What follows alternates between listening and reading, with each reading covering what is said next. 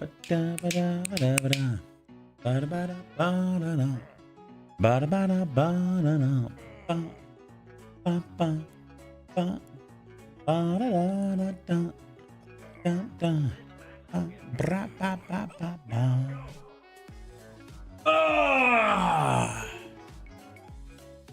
the chillest song ever. Pull the Dragon, lever. what's up? Immediately, first thing comes out the lever. I love it. How you doing, Dragon? Good to see you, my friend. I am gonna be playing some 7 Days to Die as well as some Deep Rock Galactic today. We've had some peeps asking about that. Lustrous. Wait. Oh, Linternet rated. Oh, that was Dadfist chat. Cool. Resident Evil was No, I want to go over here.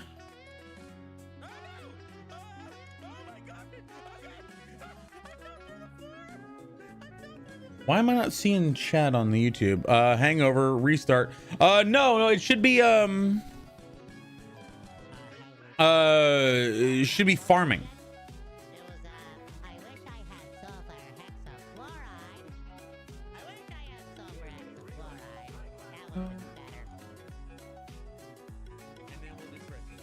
We live?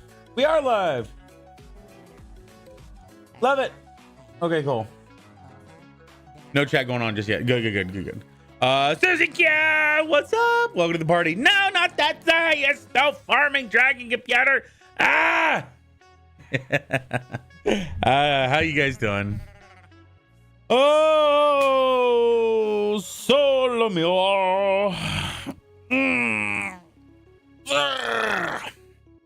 Zerg. Evil Emperor Zerg. All right, so should I have, let's see. All right, ticket. Marsh. Okay, cool. If I can forward this forward to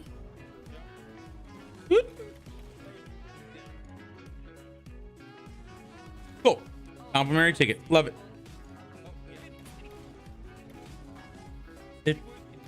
Da, da, da, da, da, da, da,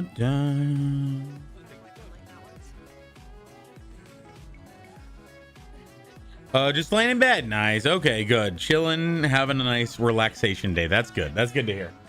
I wonder if my bar cam will actually stay alive this time. I'm getting a little stutteriness. What's going on? 100% CPU usage, but why? Why is OBS using 40% of my CPU? Come on, OBS.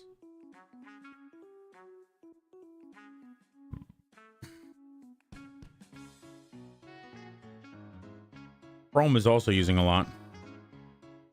Yeah, I think I need to kill my live streaming visual on Chrome, fortunately. Let me kill this,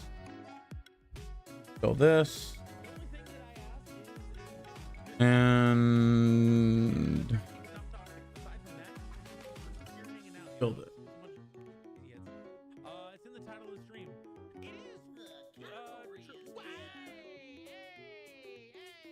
There we go. Do you ever get recognized on Overwatch? Every now and again, I'll see someone who's like, "Hey, Drunkrat, I remember you." And then sometimes we actually have there's a lot of Drunkrats out there. Here, let me change the scene so I can talk easier. ZZ, welcome to the party. How are you doing, ZZ? It's good to see you. But there's actually a lot of Drunkrats out there. There's at least 4 or 5 other Drunkrats out on the Overwatch whatever player base, and every now and again I'll get a message like, "Hey, did I just see you playing Zarya on this map?" And I'm like, no. Oh, yeah. So I'm definitely not the only one. But yeah, it's good to see you. Yeah, this has been a really weird year, but all in all, the last few weeks have really helped get me back to somewhere more comfortable. You got a few recently. Okay. Yeah. I have been playing a little bit of Overwatch. I played a little bit on Wednesday and a little bit yesterday, but I haven't been playing as much as I used to. I'm actually, I guess technically I'm playing a little bit more now than I have been in the last few months, because I just really have had a hard time with Overwatch, because every time I go in, I feel like I'm facing entire 5 stacks of competitive people in quick play. And it's like I'm playing with either randoms or I'm playing with friends who I don't normally play with. So we don't have the same cohesion that these guys, like one person jumps on and then all of a sudden 4 other people jump on the same target. So it's like they're all working together in my team-based shooter. What the hell? But it is just, you know, it makes it a little more difficult to deal with, but it is the way it is. QB is more competitive than competitive. Really? Okay, I need to play some comp then, because you don't get any well, ZZ, there's how many other ZZs are there out there, right? Depends on your rank. True. Last night, this one girl was like, OMG, it's you to me. Yeah. Susie Q, doesn't it feel good to run into friends that you've met? Yes. On that note, let me go ahead and also literally no other ZZs. I know, right? Susie Q is in fact a streamer. If you guys would like to, please click that link. Go give them some love. I got a chance to play with them when I met them. It was, God, it's been a couple of weeks. I've been away for a while. Wait, what? Hey, DM Barry, yeah! What's up, Barry? How are you doing? How was your session? That was like 2 or 3 days ago. How did it go? Also, I assume you've had other sessions in between, but that's so cool. It was awesome. She was also saying how much she's wanted to play with me. That's so cool. Doesn't that feel good? It's like meeting man. It's the funny thing is the way the internet works. There's really become a like celebrity culture on the internet where you see someone on screen and you automatically lift them up to like, oh my God, they must be so cool. We're just people. Like I'm just a guy. You're just another player of Overwatch. You're another friend. You're a friendly person with a cool community. But it's like when you run into somebody and they treat you like that, it's like, oh my God, I just want to hang out and have fun, but be a friend. And it feels really odd, almost being honored, although there's definitely sometimes where people are total assholes, but you're exposed if you're going to be exposed to all the good, you're also going to be exposed to the bad of the internet. But it's really cool to have those moments, because what you're getting from that is that they genuinely enjoy your content. They genuinely enjoy who you are, who you're presenting, and you're creating a positive environment for someone. And those are the moments that really hammer that home. And I love that you got to experience that. I love that that's a thing. I played with my Moira idol before. Cool. Chow was talking about how I was playing. I cried. It's so cool. Yeah, oh man, and that's the weird. It's like I've been on that end of thing a lot more than on the other end, where it's like people don't recognize me all that often, or if they do, they're like, oh, this asshole. So, but yeah, I've definitely been on that side where it's like, oh man, I'm playing with somebody who I idolize, or I see them streaming. I'm like, oh God, I wish I could be like them.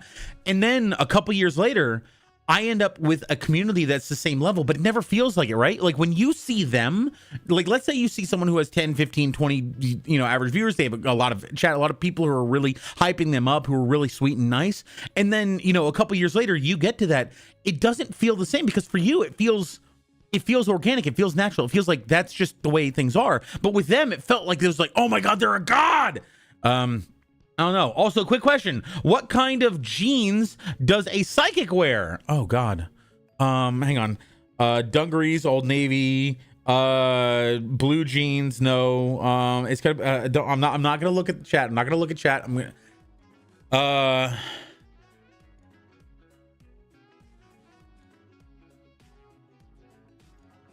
mental jeans. No, a psychic.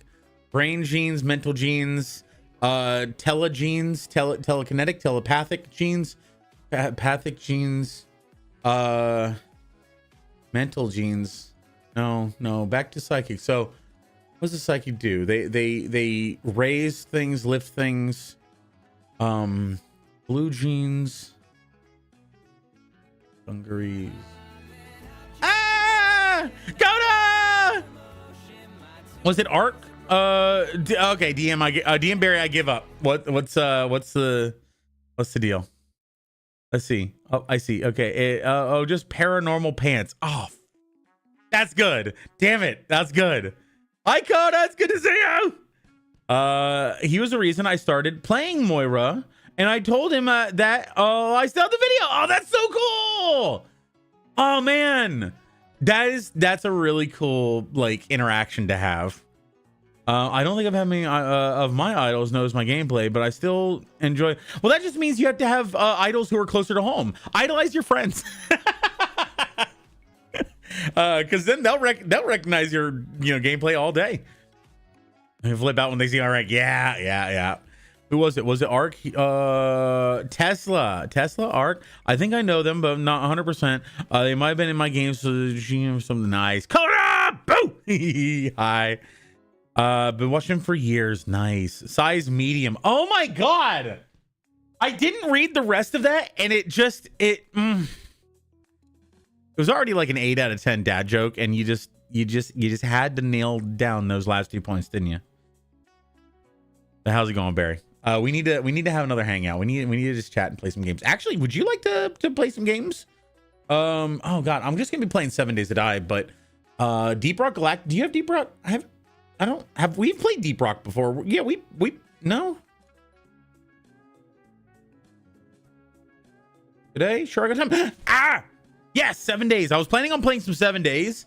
But if Barry's available, I might play some DJ if you want to join. 7 days. I'm game. I guess I could. We play together really well. Like I'm really worried about playing with other people especially in games like that, collectathons, because but yeah, we could definitely talk about it too. That'd be cool. I love how you welcome me in. Also, I'm in love with the sound every time. It is such a good sound. I love the it's like a really nice chill. Is it Irish or Scottish? But it's a Celtic. It's like a Celtic feel, and it's like abject emotion. Da da da da da da. And yeah, Coda, you really do bring a lot of hype to my life. You bring a lot of energy to my like. It's really hard to describe, but if somebody has been a positive impact on your life, sometimes you just like you see their face or you hear their name or you hear their voice, and then suddenly it's like everything just gets elevated and your whole like lights are brighter, colors are more vibrant, everything just feels better with someone who around you who as and you guys really do. Every time I see a friend who I've met through this community who I know, it's just like lightning strikes, man. I just checked, you're due for some water, Susie. I just got into that game. Just got my Doom Collector. Nice. Doom, what's up? Doom the Senpai. How are you doing, man? I put out the first hardcore parkour yesterday. I'm gonna be putting out more of them sooner rather than later. Also, I'm back. Awesome YouTube, what's up? Back. My friend, remember me? I'm the Reinhardt. We used to play a few years ago. Oh my god. Your name. Is it Yu-Gi-Oh? Your name isn't striking a bell for me, but were you named like Reinhardt or something like that in Overwatch or Discord? Because I might be able to recall that. Fingers crossed people like it. Yeah. Dew Collector. Oh, I get it. Yeah. Hydration. So that game can be pretty brutal at the start, but they did improve things. Like it used to be the previous version, a Duke Collector required a 1500 Duke item from the store. So the first thing you had to do, you had to collect 1500 before you could actually get the Duke Collector. And even there, if you got water out of the Duke Collector, it would be purified, but you could only get like 3 a day. And I don't think that was enough to actually you had to go exploring to get dirty water to boil, and it was, yeah. Dukes, oh my god. Fingers dropped. People like, I think people are gonna like it, especially if we can make it into a series. Like, I really strongly feel that if you put episode 1, episode 2, episode 3 at the start, people like will, if they see that, they're gonna know, oh, this is part of a bigger collection, and give it a little. It gives it a little bit more legitimacy. But I didn't do it for this one because it's the first one. But we'll see. Build your base across from the trader. That's smart. That's a smart place to build your base. Now, the first trader you get is always trader wrecked. I would advise waiting, like having a temporary home there, but eventually move to like Trader Jen or Trader Joel or someone like that, because they have a tendency to have better items, and they're also not complete dicks. So that's always fun. But yeah, Yu-Gi-Oh, how are you doing? Let me see if I can get to my ooh, I see a gilded flask. Short. Petro being the chef now. God, I am so excited for a week from now. Friday is gonna be good. All right, so going to Drunkrat, going to here. I want to see Jack Black is back. I need to get a big bushy beard if I'm ever gonna be Jack Black. I don't know. Jack Black, I feel like when he was just being silly and having shenanigans, it was better. But I don't know. I feel like now he's gotten a little bit more, I don't know, aggro in certain areas. And I don't really want to, I want to ignore that part. You know, I want to ignore the other stuff he's going on. That's what my friend said. Been trying to get more people to play 7 Days today. Oh man, you know, we have a couple of people in our community who play it a lot. Alien Industries and Cherry have a real, like they almost always have a server going. So there's some people that I would recommend reaching out to. They've got a couple of people. I think ZZ plays it a lot, right? Yeah, ZZ, you play it with Dadfist and them, right? So yeah, there's a lot of people who, if you want to play some 7 Days Today, definitely jump into there. We could also talk about it a little bit, because I have a lot of opinions on the class skills and the perks and stuff like that. One of the things that you should know is that if you want to see more books in a certain subject, like let's say you want to get more wrench books, get better books to make wrenches. If you put points into the not Lucky Looter, but the oh god, what is it? Something scrapper or scrounger or something like that. You're gonna get more of the scrapping for fun books that give you the better scrapping things. So basically, the more points you put into a skill, the more of the books associated to that skill that you're gonna see. So like if you put into the Grease Monkey skill in intelligence, you're gonna see more of the automotive books, and it'll help you to boost those things faster. They made Forgetting Elixir a lot cheaper. It's now 1,500 dukes instead of like 20,000. So you can easily put a lot of points into something that you don't really care about. You just want to up the skill to get those books, and then you put all those points in, you get all the books, and then when you're done, drink your Forgetting Elixir, and now you go back to you can put your points where you want to. Grill my meat, nice. That is important. You're on Alien Cherry server. Okay, OMG, my opinion is just straight up hoarding. Yeah, I put all my stuff into luck mostly, and just insanely lucky. The way that luck works in that game, it's actually you had an interesting Saturday, I'd say. Wait, DM Barry actually said something, I totally missed it. Hang on. You had an interesting Saturday, I'd say. I was sitting in a bar when all of a sudden, I recognize this like a setup. When all of a sudden a weasel walks in. I wasn't the only one that was surprised as the barman perked up. And business is business. He said, he asked the weasel what he could get him. Pop goes the fucking, god damn it!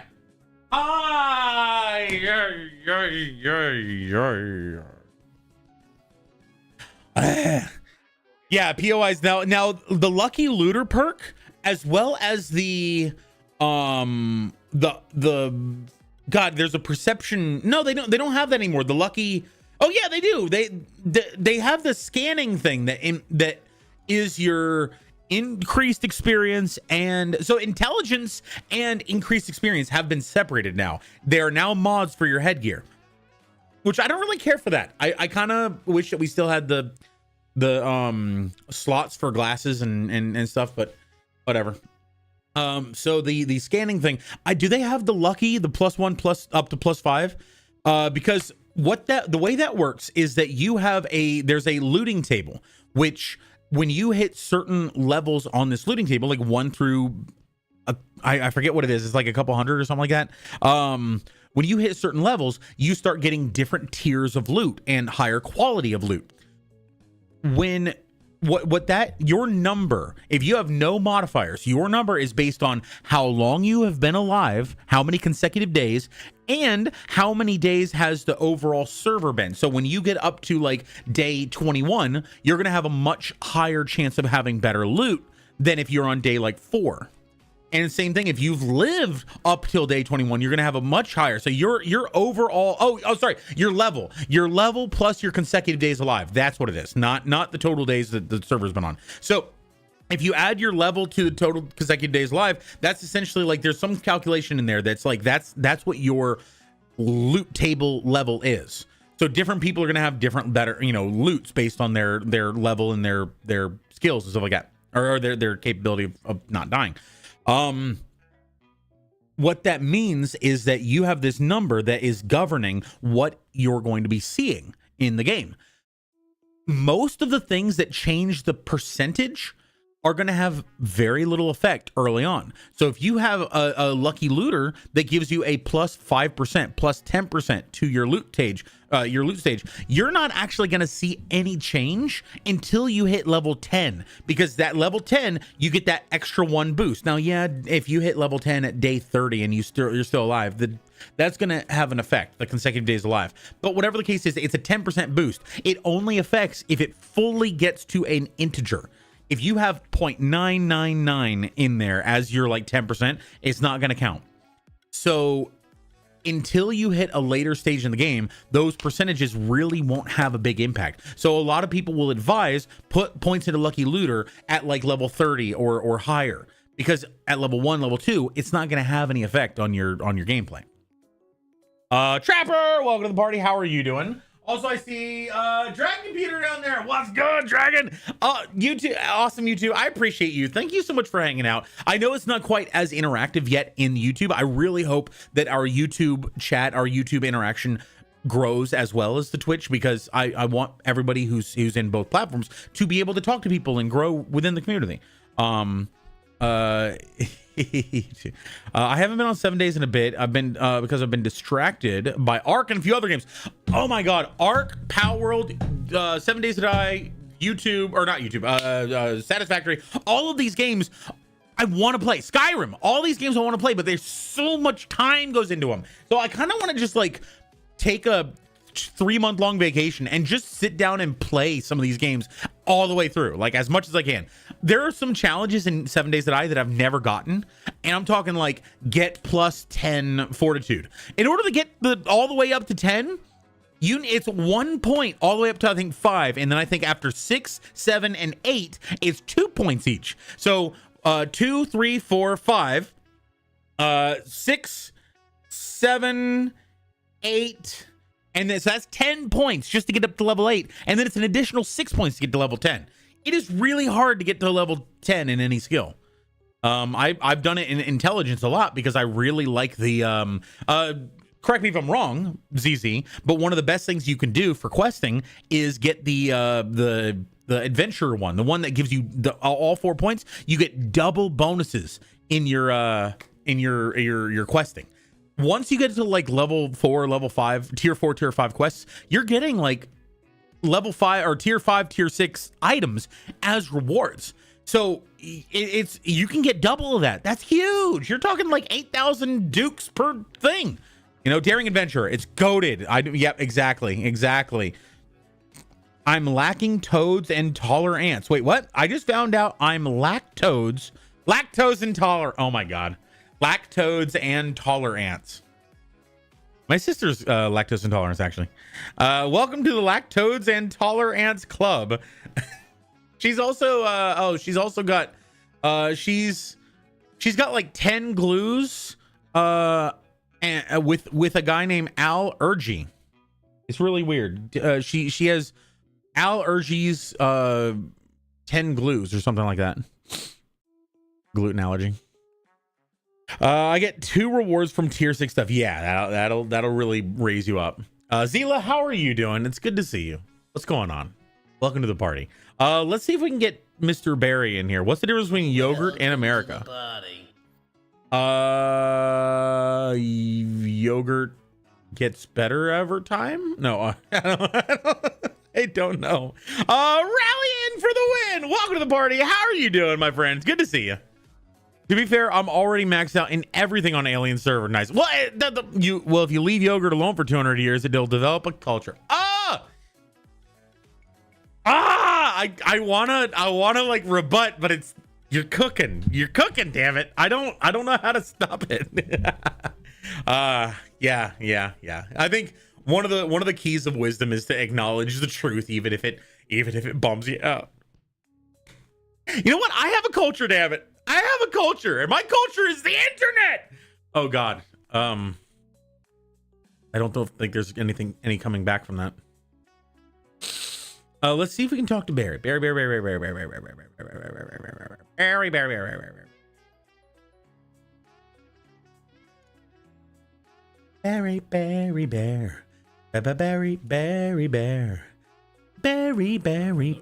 Hello. I don't think I have chat on my XLR, so let me fix that. Figure. What is this one? System. I think system's pretty good. I don't need to mess with system. But how are you doing, buddy? All you need is a system. I'm doing well, buddy. How are you? I'm doing well. There we go. Oh, that'll work. Cool. Okay, say things. Things. Yay! Stuff. I can raise you up. You raise me up. Raise me up. Let's raise you up a little bit higher. There we go. Turn that down. Alrighty. I'm getting the hang of this audio mixing bullshit. I feel like, have you ever like tried to learn a complicated system, and as you get better at it, you start realizing how much more there is you don't know that you didn't know before? Yes. I had that when I became a dungeon master. Yeah. I can speaks see volumes to me. Yeah. But so yeah, like it's like at the start I felt utterly incapable, and now I feel utterly ignorant because I know how to get myself to a slightly better state, but every now and again things go wrong and I have no idea why. Yeah, there is this scale which I'm like, as I'm talking, I'm trying to translate it into English, but there's like this scale that moves in between like incompetence and ignorance to the polar opposite. So like the very bottom is that you're both incompetent and also ignorant of the fact that you're Love you, Susan Q. Bye. And then the next step I'll talk to you is that soon. you're not ignorant anymore of the fact that you're incompetent. And then like it moves all the way up to that you're like, that you're actually, that that you're good at it, so Right. What you just described is basically that first step up of like, well, at least you realize that you suck at something. That's the first step. Exactly. Yeah. And I also want to call or mention what ZZ just said. To be fair, I'm already maxed out in everything on Alien Server. For me, that's the biggest drawback to these kinds of games. 7 Days to Die, various other games like that. Like WoW solved that by being an MMO that never freaking ends. Like it takes so much time to get to fully maxed out. Like there is a set of armor. Even need to get that one mount. But exactly. 7 days, once you got an on borderline impenetrable base, you're done. Hours watching some boxing. Gonna be a darn good fight. Nice, awesome. Anytime you want to chat on Discord, yeah, no worries. If you want to play Overwatch on Sunday, if you ever want to play with us, we do collab today, which everyone can play. I'd love to hang out with you. We can do Discord too. But sorry, getting back to what you said, 100%. Like I feel like the amount of time you can spend in something kind of dictates the amount of value that you can get out of it. Even if you really enjoy the experience, if it's like a 5 minute to 2 hour experience, it's almost like it's not worth the same as a game that you can get 70 hours out of, or a game you can get 1 million hours out of. Yeah, and the thing is, as you said, like WoW really solved that. Like at some point, I was like, I'm going to be an achievement hunter. I'm going to go for all the achievements, and I set the bar pretty low. I was like, every evening I log into World of Warcraft. I want to finish like 2 achievements. That's it, just 2. I didn't even get halfway before I gave up. Like, it's too much. Mm-hmm. I think it's hard to balance the feeling that nothing matters because there's so many things to do that no matter how much you do, you can never make real massive progress. Versus the other where it's like every time you take a step, oh, that's less of the game that I have to do now. Like with 7 days, Exactly, yeah. with 7 Days to Die, getting from stone tools to metal tools feels like a huge achievement. Getting from metal to steel feels like a huge achievement. But once you get to that, you're just arguing like percentage. Like going from metal to steel is like a 50% boost. Going from steel tier 4 to steel tier 5 is like a 0.5% boost. So it's like, it's not as big of a change once you get that high up. What are you investing your time for? You know? You got better. Did I really? You know? She turned me into a newt. A newt? Got better. Well, I got better.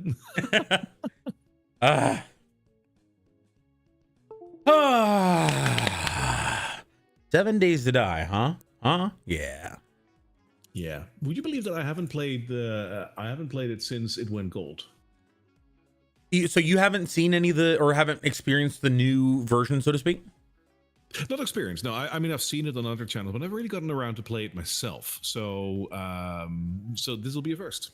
Interesting. Okay. Do you want to host or want me to join? I probably better if you host and I join if you're okay with that. That way you can continue on, because I have my own separate house. The problem is if you join into mine. Well, I mean we don't have hordes, but it's like I think we're on day 20 or so, and it's double length day, so I'm already pretty high. I don't like there being a difference between the levels. It makes it feel bad, you know. Because I'll be up to speed very quickly. So if you want to continue with your world, I'll be happy to join in and okay. like, you know, supplement your base a little bit with some shit. Sounds fun. Let's do it. And yeah, I've got some extras of gear and stuff, so we can definitely share. Yeah, I mean, you know me. The only thing I need is an axe and preferably something like a pistol, and like from there on out, I'm fine. Yeah, I think I have a regular pistol. I got really frustrated at one point because I had a box of shit next to a POI that when I activated the quest, it deleted the box. And I had so much stuff in there. So I finally was like, you know what? Fuck this. I'm just going to give myself a tier 6 M60, a tier 6 submachine gun, and a tier 6 piece of armor, like one piece. And like I'll consider it a fair trade. It's definitely not a fair trade, but I was very happy I did that. Yeah, I mean, that shouldn't have been deleted in the first place. I do like the way that they handle POIs, but that part, yeah, that's not cool. Yeah, I feel like anything placed by the user. Well, the problem is because people can abuse any system. So like if you say, oh yeah, if somebody places something, it doesn't get deleted. Well, they can just go around to where all the zombies are known to spawn and place a block, you know, and then no zombies can spawn. So it's frustrating, but all right, let's say continue game, multiplayer, player killing kill strangers only, advanced. Where is it? Is there an allow multiplayer? Server enabled offline. Okay, so enables multiplayer options when set to online. Okay, region North America East, server visibility not listed, game password. I'm gonna hide my game here. Boop. Yes. Can you drop that in Discord for me first? Yeah. And I will, yeah. Okay. Let me send you. I wonder if I could just invite you, but let me send you the thing now.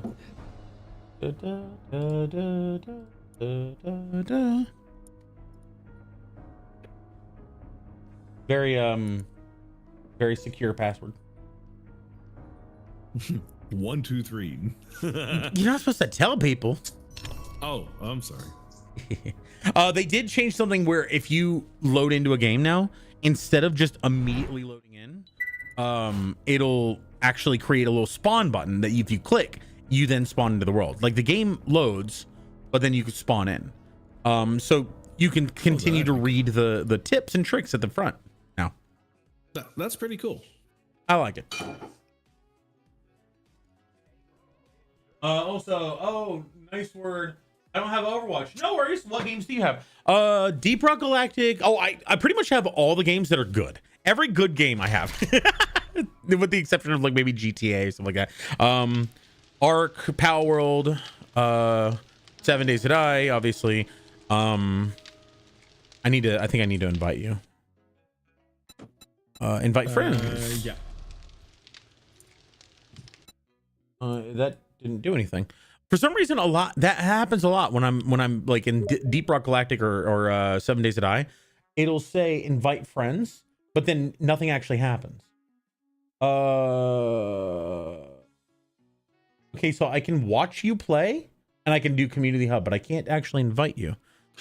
Yeah, same thing. I have Watch Game, Community Hub, invite to watch. Are you are you the fully up to date version? Yeah. Let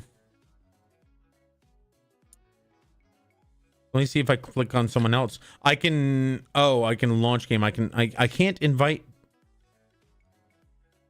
Yeah, I can't see.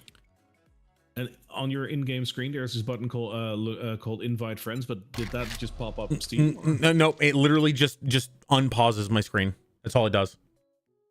Hey, Sub-Zero, how you doing? Oh, that's weird. Yeah. Like, it's super helpful. It just unpauses. But yeah, I have a tendency to play mostly solo player games on my own awesome YouTube, and when I play multiplayer, it's probably gonna be Killing Floor is also fun.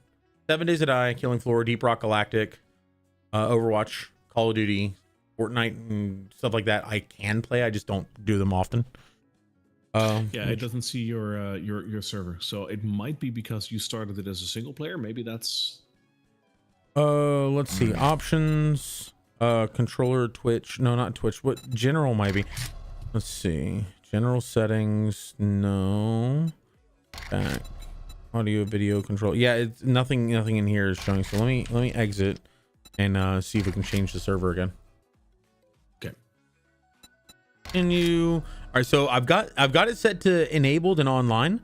Maybe that server. Okay, server visibility has been changed to friends only. Maybe that'll do it.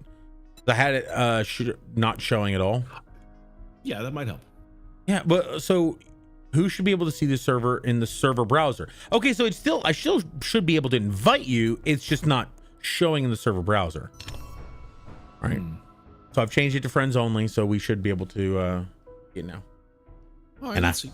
And I've got a password, everybody, so no hopping in. I'm super anxious about playing with other people because I always end up causing some kind of F up. You were in North America, right? Aluma High! Yes, North America East. Got it.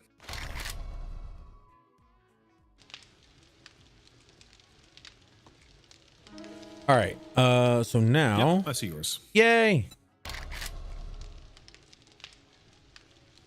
Invite. Connecting to server Druntrad. Let me see if I can find some food and consumables. Oh, I'm making a lot of food and stuff right now, so that's good. Good. Food is food. Last I heard, food is healthy.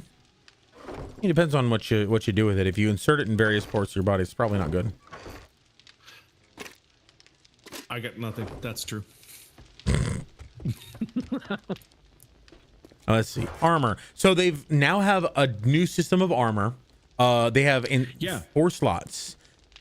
Every armor has different benefits, and you probably know about a lot of them. I don't like it because there's a lot of overlapping benefits. Like a lot of things like lumberjack and scavenger both just increase your carrying capacity, and enforcer and priest increase your bartering. Yeah, it kind of forces me into like, you want to go this way or that way. Like, and if I want to swap, then I have to swap my armor, which is weird. Yeah. So basically, like my default set so far, what I've got is I've got lumberjack boots, which improve your stamina regen while running. The only reason I have those on is because they're my highest level, highest tier, so I can have more mods on. Raider gloves increase my melee damage, which I assume increases my stun baton. But the nerd gloves increase your intellect weapon damage. So I guess that also includes like your turrets and stuff. And then I've also got my 2 level 6 pieces, which is the ranger hat and nerd outfit. Yeah, I got the feeling that I want to go for the scavenger set, but I'm just not sure. I mean, starting out, I'm gonna go with whatever I find. Right. The reason why the nerd armor is so important for me is it gives you that at the max level, it gives you 50% increased chance to get an extra point for every time you read. Right. Ooh, there you are. Hello. Let's see. No zombies in my direct vicinity. That's good. Let's be friends. Dude. Yay! You're only 300 meters away, badass. You're on a lake, I imagine. Yes. If so, then I'm very close to you. I have these Assassin Fortress shoes. Dude. Let me see if I can bring something to you. I'm coming your way. Yeah. Also, for some reason, I don't know if it's a glitch, but every time a screamer spawns, I get 2 screamers, and they're both feral. Oh, that's fun. I'm a coming. Same. I'm near a bridge. Yep. I know. Oh. But I heard some. Oh no, that was just music.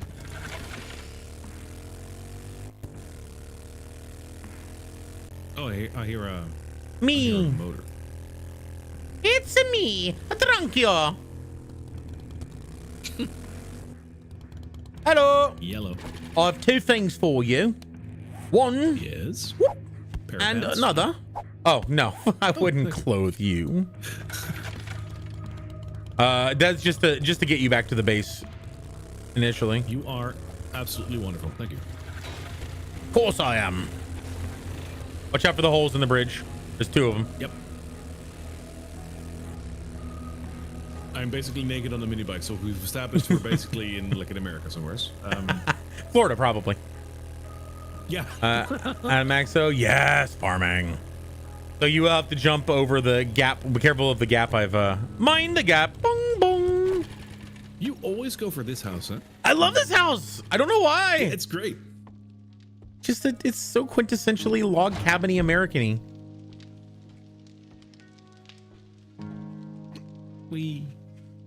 Here we are. Hello. Yes. Hello. Inward. So I bring stuff, by the way. Ooh, yay.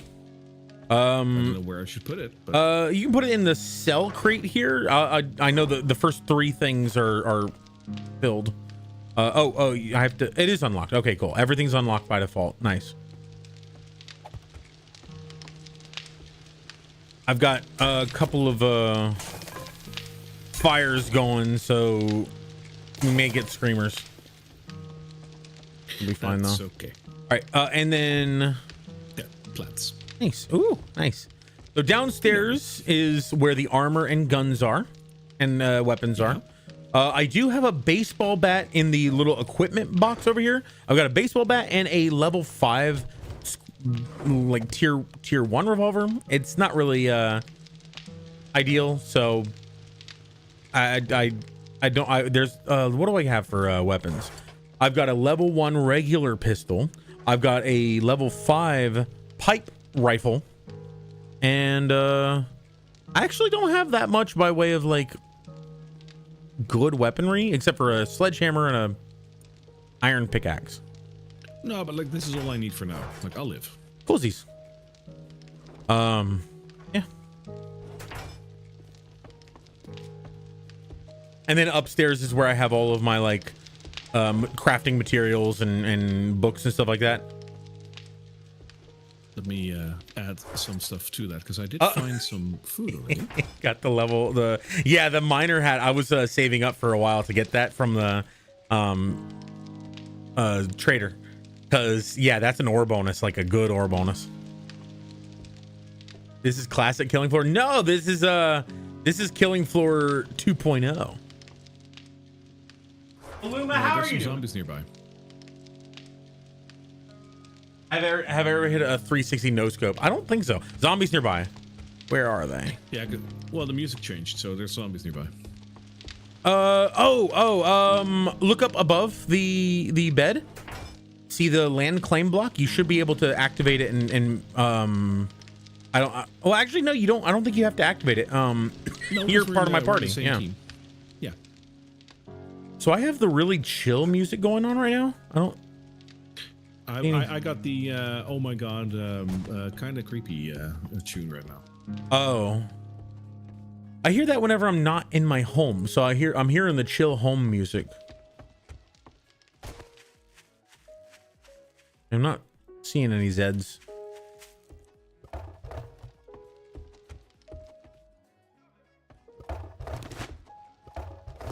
Nice.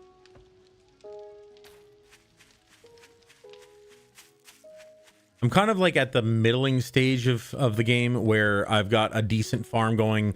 Food and water are no longer an issue. Yeah. Food and water are no longer an issue.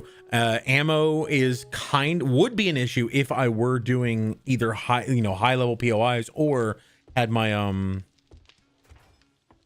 what do you call it? Blood moons turned on.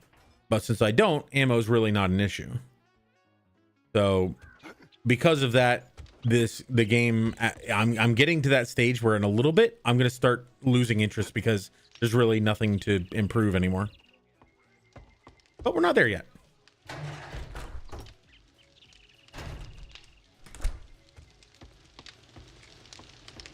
Hello. Hello. Ah, you are jacked. Yes. Pulls out axe. Yes. Most of the equipment is downstairs. BT dubs. Yes. Whee!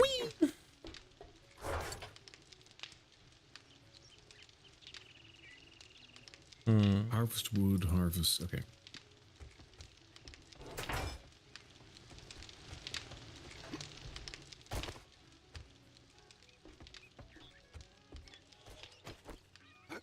You got a weapon? I got a baseball bat on me. Oh yeah, nice. Okay, that's a good one. Oh, let me share my quest. We won't have to do it, but I'll share. Yeah, I had a buried supplies. The game is still not without its glitches. I had a buried supplies that when I went to the indicator and activated it, it like created the buried supplies really far away from me, and because I was already out of the zone, I failed. That's weird. Yeah. There's a new thing in the in your menu as well. If you go to your tab and go to the second to last page called challenges. Don't activate any of them yet, because what they are is basically as you do things, you get challenges completed.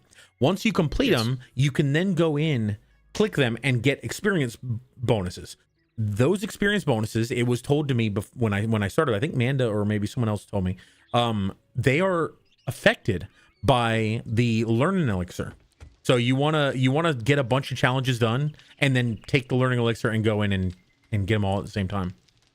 Oh, because I'm doing the ones that are basically like, harvest stone, make clothes for yourself, like that kind of Exactly. shit. Yep. So I should wait with redeeming them then. Well, so anything under 1,000 experience is probably fine. Like if it's 500 experience, I mean you're getting like an extra, what is that, 100 experience from the learning elixir. But anything okay, 1,000 or more, yeah. Like there's a couple 10,000 ones, which are like kill a certain number of zombies or mine a certain number of stone or whatever. Right. That yeah, like the homestead reward, place a wooden storage. You get 100 experience from that. You're not going to get a ton from the learning elixir. All right. But the meet Joel, the trader Joel, that's 5,000 experience. So yeah, you'd get 2,000 extra experience from that. So Damn. I wanted to share my quest and I never did. There we go.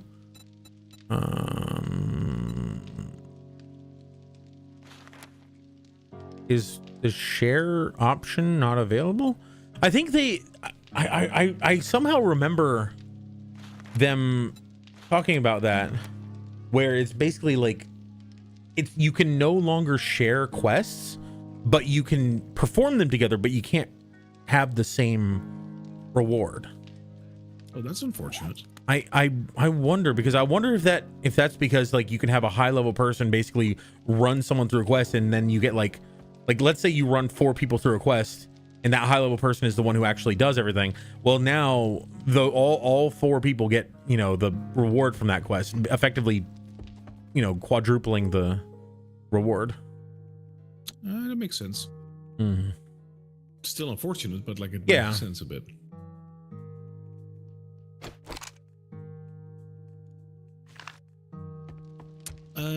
Bird's nest. IB requiring a feather. Turn 7. Yeah, there's one thing that comes to mind. Oh, we shouldn't be on Killing Floor. Like, Killing Floor shouldn't be the game set to stream. It is 7 Days to Die. Killing Floor and 7 Days to Die are 2 separate games. Correct. I see a nest. Oop.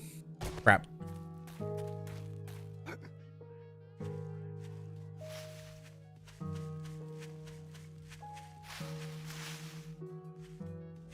Did I leave the door open? I don't want no streamers getting in my place and messing up my nice. Yep, I did. Silly drunkie. Silly drunkie doesn't know how to close doors. There are some mods to the vehicles, like you can make the motorbike a 2-seater.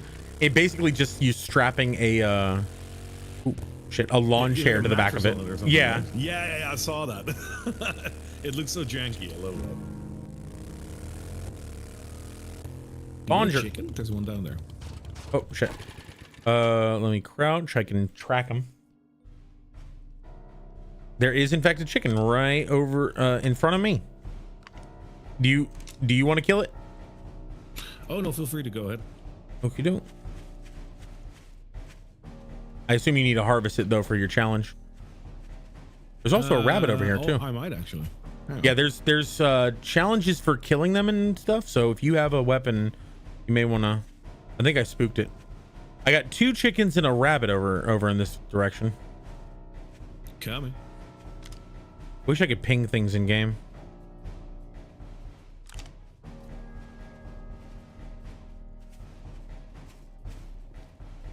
Have I ever hit a 360 no scope? No, but I think I was playing with Pun and we did some funny tricks. So to the right, on the other side of this bushy tree, there's a chicken, and then over by this tall tree that I'm looking right at, there's a rabbit to the right of it, just slightly. Oh, it's running to the right. Oh, yeah, next to the nest. Oh, close. All right, it's on the. So, oh, okay, got it. You want me to shoot him? Yeah, go ahead. No, you got it. You got him. You got him. Smack him. He's just standing right in front of you. I hit you got him. There we go. That's great.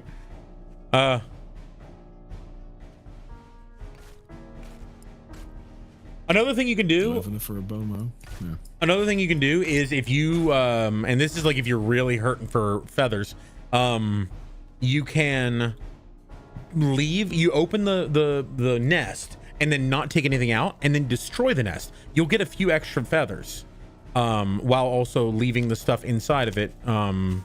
Will be able to be picked up. Don't you fucking fall in, you fucking. He fell in. I'm trying to keep him from. Oh damn it! He ran under me. I was trying to herd him back to you. Oh shit!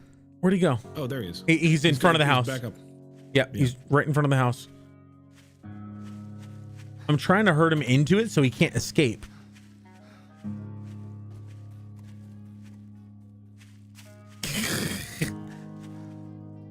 Oh, it's a chicken chaser. God damn it.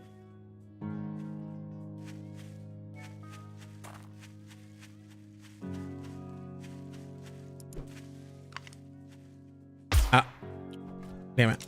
Got him. Nice.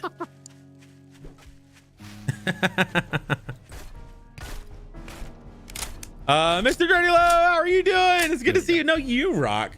There's another chicken over here. I think it's on the other side of this road. Oh, no, it's on our side of the road. It's literally actually just sitting in the road. I see it. Do you have another arrow, or are you gonna beat it down again? Let's see if this works. I'm glad you're doing well, Mr. Dirty Low. Nice! Nice! Oh, man. Chickens don't know what to do. There we go. Nice. You looted this place already? Probably. I have not. I don't think so. Watch out. There might be a dog in there. I haven't been here in a while. Oh, yeah, I see the dog. I see the dog. He's next to the doghouse over here. I'll just pop him. No dog. Nice. There are still probably zombies in here, though. Oh, shit. Why do I have a gatherer? What?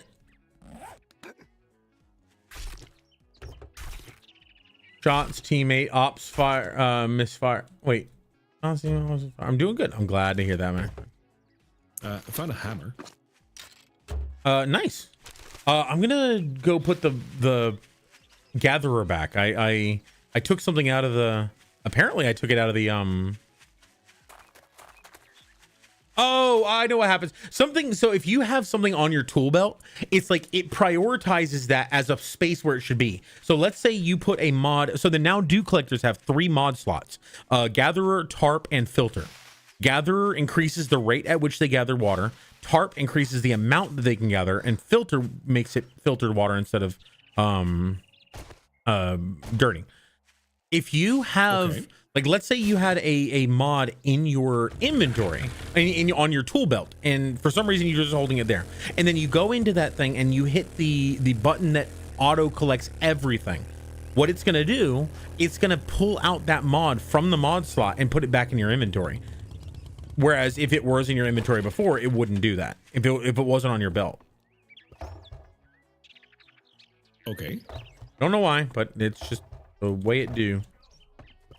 I think maybe I'm wrong. Maybe I was dumb. It's possible. Hashtag it is what it is. Hey, all these plants are able to be harvested. Got me a fancy new farmer's hat to get the most out of harvesting.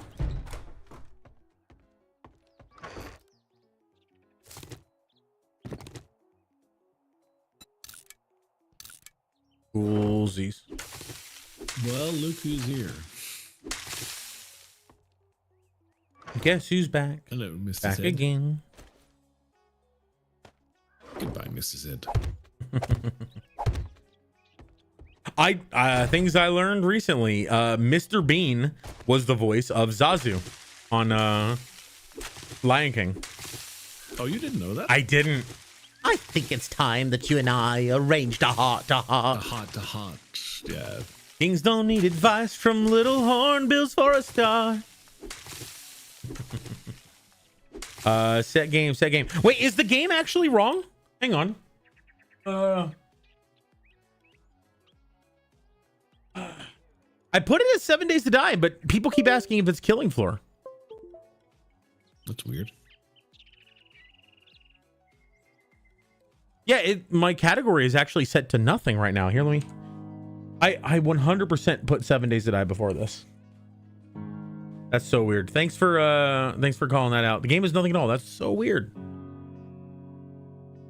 Shots teammate. Shoots Coffee. teammate.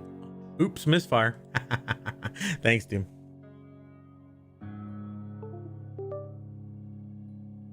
You need anything from the house? Oh shit. That's a. Oh, fuck you. That's a. Feral screamer just popped up and screamed. Oh, they shouldn't do that. Agreed. It's not very nice. You're not dead, are you?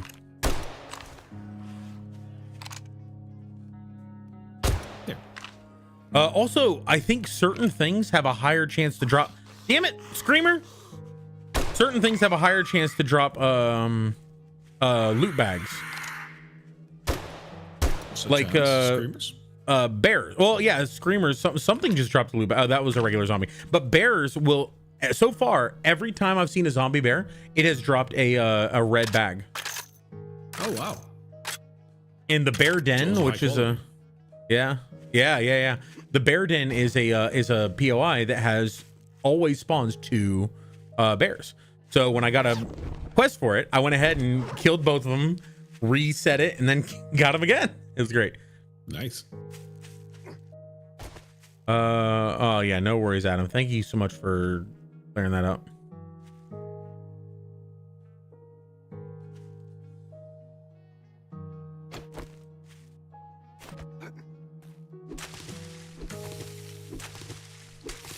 Alistair's cabin. No, Strunky's cabin.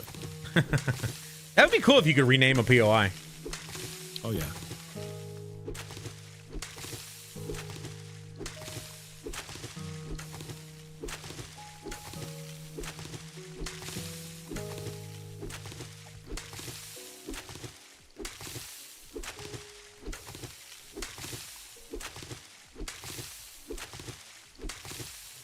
I've got a lot of corn. I probably need to plant a shit ton of corn and just like have it all be made. But I also need a lot of potatoes. So in order to make the stews and stuff.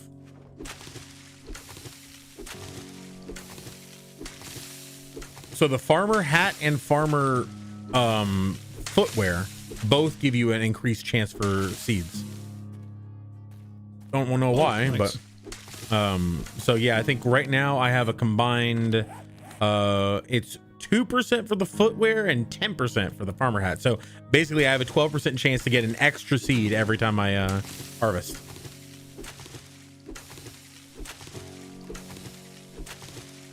Which I don't think there's any other way to modify that. I think it's just a flat 50% chance. But it might actually be less than that. I don't know what the real modifier is.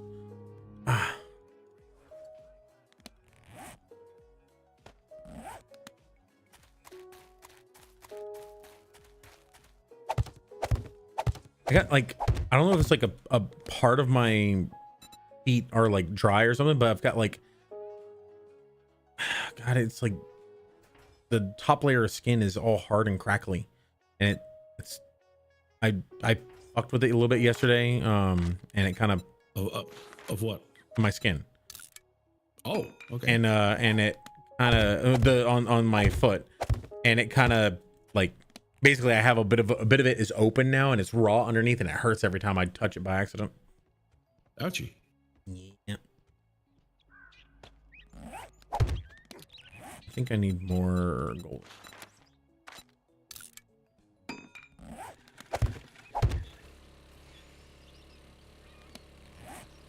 I do like that they changed the sound effect for the mini bike, because the sound that it had before sucked. Yeah. This also like more appropriately sounds like a mini bike. Yucca. There we go.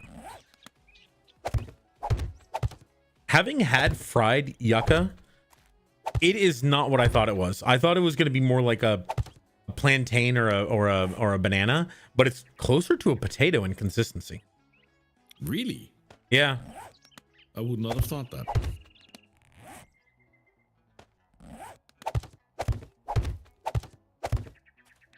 And blueberry. Let's go ahead and make some more. Oh.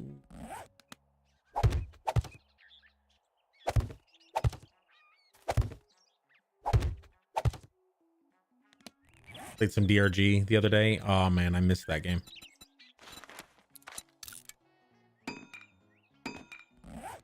I love that it's one of those games that's a product of love. The amount of updates and whatnot that they're still putting in towards, I mean, the sales of that game probably don't warrant the amount of effort they're still putting into it, but they are, and I do appreciate that. Yeah, that's definitely something that you can admire from a developer standpoint. Yeah. Like at some point, like when the funds dry up, it's acceptable after a couple of years. Like, hey guys, we had a nice run. This is what it is. But they don't. Like, on the contrary. Yeah, and that's where you can see your community, because at that point the community is probably going to come out of the woodwork and give them some help. Hopefully, at least. Yeah. Do I have any other plantables already? Let's go in and get some. The lightning storms that they've added to this game really do great for the ambiance.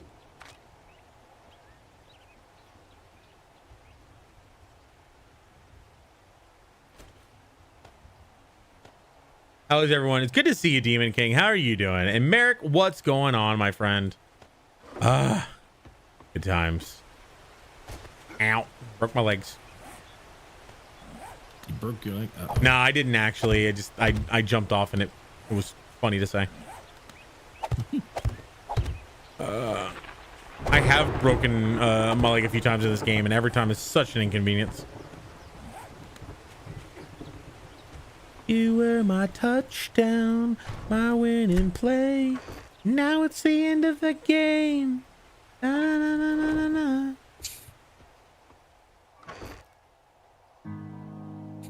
Do you know what that's from? It sounds familiar. It is a cartoon and animation that somebody made called Meat Canyon, who made an animation of Taylor Swift essentially consuming an ex-boyfriend's soul to fuel her next song. It was, oh gosh, yeah, it was definitely a creepy,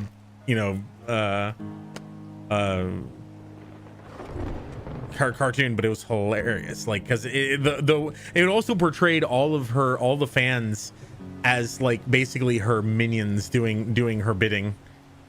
And the entire time that she was like in front of everybody just devouring this guy's soul, they were all talking about how brave she was and how amazing she was and strong. It's like, holy crap, that's creepy. Yeah. And it's also like I know a couple of real major Swifties, and not saying if you like Swift, you're not evil or anything, but I know some people who are like, they would give a large portion of their livelihood and other things to see her in person and see her live. And hey, if you really like something, that's cool, but some people can see no wrong from their idols. Yeah. Slept more in a few hours since I didn't have to do inventory last night. That's good. More than a few hours. Okay, got it. So that's nice. 14 plus hour days, Monday to Friday. Holy crap. That's rough, man.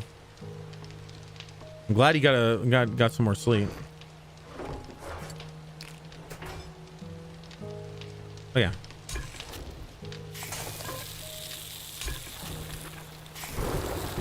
Whew. The lightning in this game. I've also just cooked up a bunch of stacks of grilled meat, so we're not gonna run out of food. Oh, I hear you.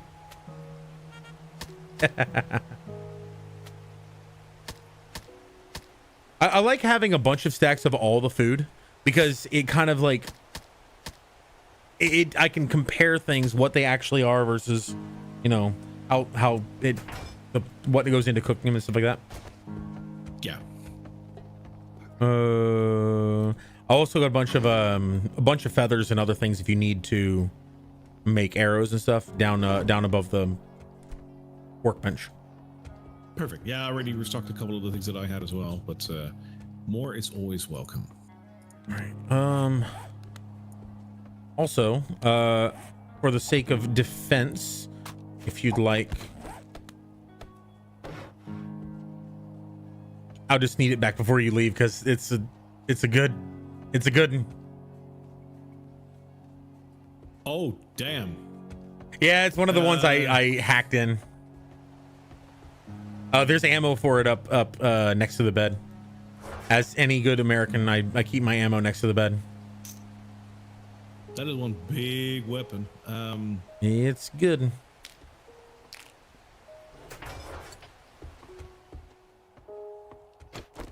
What do I have by way of shotguns? Don't talking about American, huh? I got a pipe shotgun. I don't have anything else, but that'll work for now. I'm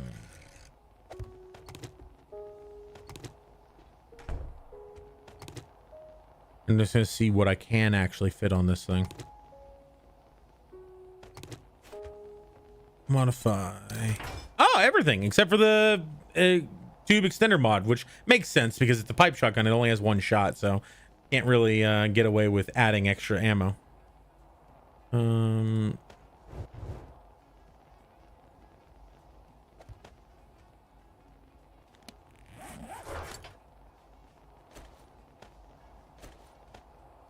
There we go.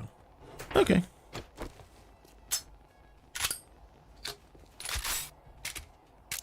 Ad break in progress. Ugh. We love. Well, we don't.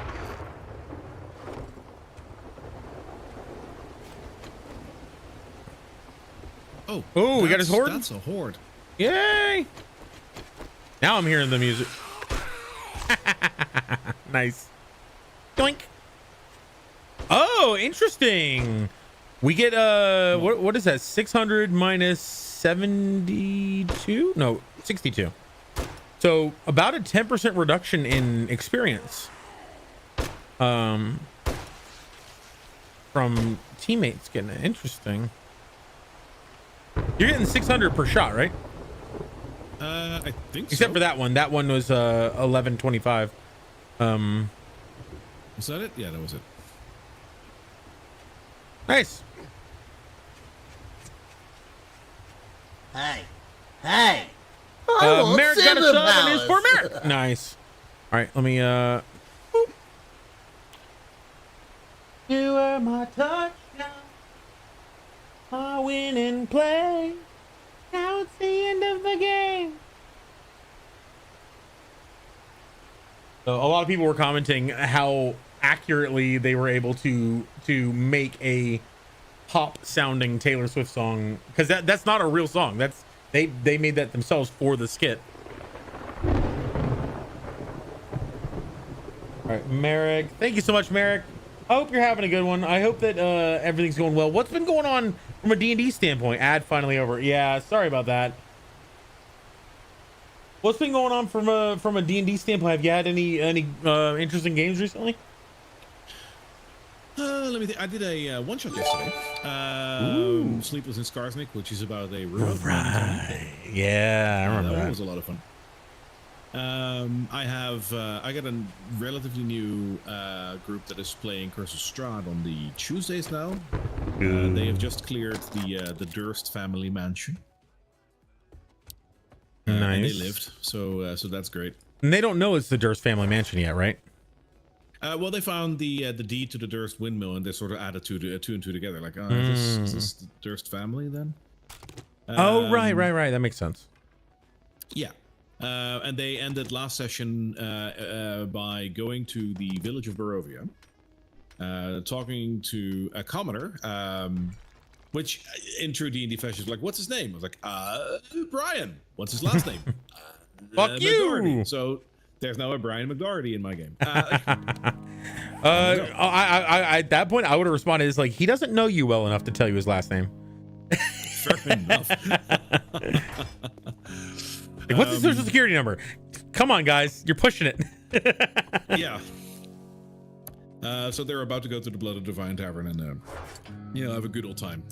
Nice. Maybe find some nice food or something. But yeah, like other than that, same old. I'm preparing a couple of fun one shots for Halloween, which coincidentally we might also be able to use at some point. Coolest one I have right now. There's two that I'm actually pretty proud of. One is called Zombie Attack, which is a level 1 one shot. Interesting. Where you actually, and you get a character from me. You don't get to bring your own. So I'm imagining basically like Scooby-Doo and the gang kind of character. No, it's you're in a city. All of a sudden, there is a big evil lich that comes and wants to destroy the entire city. Right in front of you, there's a couple of really cool ASMRs and tieflings and whatnot that defy this lich, and they start to fight him like a well-seasoned adventuring party in D&D, which you are not a part of. They battle this lich. This lich basically lets loose his energy on the town, and everyone around you is turned into a zombie, save for maybe 10 people. You're one of those 10. You're just a Joe everybody, and you just grab the nearest object next to you. That's your weapon. Good luck. Interesting. So it's really like I'm a Joe everybody. I need to escape the city kind of one shot. It's fun. Cool. The other one is level 3 or 4, if memory serves. Which is about coming into town and then running into I'll a very respond to fancy yours gentleman who soon, Merrick. extends a Thanks for dinner patience. invitation to you to come and have dinner at Sinclair Mansion, because there are a couple of like eccentric people who would like to talk to some adventurers while they are having dinner. Mm. What could go wrong indeed? Merrick, nah, not your fault. Last Tuesday off, went over the new player's handbook subclasses changes last Saturday. Interesting. Ran a session of Humblewood. What's Humblewood? Oh, Humblewood is cute. It's like what if all D&D characters were like a forest owl and a pigeon? And it's, you know, there's like an owl as a paladin and stuff. Like, it's cool. Interesting. So like straight up like an actual owl size and everything, or are we talking like an owlkin humanoid? I believe it's everything is size appropriate, but like don't call me on that one because I haven't played this one yet. It's just I know what it's about, but I haven't read into it. Think Redwall. I don't know what Redwall is either. Oh my god, I'm so out of the loop. It's like oh man, I really like this new singer I've been hearing, Jeremiah Garblesnorts. Oh wow, I've never heard of him. What is his music like? Oh, it's great. Think John Wickersnap. Okay. Who?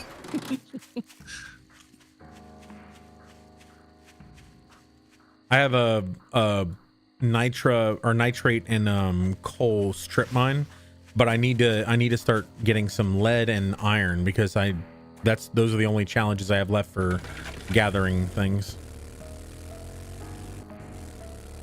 Because I don't do the blood moon, I don't have as many chances to kill zombies. Like I pretty much only get them from wandering hordes and POIs. And so like a lot of the challenges for kill 50 of this zombie or kill 50 of this zombie, those are the ones I really don't have. Right. One of the things you get experience for is to drink water from a lake. Sure, let's go.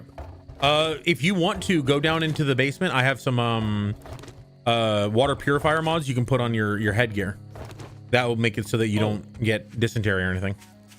You are a smart cookie. Let me. So yeah, once you get a water purifier in this game, you're like that water is no longer an issue. You just find a lake or a river or something, and you just fill up until you're like 200 or more. Should be an armor. On the bottom. Oh, there it is. Yeah. Yes. Thank you. 200 or more water, and as long as you have hydration, you have that you maintain that like extra 15% stamina regen. So tis Gucci. I art appreciative of this. Random crap. I like it. I had to make one.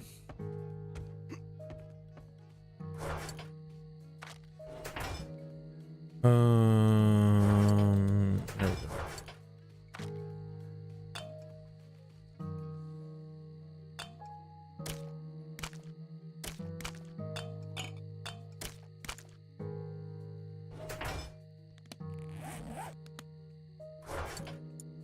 This will go here.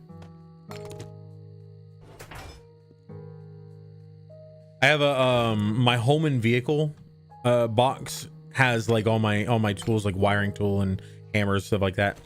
and a crap ton of chairs, because there is a book where once you get, I think it's all of the scrapping ones or the lucky looter ones, you get there's a book, you get the chance to get armor fibers from military chairs or camping chairs. So I'm saving all of them so that I can just strip them for the armor fiber when that time comes.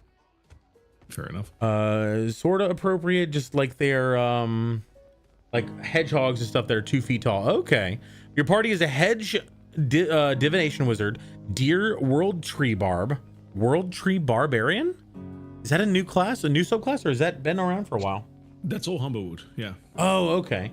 World tree barbarian, raccoon light domain cleric, and a rabbit monk. That dude, rabbit monk makes so much sense. The D-dude subclass from Drakenheim, using one of the D-dudes. So a monk, that's interesting.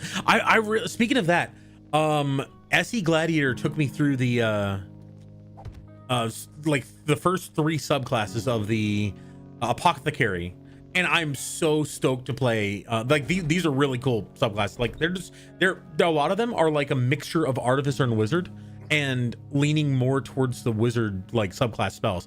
Like one of the apothecary ones is all of your spells, you can make it so that none of your teammates suffer any bad effects from your spells. So you can just shoot fireballs all over the place and not hurt anybody, which I think is like, it's better than the sorcerer heightens or careful spell. It just gives people advantage on the saving throw. It doesn't give them they don't take damage if they succeed. You can just straight up make it so that people don't fail the saving throws and they don't take damage when they fail or when they succeed. Right. Bastions was on D&D Beyond. I know. Yeah. Hey, Toxic Knight, how you doing, man?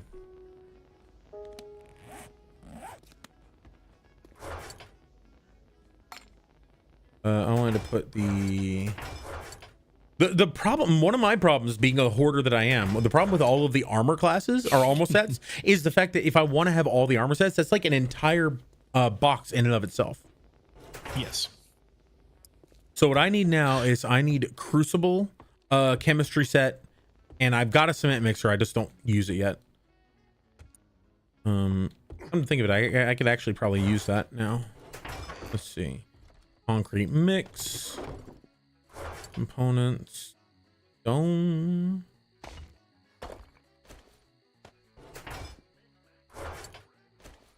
No, not here. Also, all of the wooden boxes that you can put down, you start with a wooden box and then you can upgrade it with iron and then upgrade that with steel to increase the capacity. Yeah. But for the same size, which I'm very happy with, because that is one of those things, like you finally get a system and then you need better boxes and you basically need to redo your system because you need to replace all your boxes. I'm happy with this. Where'd the... Oh. I thought I put it in my inventory. No, I split some stacks in a box and I thought I put it in my inventory, but I didn't, so... Concrete mix. There we go.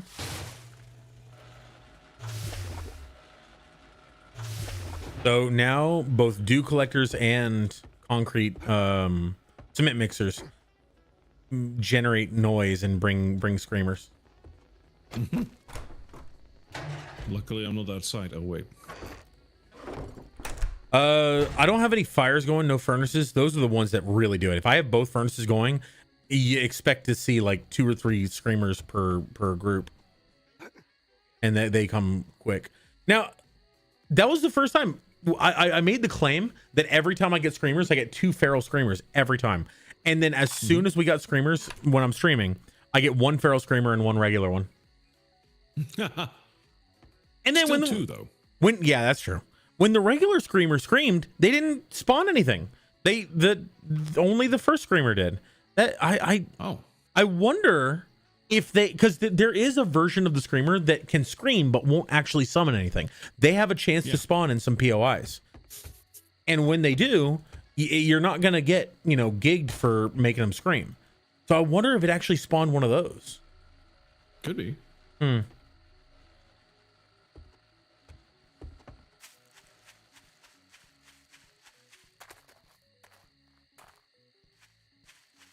I got a strip mine a little northeast of me.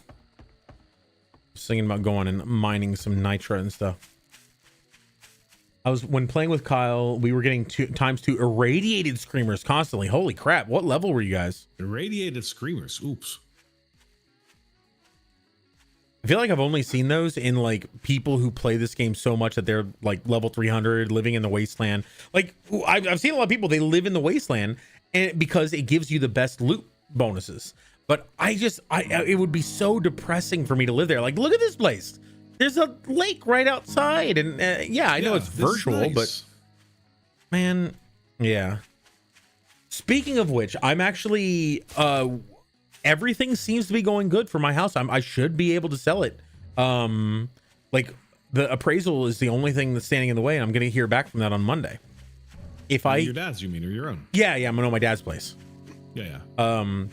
Yeah, it's weird. It's hard for me to keep that straight in my head because my family all refers to it as they refer to it. They say your dad's place. I mean your place, as if they're like afraid of offending me, as if I'll like say no, it's not his place, it's mine.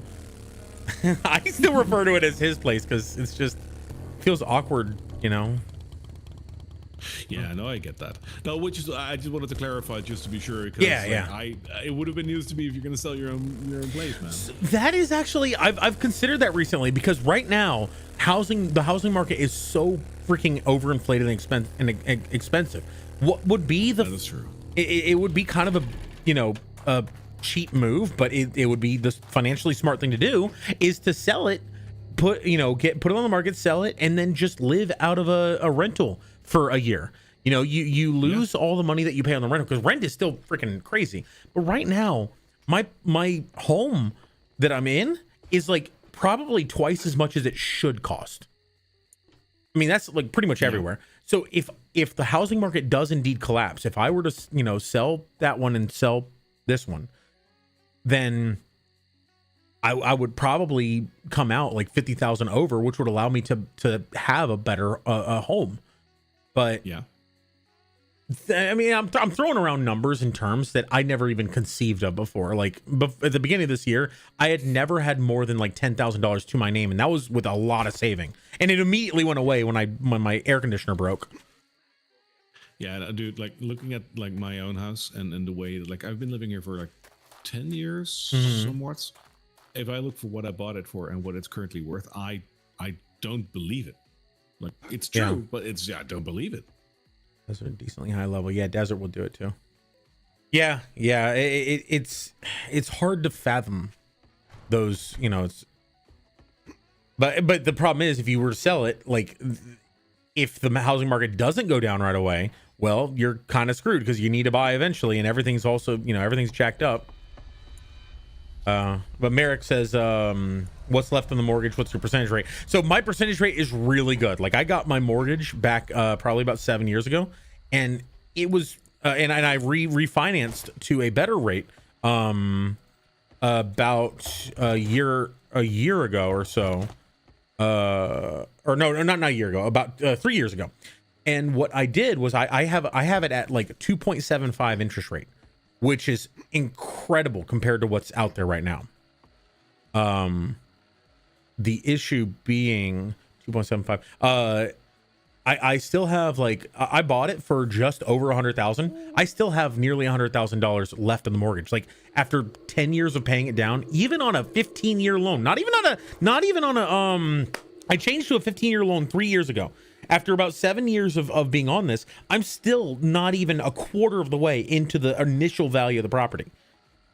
But the overall value has gone up. The problem being, if things go the way they're expected to go, which nobody's actually like outright saying it, but I can't imagine that the housing market stays as inflated as it is because nobody can afford a house. Nobody. No. Under four, like think about it, like if you want to get it without PMI, if you want to do a legitimate home loan, which typically takes 20% down on a $400,000 house, which in Orlando is like on the underside of like the expensiveness.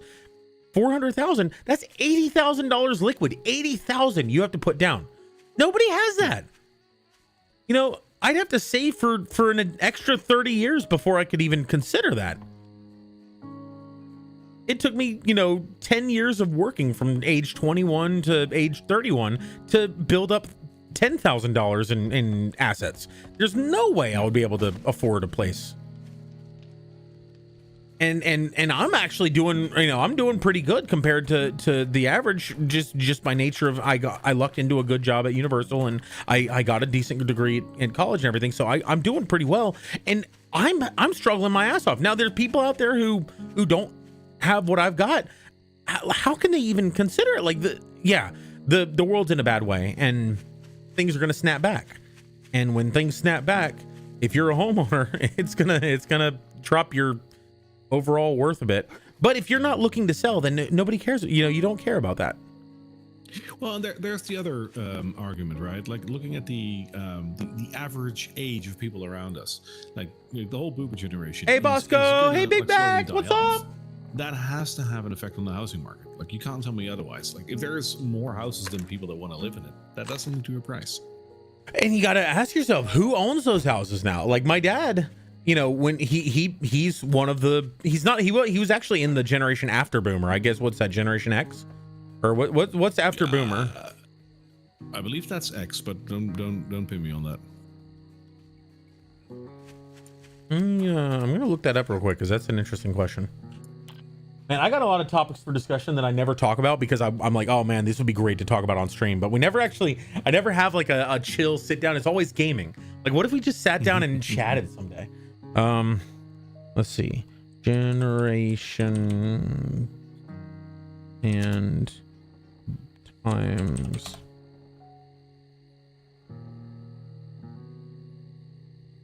Okay, generations and times. Oh, generatios and times. Here are some generation the years they're typically associated to. The greatest generation, 1900 to 1927.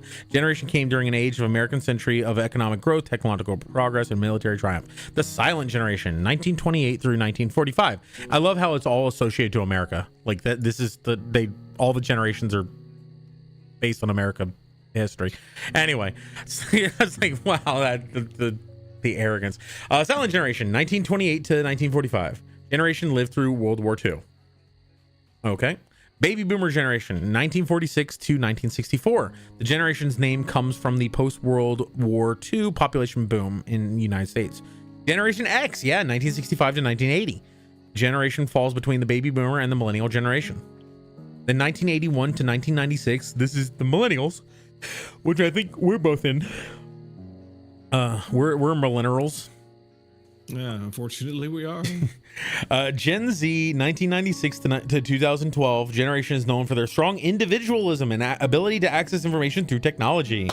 Yay. Millennials are influenced by the rise of internet and known for their embracing diversity, independence, and global outlook. Wow, that's a very biased way to, like, every other one is like, these guys were born during this time. Oh, this group is characterized by being super awesome and, really accepting. Who wrote this? A millennial? Written by not a millennial. Generation Alpha, born between 2013 and 2025. This generation is named after the first letter of the Greek alphabet.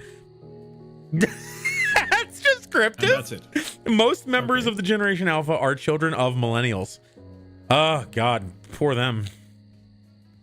But yeah, so my dad was born right at the end of the baby boomer generation, like a year or two in that range. So I think he identified more as a Generation X because his parents were baby boomers.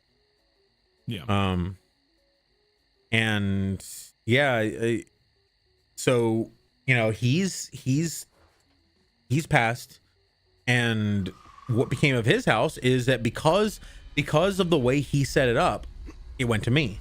But the problem is, if he didn't set it up in that way, it would have gone to like, it would have basically been, the assets would have been sold off and split amongst everybody in his family. And with a large portion of that, like 30 to 50% going to the government for taxes. Right. So that's one of those things I really want to, I need to create like a video that basically explains what my dad did, because he didn't have a will and everything was just so properly done, so to speak. Like I everything just transferred over to me, taxes and everything like that. Like, and it was all legal. And this is the legal, legitimate way to do it. Is you don't need to pay 50% of freaking, inheritance tax. Well. You got an orca or something? Whale. Ugh. But so yeah, we have I don't know if it's everywhere in the world. I assume that it's an American thing, but it might, you might have something similar over there. We have something called a ladybird deed, which means that I heard of that. Yes. yeah, when what you do is you set up you go to the government title agency and you set up a condition upon your passing. You can set up a person that the deed will immediately fall under. So it's not that. Oh, I can burn some iron here. It's not that God, what am I trying to say? Ladybird deed. So it's not like being transferred ownership or anything. You're basically saying that their name is on the deed, but until you die, they don't have any authority over the thing. So Right. like if you were to split it and put someone else's name on the deed, two things are true. One, they have the ability to fuck you over and they can make decisions on your place if you don't want them to. Two, they could get fucked over because let's say you have a lot of debt, and then because their name is on your assets, they can you are now considered some kind of like legal partnership where if they have massive debt, that can transfer in some part over to you, or at least that's how I understand it. So Ladybird deed is a much more safe way to not, end up with you screwed over as the party getting it. I don't know. It's hard to explain, but there's that. But then on all of his accounts, he just had me as a beneficiary. So there was literally, with the exception of his retirement accounts, which he would have been taxed on those too. Those I'm getting taxed in the same way that he would have gotten taxed. But there was no transfer tax. Like normally, if it went into probate, there would be a crap ton of fines and taxes and other things that would have just eaten through most of it. Yes. So the way he did it was super, convenient. Like it was easy to get through, and it didn't hurt anybody. 250. I hate that little glass breaking sound when you start that. Yeah, every single time I hear that, it kind of sounds like something broke or I did something wrong. Right, yeah.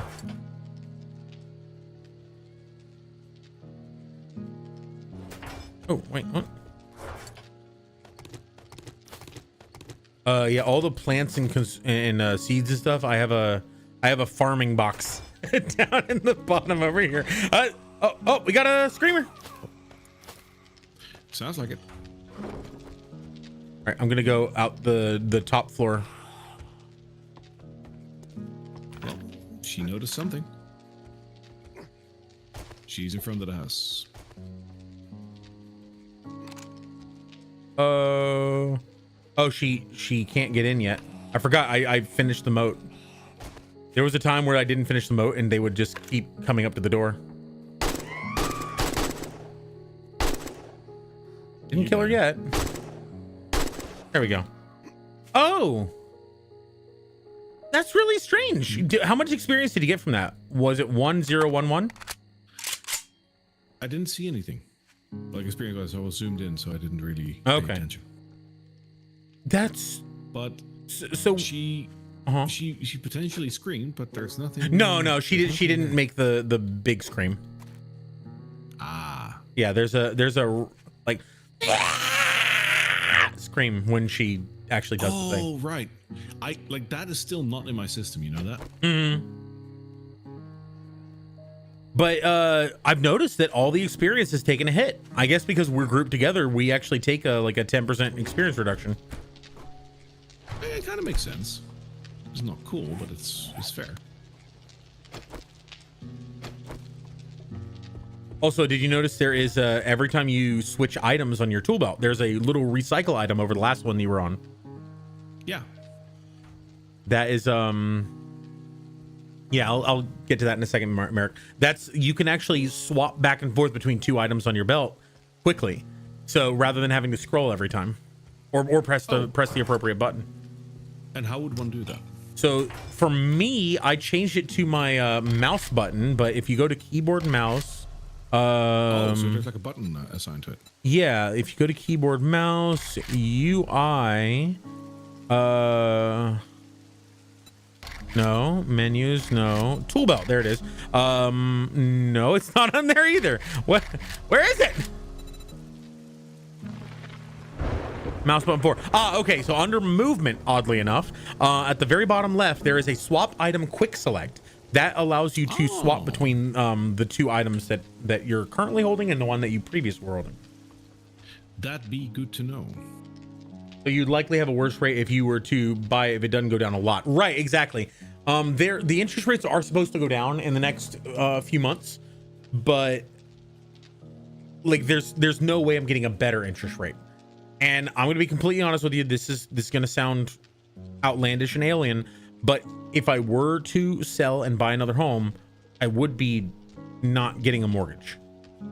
Meaning, you know, I'm not going to worry about the interest rate because I don't want to, unless no, because if I can get more money in the stock market than I can in the, you know, paying back interest, it actually makes more sense. Like, let's say you get $100,000 loan and you have a 5% interest rate. If you have that $100,000 saved in the stock market instead, and you're getting 10% back on it year over year on average, it makes more sense to have it there and just pay off the loan regularly, even if that 5% loan is kicking your ass. But these are, it's incredibly, you know, weird to talk about that kind of stuff, but that's the state I find myself in. Did he just put your name on the title, bank account, survivor's rights kind of thing? Yeah, if you put your someone's name as the beneficiary, and then that beneficiary goes to that place and produces your death certificate, the account will immediately be transferable over to them.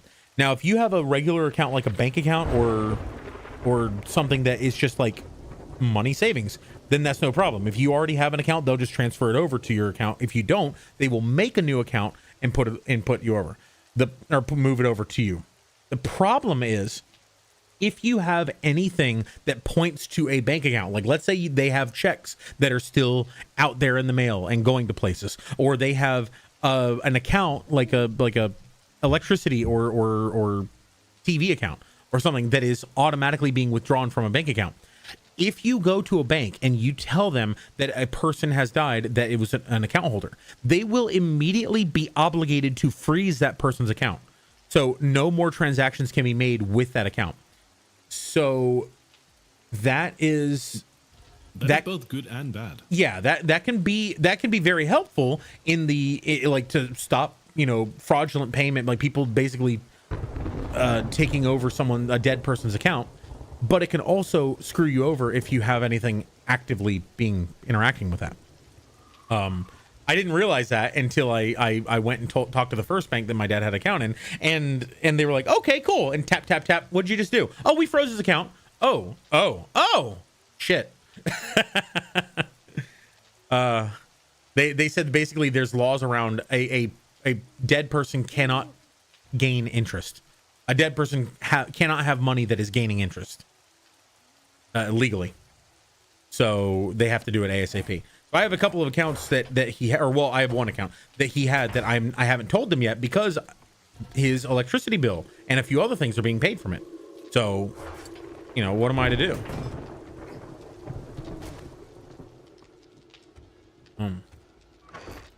But well, the good thing is, one of the problems that we dealt with at the very end was that the hospital made some errors in sending requests for his insurance.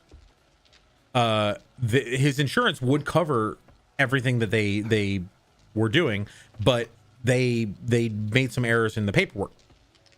It turned out that because of that, they didn't get paid by the insurance, so they billed my dad. So I got a couple of like medical bills that were like $21,000, $40-something thousand, $8,000, this, that, and the other. And I mean, I did my due diligence. I did over and above. I went to them and talked to them and told them, you need to refile. The insurance says they will pay for it if you file properly. They ignored me and just kept billing me. So what I did was I quickly went through, made sure that the house changed over to my name, made sure that his accounts changed over to my name, made sure his retirement accounts changed over to my name. And now, because his estate essentially is a single bank account amounting to like $2,000, if they decide to come after him for his debts, they cannot come to me. They can only go to his estate, which, yeah, sure, if they want that $2,000, fuck them. But they did it improperly, and that's not on me. But so that's one of the things you want to deal with as soon as possible. You, even if you're in grieving, you gotta, handle things quickly, because companies that want what's theirs / want what is not theirs don't care about the emotionalness of the situation that you're in. They're going to, that's correct, use that grief against you. Hey, Demon King. Oh, yeah. Now it's the end of the game.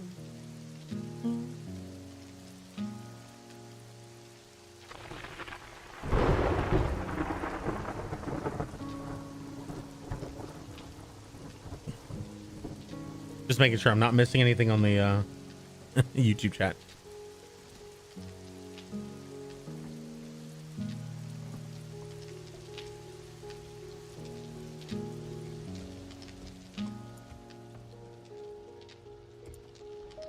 So I'm streaming live to both YouTube and Twitch, trying it out.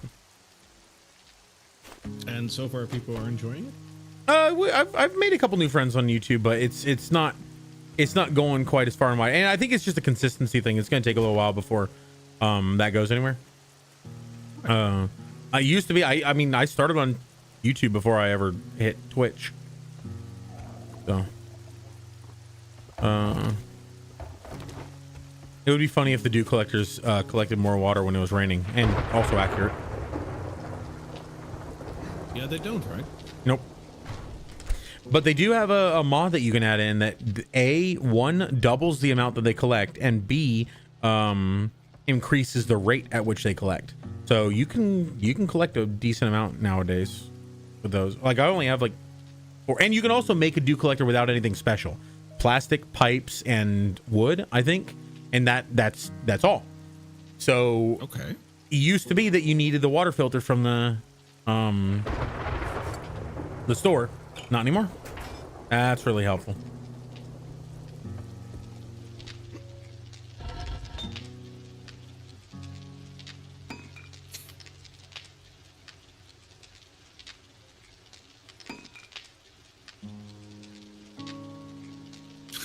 Scope lens. Crafted in the forge and used to craft various scopes. A key component to a sniper's success. Yeah, that's an accurate description. Wait, scope lens? Oh, wait, what is this? Oh, I don't know. I didn't know that was a thing. Crafted in forge used to craft various scopes. Whoa! I thought I crafted a scope before, but no, you have to actually. Interesting. I didn't realize that. Sand and clay. Cool. That's pretty cool. So used to be you literally just needed broken glass to make a scope. Now you actually have to craft a lens, and you have to use 2 of them for the scopes, or 4 of them for a 4 times mod, and 8 for an 8 times. Holy shit.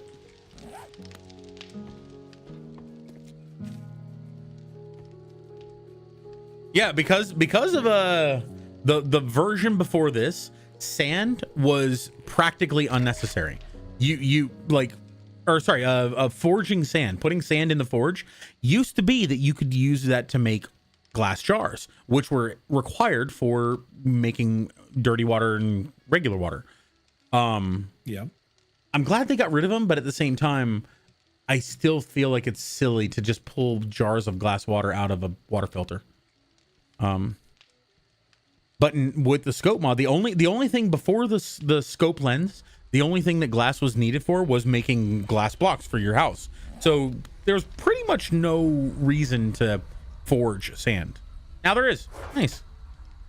I have 4 things I need to do: grocery shop, prepare for D&D, video edit, and learn Unreal.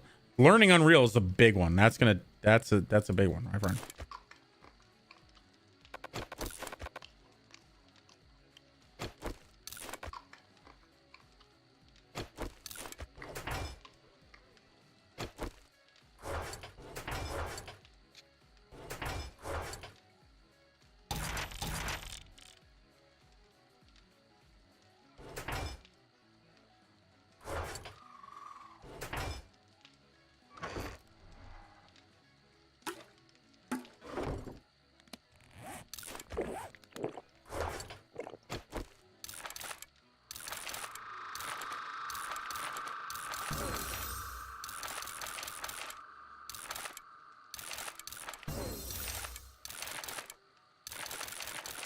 Really hoping to get extra points.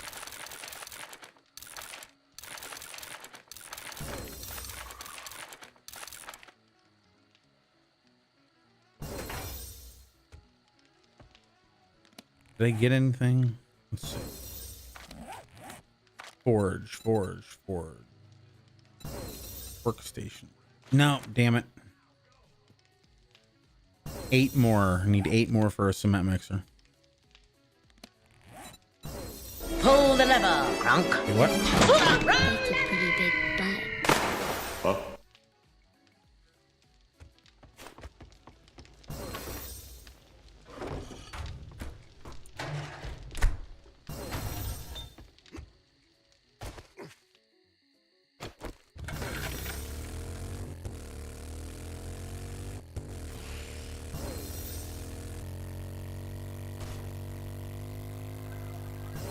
Ooh. That wasn't good for the bike.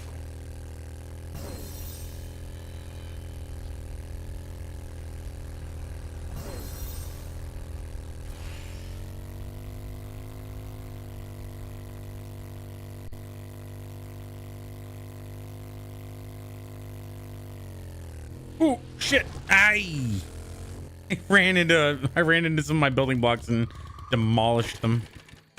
Oof. Is what it is, I suppose. Just, yeah. So with building blocks, are you building like a horde base or something?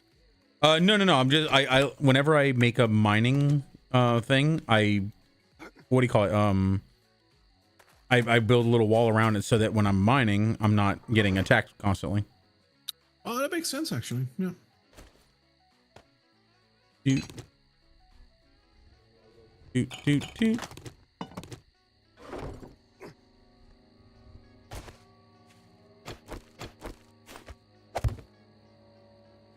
Oh shit. Ooh. I took damage, but I didn't break my leg. God, that is lucky. Oh, you fell down? Yeah, I jumped down. I thought I could grab the ladder, and I grabbed it at the last second, but it still took damage. All right. Ow.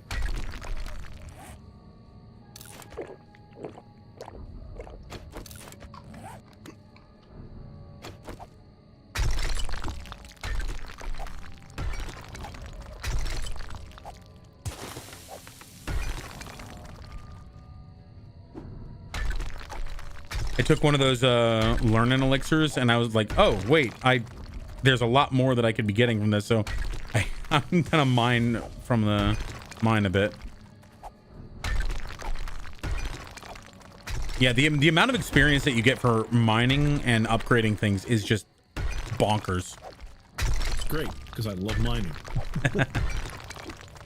Yep, you got a miner's helmet, and there are, I don't know if I need to share them with you. I have a couple places marked where I've got iron deposits and lead deposits and nitra and stuff like that. Nitrate. Yep.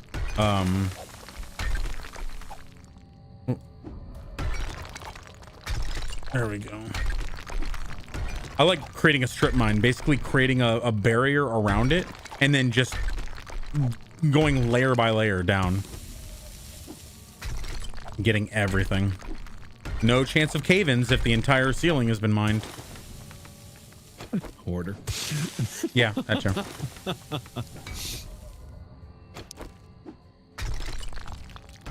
Also, if you crouch, there's less heat generated, and less likely you get screamers. Fair enough. That's a good point.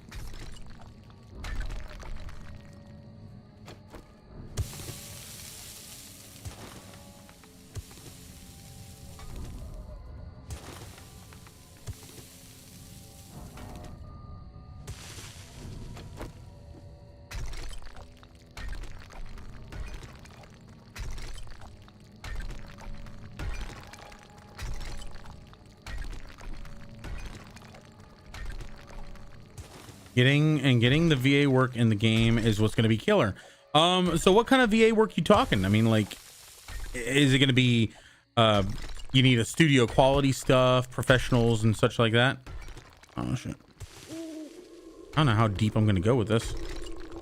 Oh, talking about voice work, did I tell you, Daniel, that I have been recently working together with a YouTube channel to record some stuff for them? Oh, badass. Yeah, I'm getting around about $40 to $50 for 10 minutes of voice work. Sweet. Yeah. Yeah, Papa's been doing both start playing games, but also what is the is it like Fiverr or something like that, or what are you using? Yeah, it's through Fiverr. Sweet. And making some really cool voice things for like introductions for groups. And what are some other things that you've worked on? Well, through Fiverr, I love the AI music generation that I can do. So I started offering it through there, and it's a surprisingly untapped market. There's a lot of people that are like, "Hey, I'm playing Dungeons and Dragons. I want to make a really cool intro for my players. Can you do that for like $30?" And yeah, I totally can. You know, so I've been making a couple of those. Then there is the voice work, the actual recording voice work of my voice. I also do offer map making and token making through Fiverr, but I really didn't have a lot of hits on that. Primarily, I think because there is just a lot of competition on that, which makes sense. But the other two are doing well. Like I'm hitting almost my first 1,000 on Fiverr. So nice. You know, it's for just like small pieces of work. I'm loving it. Hold on, man. Yeah, and it's a matter of, you know, being persistent and keeping up a presence, and people start to know you. People start to recommend you. You know, word of mouth becomes much more impactful the more people are, you know, aware of it. Like the big on places like Fiverr, the biggest difference, other than like a good review, of course, the biggest difference is that people can see like you did 10 jobs. So apparently 10 people found you good enough to work with. Yeah. That strikes confidence with people, which makes sense. If I look at someone else, you know, seeing that someone says, like, I record voices, and then they have no jobs, and then next to it is another person who says, I record voices, and they have 20 jobs. Guess who I'm gonna contact? Very that true. Makes sense. And it's the same with like an Uber. Uber does this. They have number of rides given. So like a person with 3,000 rides is going to have a lot more confidence associated to them than a person with like 30. Yeah. Yep. Makes a lot of sense.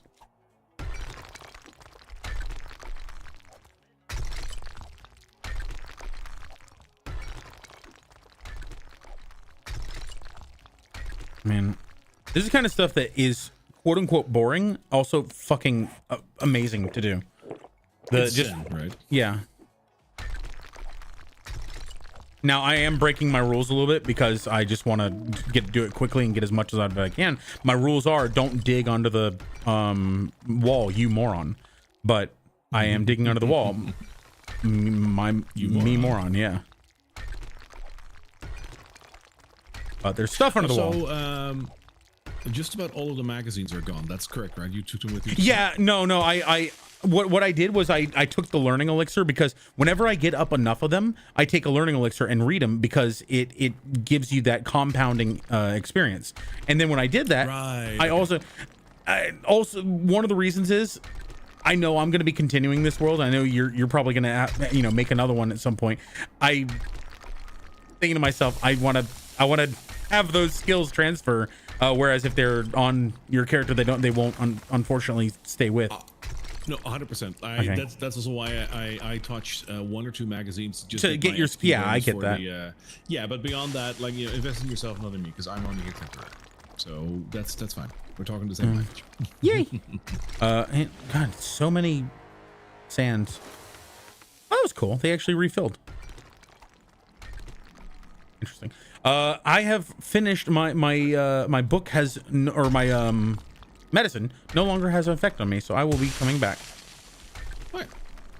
I will also, because you do have some more learning elixirs, but I will not be using those, because those are for you. Oh, honestly, they're only 750 dukes, so feel free to use the learning elixir. It's more like the permanent things that are like boost to points and stuff like that. But yeah, experience by all means. Because I got a lot of things that I can like take right now as like done with experience. Like the whole homesteading thing is done, advanced survival is almost done, crafting is partially done, traders is done. Hell yeah. So I'm gonna redeem all of those. Nice. Yep. And then if you want to go to a place that has like mining stuff, I have a steel pickaxe you can use, and you can get experience for that too. Let me share some of the waypoints I've got. Yeah, I just got 2 full levels. See? Out of that. That's great. Report. 15,000 XP. So I can't share any of these. Oh, there it is. Share waypoint. 15,000. Woo! Nice.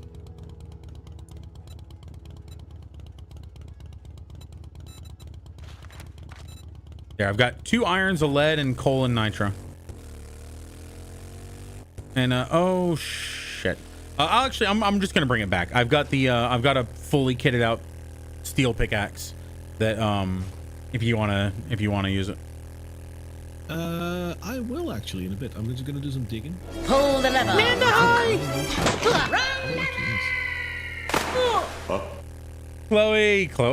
Chloe gets me every time.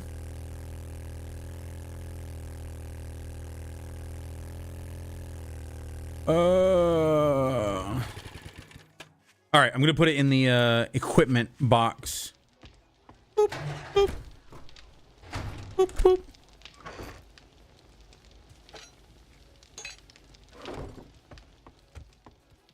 But yeah, Papa's pretty used to my neuroses.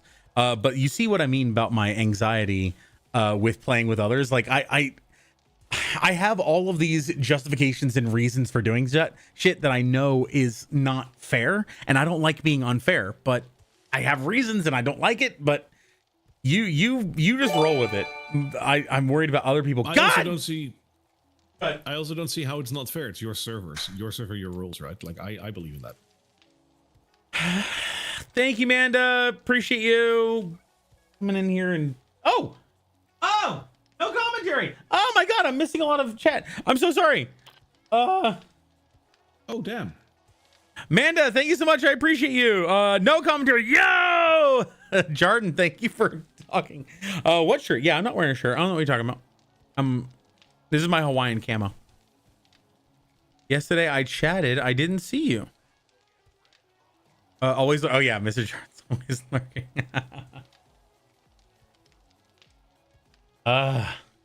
Thank you, Manda Panda. Appreciate you. Your guys. Can we get a shout for Manda Panda? Hey, thank you, Mr. Jordan.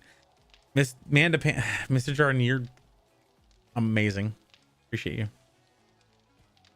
I hung out with Manda Panda, Dadfist, and Linternet yesterday, and they were all being fun and cool, and we had a bit of a war in there. I didn't think there would be casualties in my neck of the woods, but here we are. I don't have the book that allows me to stack stones and sand and stuff yet, but when I do, God, that's gonna be so much cleaner in here. Oh, the one to make like a stack of stone and Right. I also got some gold and silver. I'm getting a lot more gold than I am silver for some reason. When I mine and stuff. Oh, hey, hang on. Let me give you a better shovel. I just realized you're digging, so you can use a better shovel. A better shovel makes me a happy boy. Here you go. Also, if you're hungry, I made you some nice stew, my friend. I like that, but I already have some stew on me. Okay. still, thank you for the consideration. Of I do course, of appreciate it. course. You looked famished, so I figured, you know. Mr. Jordan, best mod. Yeah, Mr. Jordan's freaking awesome. But Manda Panda, thank you. Appreciate you. You're. It's hard for me to complain about you breaking rules, given I was just breaking rules, but I'm still going to complain about it. Stop breaking rules! I feel good about myself. I had a very interesting interaction earlier today with. Screamer? I don't. No, never mind. Hear one? Sorry. Oh, good. Continue. I had a very interesting interaction. I went into Chipotle earlier today for lunch, and Yes. A young man came out of the entrance, followed by a smaller woman who seemed to know him. And then she went back inside, and then he went back inside and came out holding a very small girl, and she came chasing after him saying, bring back my daughter, or something like that. This, something about give me back my daughter. And a lot of people got concerned right away because it's like, wait, what's going on? And then I looked out and saw that, she wasn't like freaking out or panicking like this was a stranger. It was just seemed like they had a relationship, and she was essentially getting mad at him and yelling, bring back my daughter. And the way it seemed was that it was their daughter. Like they were together, and this wasn't like her daughter and she was just a friend and he was taking away her kid. It was they have a daughter together. She didn't like what he was doing, and so she was running after him yelling, get me back my daughter. The problem is some people heard that and assumed the worst, and so someone even called the cops because they were like fighting in the parking lot. So what do we know about assumptions? Exactly. So what I basically told some people that it looked like they were just having they were having a quarrel, but this was a family thing. This wasn't like someone stealing someone's kid. And the young man was black and the young woman was white, and so some people were making some assumptions that I thought was like, okay, they're together. Like you're like, oh, so, this other guy who was sitting in a booth next to me came up to me later and he said, thank you for like speaking up when you did, because some people were starting to get riled up. I was like, no, they shouldn't have. It was just, she I think she was in the wrong, because apparently she had been hitting him before they left. So she was hitting him. He decided to leave and take their daughter with him, and remove them from a public situation so they weren't creating like a scene. And she started yelling these things that some people were like, yeah, if in the wrong crowd, that's gonna get him in trouble. And Yeah. that's like, she should know what she's doing. And I think that there shouldn't be, like, you shouldn't have that kind of issue where it's like, oh, you got to be careful what you say, because people shouldn't jump to those conclusions, but people do. So, hey, Pun, it's good to see you. You had Chipotle too. Nice. But so in the end, they ended up leaving. People shouldn't X. Yeah, but people still do X. Right. So Yeah. take that So into consideration when you do something.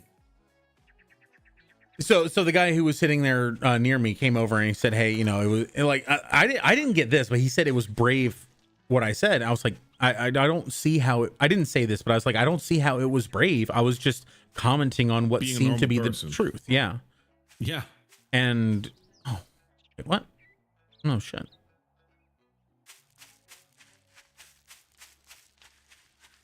I need to plant things.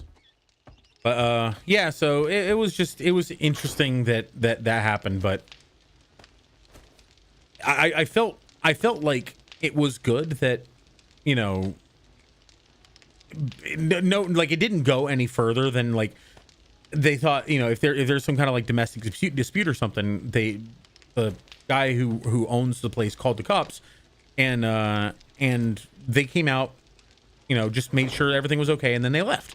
So everything went well, but I'm glad it didn't go any further, but it could have.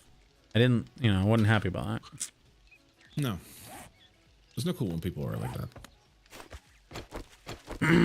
But hey, Pun, how you doing, man?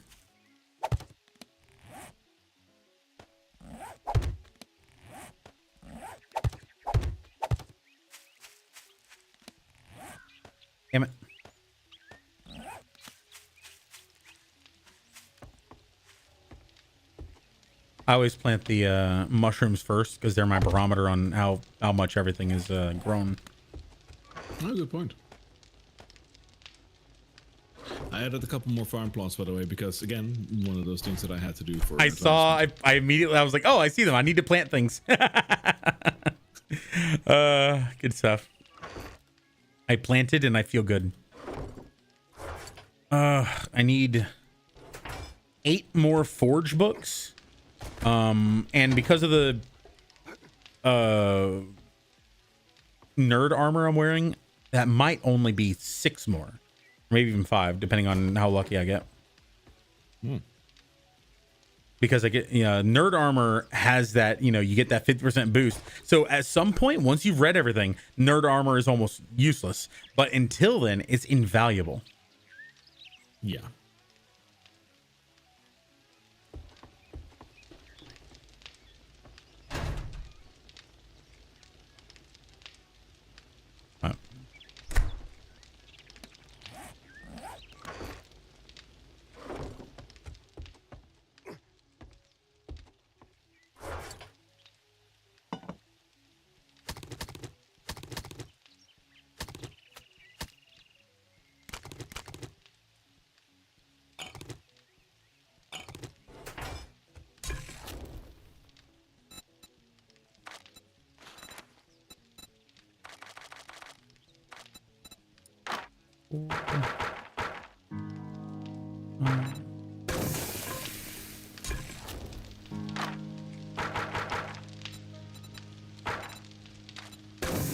Cool.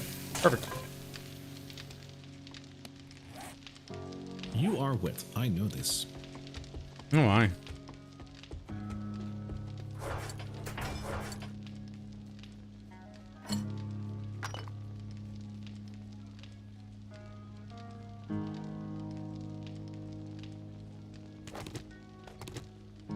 It'd be amazing if you could apply the burning shaft mod to the knuckle wraps and just have the fists of fiery fury.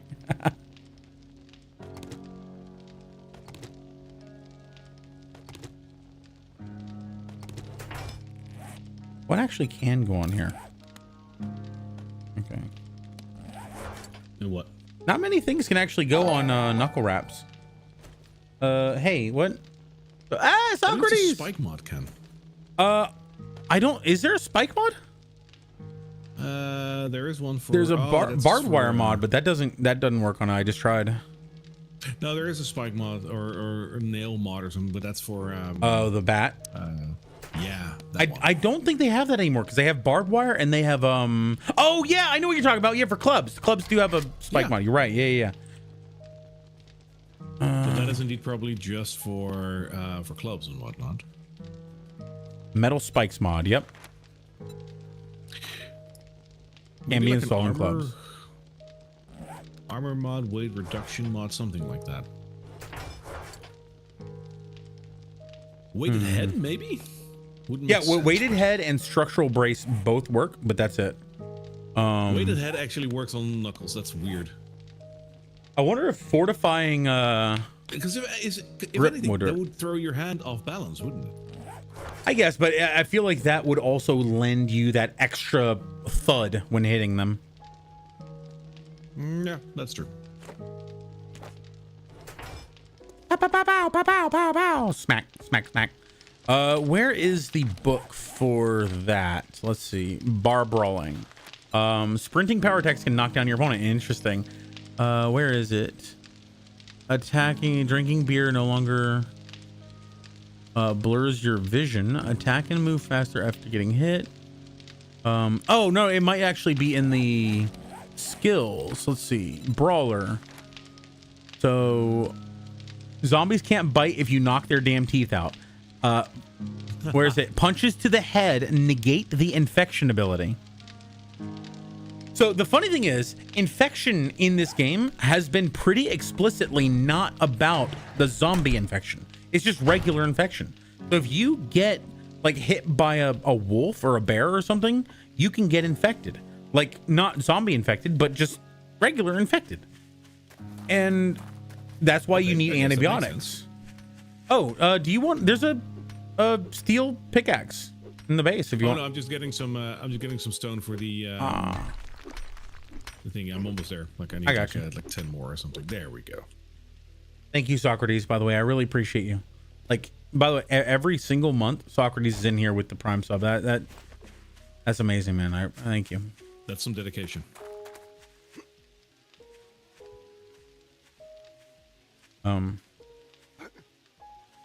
They changed the models for hops, by the way. It now has like a stick that it grows around and up. Can't stop, won't Nice. stop. Yeah, it looks pretty good. I think cotton also got an update,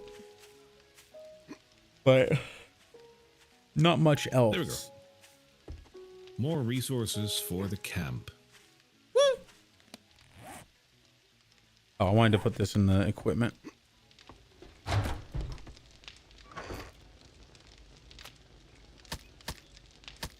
Oh, almost fell in. There we go.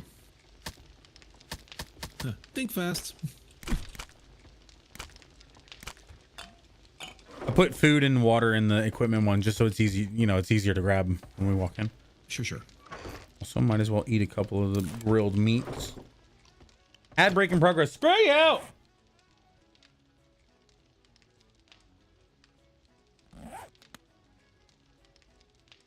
I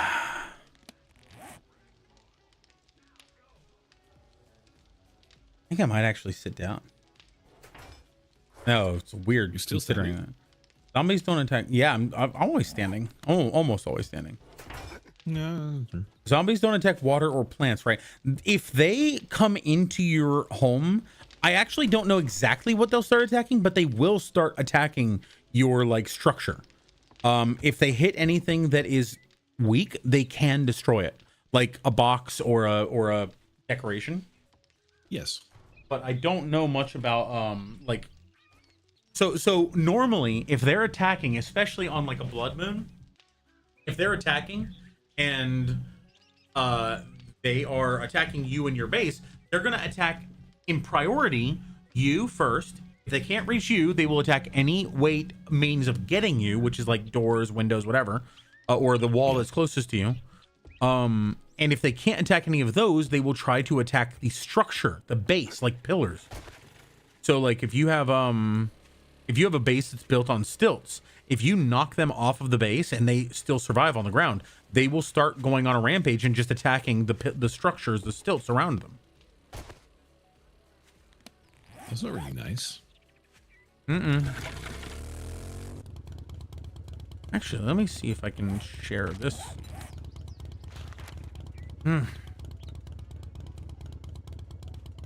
So weird. Also, in Fortitude, I've been wanting to upgrade my Fortitude so that I can get to the Living Off the Land Part 3. Triple the harvest of crops. Oh, yeah. Yeah, Trapper, Manda Panda came in here, broke some rules, and gave a lot of people subs. Let me actually read that out. I totally didn't do that before.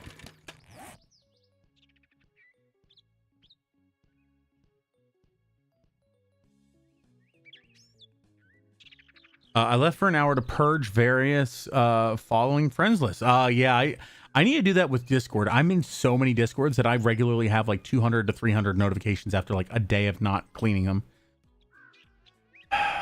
Just need to. I don't like leaving people's Discords because I don't want them to feel like I'm, you know, abandoning them. But to be completely honest, if I haven't been in there Never for doing anything there. Yeah. exactly, it's not. At that point, it's just symbolic. The fact that I'm there, I'm not actually really helping them or anything. I still know why I'm in the negative. My number of subs, it says blank out of 500, and it says 440 out of negative 440 out of 500. So I would need 440 subs just to get up to 500. And I wonder if every time I gift a sub, it actually goes down, like negative. That'd be interesting. I don't know why it's like that, but it is. Venom Killer 94, Bean Dealer, Testament got it. Critic Kanan, Onirama, Trapper, Reaper, Raffy, cool. Cherry Griffin, awesome, and Fleeby. Val been gifted a sub by You know what, amazing Stewie? If Indicator. you don't like it, go on the internet and complain. And that's the bean dealer. Oh, my back.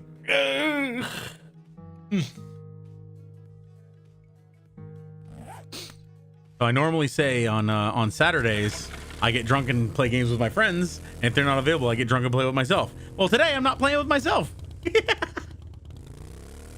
I am very grateful for that. Yeah, my plus goal literally says negative 430 out of 500. How? I don't know.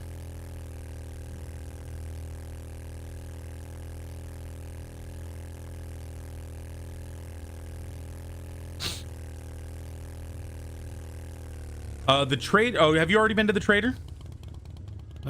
Yes. Okay, cool. I'm just quickly looking through this, but you already looted this one as well. But it should be actually, if you open up the container, it'll don't take anything out. Oh, there we go. Yeah, no, it just Yeah. reset. So if you put we an go. item in, then it will be immune to you accidentally resetting it. Basically, do you know how the loot reset works? Yes. Okay, cool. So 1, 2, 3, 4, 5, 6. So I have 12. Day 12. Oh, you got this place just in time. The loot reset is 7 days, and we're currently on day 12. So if you're opening things and taking the thing out, okay, yeah, it's. So just remember to re-add in the thing. I do. Okay, but I have a specific way of doing it too. Do you see where the item is? But before you don't just automatically Yeah, I saw. take it out of this one. You see? Oh shit, he already did it. But do you know where So it do I need was? to put it back. Yeah. Do I need to put it back there? No, because do you know what that signifies? No. It was in the 12th slot, which meant the day 12. Yeah. Oh, Yeah. So then I can go into a place and immediately know how long it's been since I've been there. okay. Smart. So like this one I just opened, so there's one more barrel over here if you want the gas. But Yes, because that's what I was here for. Woolsies. So this is 8 plus 8, 16 plus 3, 19. And The mini bike was in dire need of some gas. yeah, no worries. And also I have I should have gas in the ammo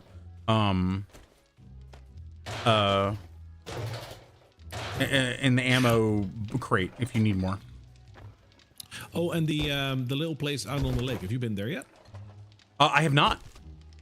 I Good. don't like swimming. I am going. All right, so that's 18 plus 1, 19. Oh, that's cool. The burning shaft mod is not burning underwater. Oh, interesting. I didn't know it would do that or not do that. I mean, it shouldn't. So that's, I mean, correct. But Yeah. I'm appreciative of that. I missed that. You don't what, Amanda? Modify. Modify. I am almost there.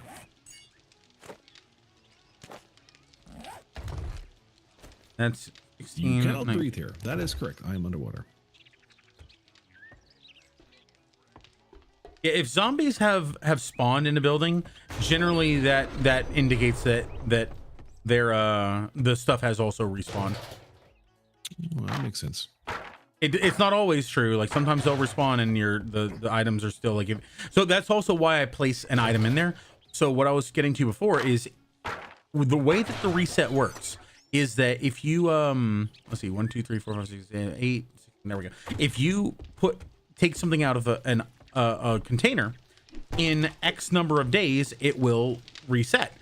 But what you might not know is that if you get within like, I think it's like 10 meters or maybe even further of the item, it will automatically act as if you've looked into it again. Anytime you look into it and it's empty, it will reset that duration. So like that 7 days resets every time you look into it. So if on day 3 you open something, then on day 9 you came back and looked at it, it would now not repopulate until day 16. Oh, you're kidding me. So what you can do to get around that, and what I've currently done in the house is I've got a lot of items in there that I want to reloot.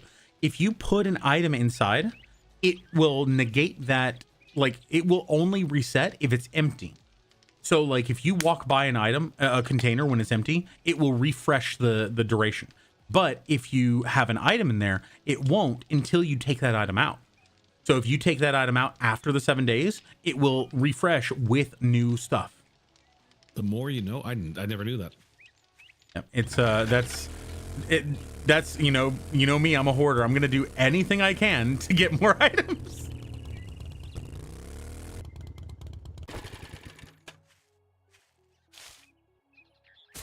It'd be funny if you could siphon gas out of a vehicle to fill another vehicle.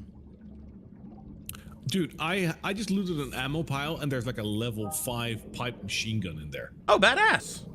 From an ammo pile. That's better than any pipe machine I've got, because I have a level 2 back at the base. The way they made it work now, because it used to be that based on tiers, it was actually better to have like a level 5 pipe rifle than like a level 1. Oh shit, I'm out of stamina. Then like a level 1 assault rifle, right? Because you get more mod slots with the higher tier.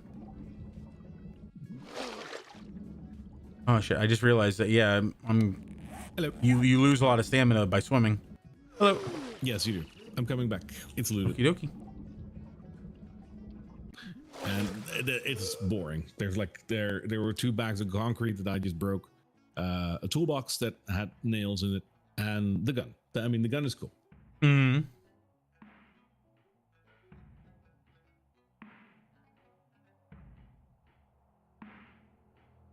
But yeah, they're like, feel free to ask away if you have any questions, Manda. But yeah, this game has been my bread and butter for a long time. I use it to avoid a lot of work.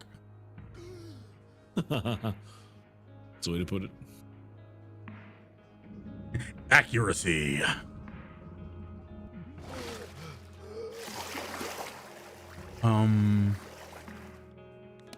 Looting bonus. Let's see. What's another? So what I was saying before, also in terms of Lucky Looter, the Lucky Looter adds a 5% loot bonus from containers you open personally. Now, what that means, your loot bonus, your individual loot bonus, is based on the level that you are, and B, the number of days that you have lived consecutively. So your loot bonus is going to be somewhere between, I think it's like 100 and 150, or it might be up to 250. And so if you, let's say you're at level 10, I think the days you've lived consecutively is like multiplied by 20%. So let's say you've lived for 10 days and you're at level 10. What that means is that you have a loot bonus of, or a loot rank of 12. So a loot rank of 12 means you're going to be squarely within that like primitive phase of like, you know, primitive weapons, or pipe weapons, stone tools, stuff like that. You might have higher tier ones than you're going to get at like level 1 or anything. But let me reduce the volume of this a little bit because it's loud. If you multiply 12 by 5%, that is 1% of 12 is 0.12, so that's gonna be 0.6. That will have literally no effect on your looting, your stage, because your loot stage is 12, and because it doesn't do anything until you hit an integer. 12.6 acts like 12. So until you hit 20, oh Jesus, don't die. Sorry, go ahead. No. There was a zombie that I literally didn't see until it popped right into my face. Until you hit 20, you're not even going to gain the benefits of a level 1 Lucky Looter. Lucky Looter being a 5% increase is not going to affect you at all. So if you're low tier stage, Lucky Looter, the only thing that does for you is increase the speed at which you loot. If you get all the way up to Lucky Looter 5 and you have 25% loot bonus, it's only going to add an extra stage at low levels. At higher levels, it's going to be much more effective. Let's say you're at a loot stage of 100. So you're maybe like you're level 80 and it's day whatever. You're going to have a 25 point boost to your loot stage. That's going to bring you from, you know, regular weapons up to top tier weapons. That's going to have a pretty big effect. So essentially what this means is that if you are at low level, there is very, very little reason to get the Lucky Looter perk, and you want to wait to use your perk points in that until later in the game when it actually has an effect. That makes sense. Where's my... Okay, so here it is, game stage. So I'm currently at level 50. Barry's currently level 5, and all of your trees just sprouted up all at once on my screen. Nice. So you're level 5 and your game stage is 6. So if you had the Lucky Looter perk, even if you had all the way up to Lucky Looter 3, it would have 0 effect on your game from a loot stage standpoint. Yeah, but that's big. Like, that's good to know. So it's just a matter of where to put the perk points in early game versus later. Like, one of the best things you could do is, because of the way that the magazines work, you want to put perk points into things that you want magazines in. So let's say you want the vehicle magazines. If you put a point into Grease Monkey, you're going to start seeing more magazines of vehicle. If you put 2 points in, 3 points in, you're going to see even more vehicle mags. And it's just that's because the Forgetting Elixir has been reduced in price from like 20,000 to 1,500, like 1,500. It's a lot easier to put points in, get the magazines, and then use Forgetting Elixir to reset. I swear I just heard a zombie breathe on me.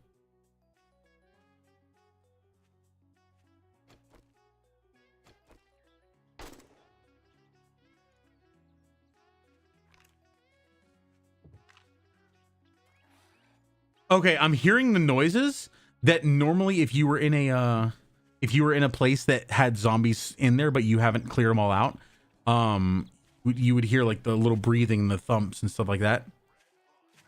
And I'm hearing that in my house, in our house, like the scuffling and whatnot. Yeah.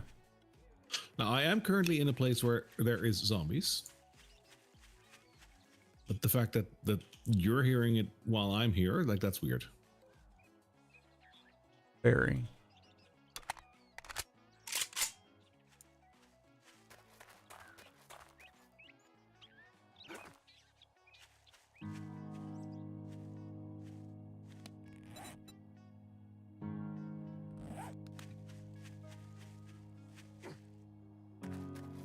But yeah, so my game stage being 81, if I have a Lucky Looter perk, it's going to 5% would be increase of 4. So 80 to 84 or 81 to 85 is not going to be a huge impact, but it is still going to have some impact. Now, if I died, my game stage would drop back to 50. So from 80 to 50, that's a huge, decrease. But the 5% is also going to take a hit.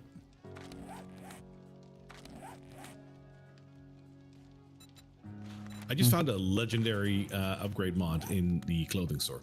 Nice. Which is because now you have the ability to create level 5 items, and it requires a legendary part with every one. Like, I believe I created a level 6 ratchet, and it required a legendary part in order to make.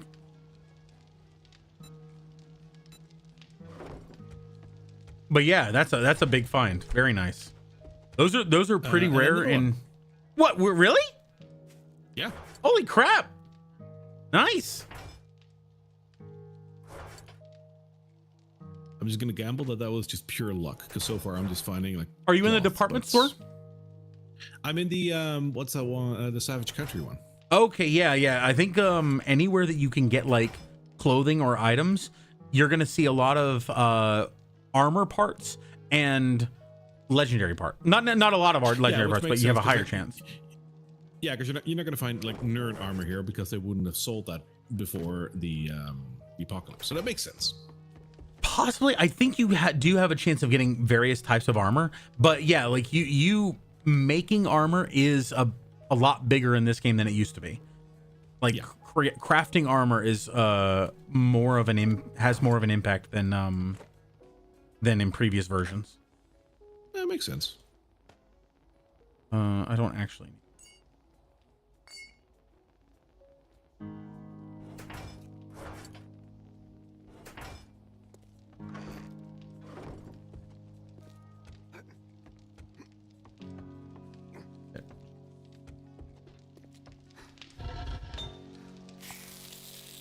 Ah.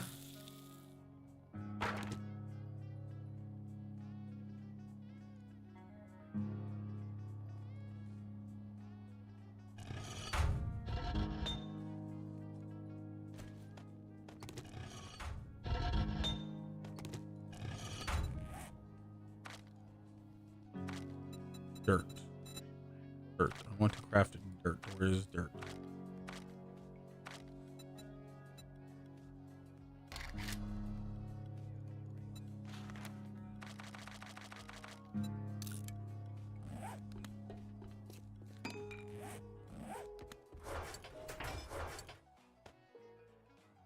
Oh, I was wondering why I couldn't.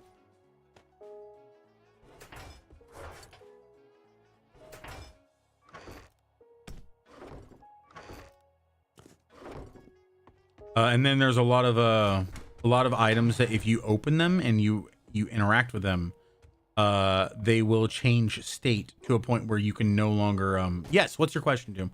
Where you can no longer get anything out of them. So like an oven, if you open an oven and take something out, it will change into an opened oven item that is no longer lootable.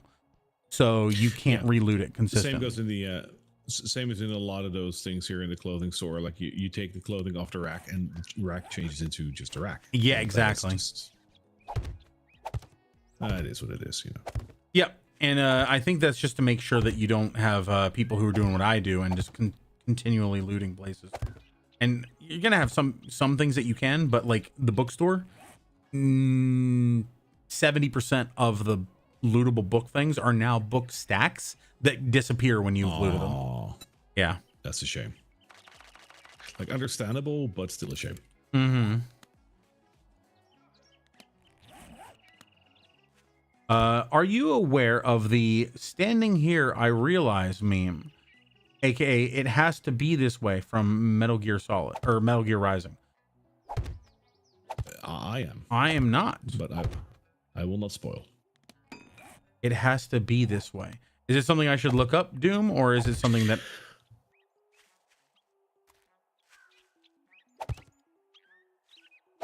Well, I feel like one of my more funny little qualities is the fact that I don't know shit about memes.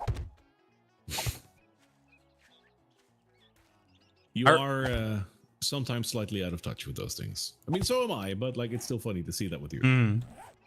I seem to recall a TikTok that you made where you had the 3 songs of the internet, and one of them started playing, and it was what I now know to be Orange Tube.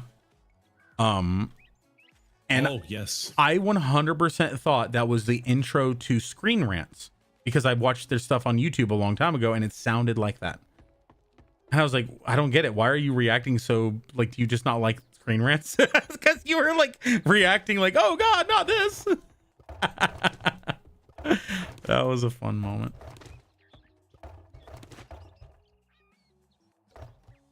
So are you aware of the same? No, I'm not. I'm not aware of that. Increases the rate of dew collection.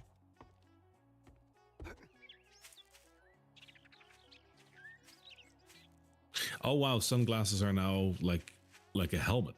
Okay. Yep. It's well, no. So sunglasses. That's the enforcer headgear, right?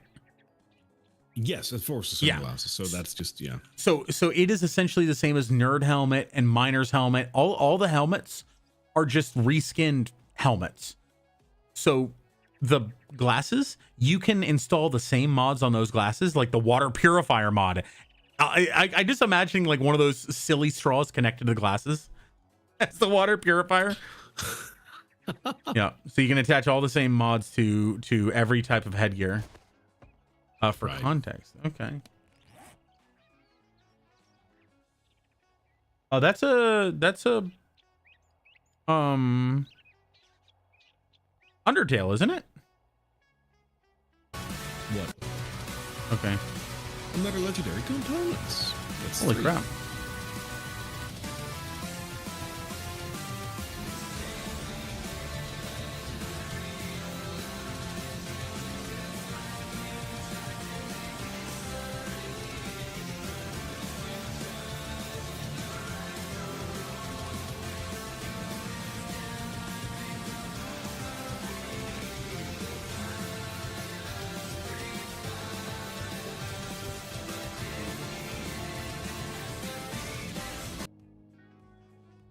I love how this video has 4.3 million views, and the channel has like 11,000 subscribers. Like they did not benefit from that as much as I thought they would.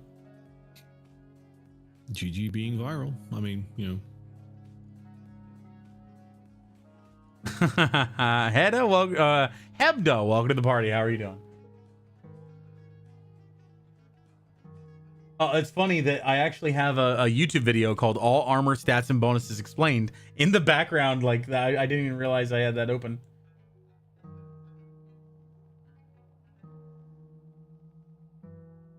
Well, someone made a study of this, which is good.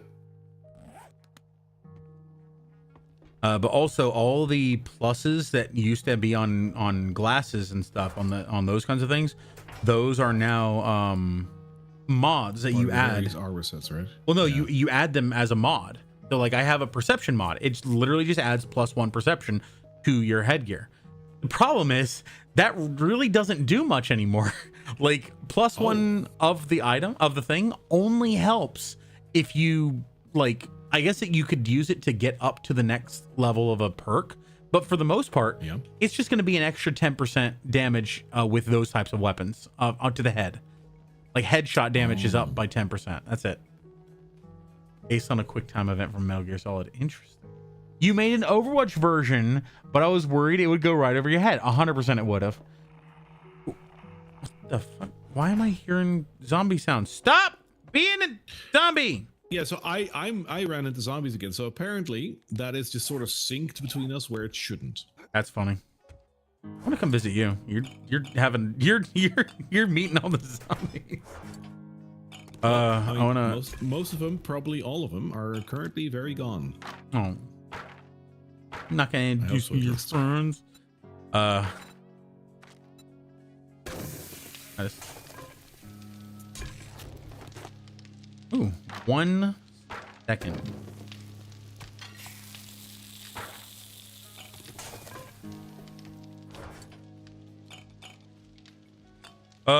One of the things I do like that they did is dirty water is now no longer used for anything except purifying into water.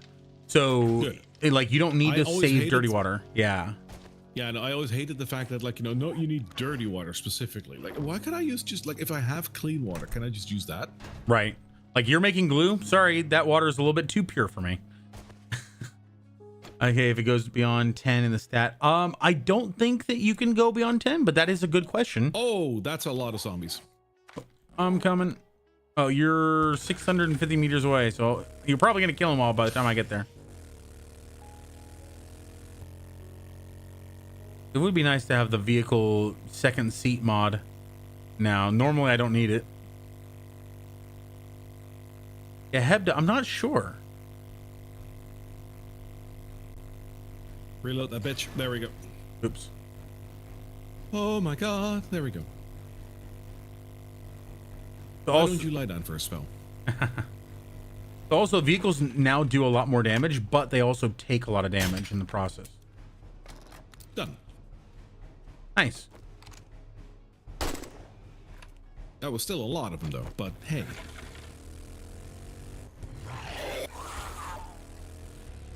Still not dead. A lot of medicine stuff, including recog.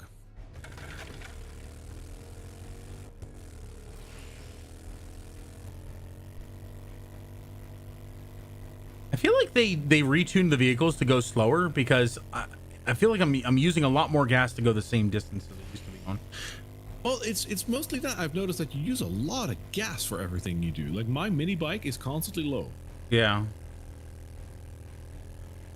The mini bike doesn't have a huge capacity. It's only like 1,000, I think. But it does seem to go by pretty quick.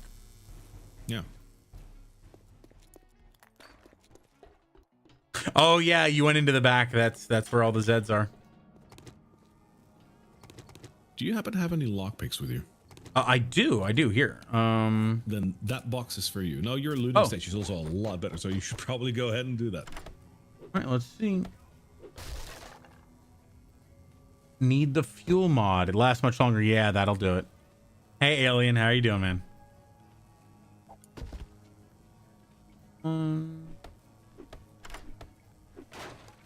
right, let's. Ooh, okay.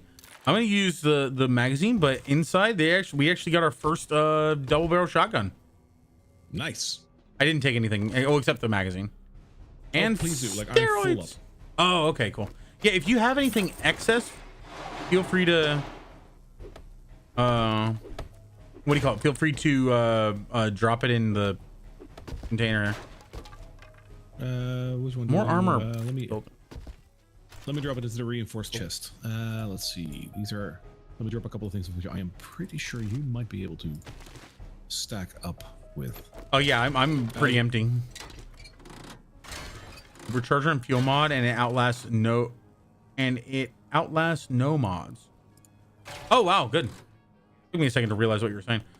Another thing is the there you go. I think it's Wasteland Treasures. Nice. Yay. Wasteland Treasures book, I believe it is. Yes. Where is it? Wasteland Treasures. Okay, I don't have it, but there's a chance to harvest acid from cars and medical equipment. So what that means, Yeah. these little boxes of medical equipment, if you open them and take everything out, they will change state into the opened medical thing that no longer can be looted. Those do not give you acid. But if if you take items out of them, but you leave something in and then you destroy like a it, piece of paper. yeah, and then you destroy it, it will drop the piece of paper as extra loot, but it will also give you the acid that it would have dropped. So, oh, that's good to know. The only way for that perk to actually make sense is if you play the game in a way that is unintuitive. I just find that funny. Yeah. On the I phone, need so to leave review. a piece of paper in here to be able to harvest acid. No, you're good, Alien. Yeah, you leave anything. So in the same way with anything else, like if you want to harvest a bird's nest, if you harvest a bird's nest, you'll get extra plant fiber and feathers.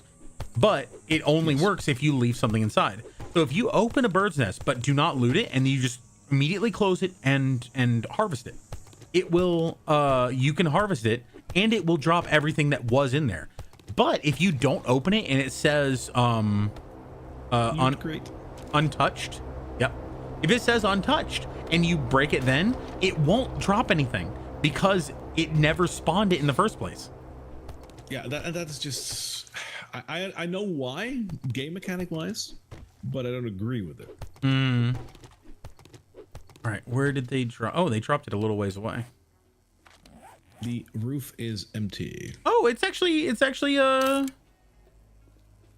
is it? Oh, it's north. Yeah, I've only gone up there one time. I will say also, I believe it would make more sense. Let me put. There we go. It would make more sense to make the smoothies require more snow, because you only need one snow and blueberries and yucca to make a yucca smoothie. Those things are so powerful. Yeah. They those things give you a ton of water, a ton of and some food. Jelly! Hey, Vincent Valentine, welcome to the party. No! Rings of fire. Ah! I have a lot of peppers now. I need to stop drinking hot sauce and start eating peppers.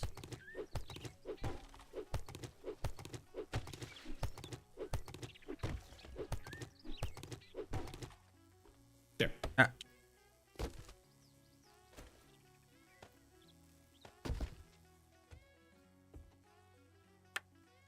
Oh, Jesus. That was 5 plastic to repair 1 half broken trash can. That was not worth it. Plastic? No, that's... I think plastic. Yeah, that's 23 dukes to repair a trash can. Right. Damn. Very environmentally friendly of you, though. Yeah, very true.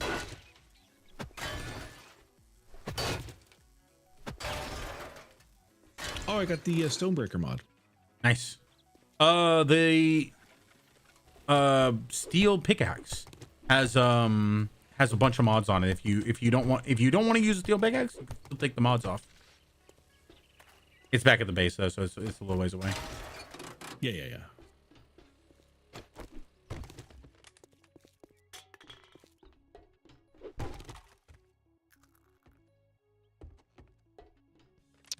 Ooh, duct tape.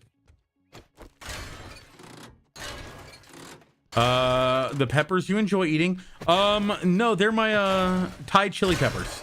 So they're the ones that if I'm gonna eat them, I'm gonna eat them in 2 goes. It takes 2 things to. Oh, that's a zombie. Also, mannequins are a really good source of plastic. Yes. Each one comes with like 7. Once you get a wrench, you can make your own way with electrical parts too. How you doing, Jelly? It's good to see you.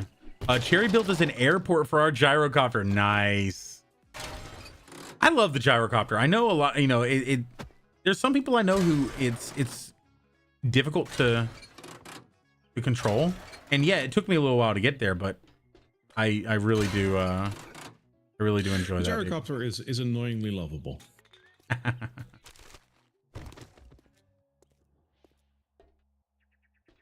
Why are you making sounds as if there's zombies here? Because there's zombies here. That's why. Are there? Yep, on the other side of the place. Oh yeah, that's the part that didn't open yet. Also, I think there were some on the ceiling, but I think you triggered them when you went in the back room. Yes.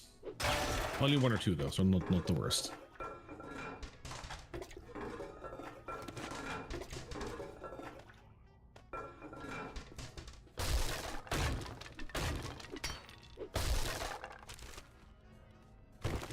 Armor parts are actually surprisingly useful. Oh, and another legendary mod. Holy crap, this place is great for that. That's good to know. Yeah, so the armor parts, anytime you want to create armor, you need a number of armor parts equal to the level of the armor that you're creating. So if you're creating level 5, you're going to need 5 armor parts. I think it's also 6 for tier 6, but I'm not sure because those require a legendary part as well. Your issue is ejecting in flight. Oh, sorry, Bean Dealer. I'm sitting down. I can't lever. I'm sorry.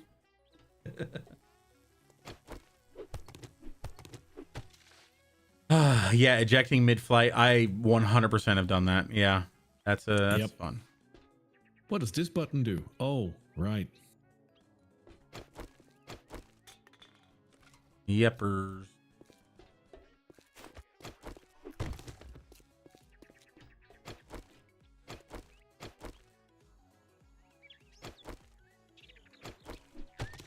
I hear you over here. Hi there. Oh. Why did I get 602 experience? Because you extra did your best.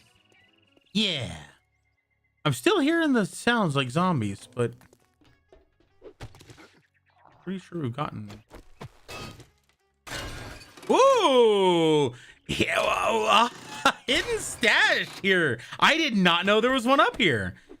I'm just being my normal thorough dummy self. I mean, it's not really amounting to much, but still, that's pretty cool.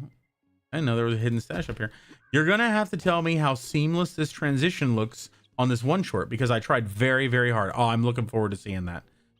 Doom has been really outdoing himself recently with the shorts that he's been making for the YouTube. Yeah. He went and made a bunch of what I think we've dubbed hardcore parkour ones where he went and found a bunch of different ways to traverse the map in different classes. And honestly, like as much as I am anti being skilled, I think that they there are a lot of people who are going to be using that to improve themselves. All right. I art curious. Yeah, Doom's Make It Weird Studios. So Bean Dealer, you know how that scared me. My videos always say edited by Make It Weird Studios in the description, which I know not many people actually read description. Fucking birdos. Oh, are you in a? Oh, you must be in another POI. Yeah. I moved up to the ranger station Delta. Yep, birds are fun. Well, this one died, as it should.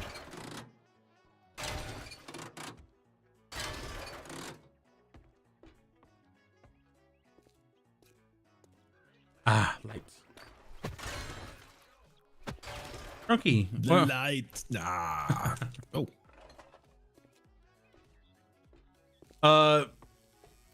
Doom, Demon, and Adam are all people I would talk to if you want to look at into editing. Adam Axo has been making some of our shorts as well. Oh, we got a streamer? Really? Adam Axo has been making some of my shorts, and Demon was making some more longer form videos. Yeah, and that's a feral. That's a feral streamer. Hi. Fun.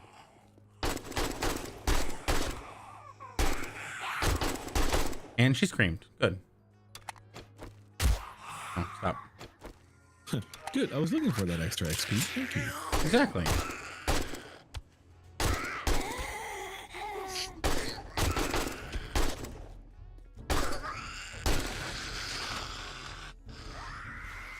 Another one?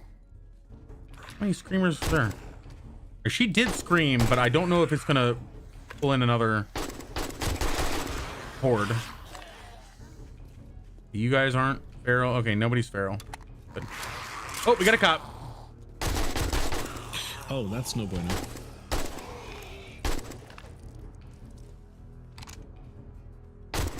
Ooh, okay. All right, let's just go deal with the cop. Oh shit. That was disgusting. All right, can I put something on myself? Yes.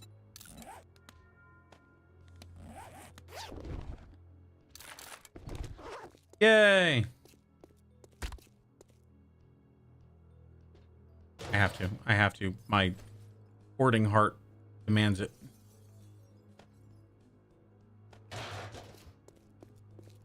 Hello. Goodbye.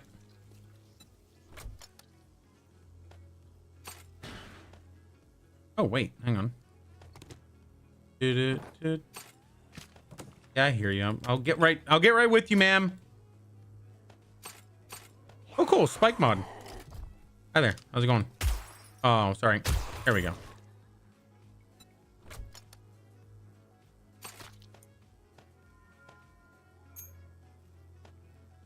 No, I need that.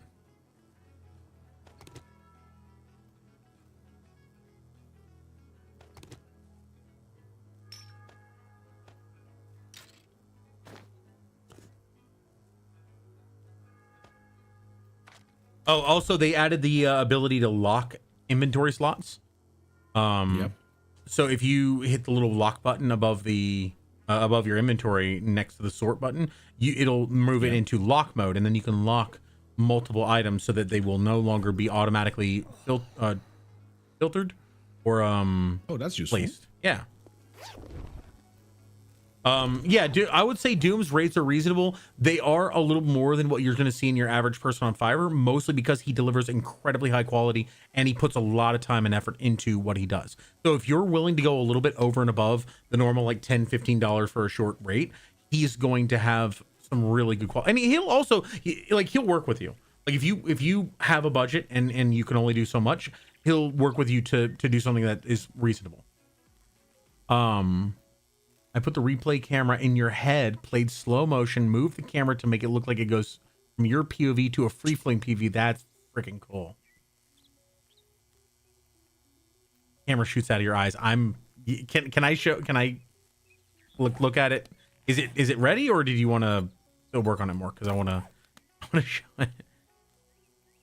What? Wait, the sawed-off shotgun mode cannot be added to the double-barreled shotgun? That's like the specific case where it would be useful. Yeah. Out of all of the shotguns, that is the most likely one to be sawed off. I think what's happening is that they have the sawed-off shotgun mod already, like, basically pre-installed on this thing, which I don't agree with, but sense. it's kind of makes sense. Let's go ahead and do this, and where's my clay? There it is.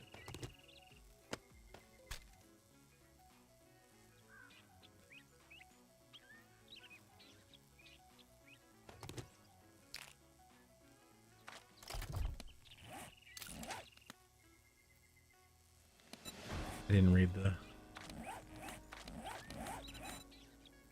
map. Where's the... Can I not share with him the treasure map? That sucks. Show on map. Huh. Yeah, I have a it might be a... There it is. Okay, cool. Can I share? I can't share. You can't share quests. That's so stupid.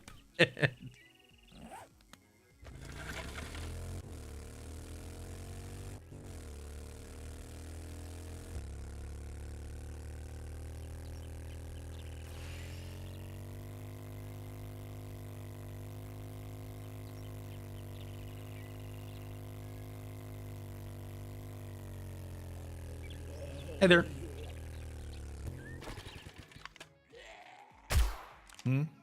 No, just a little crawler. All right. Let's smack.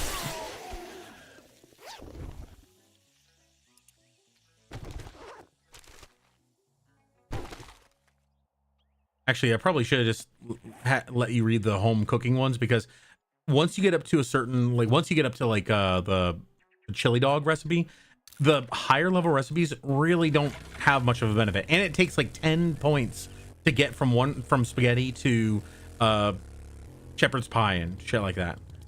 Yeah, at that point, like, it doesn't really matter anymore, right? Like, Nope. I don't really do Twitch script edit anymore, except for some existing clients.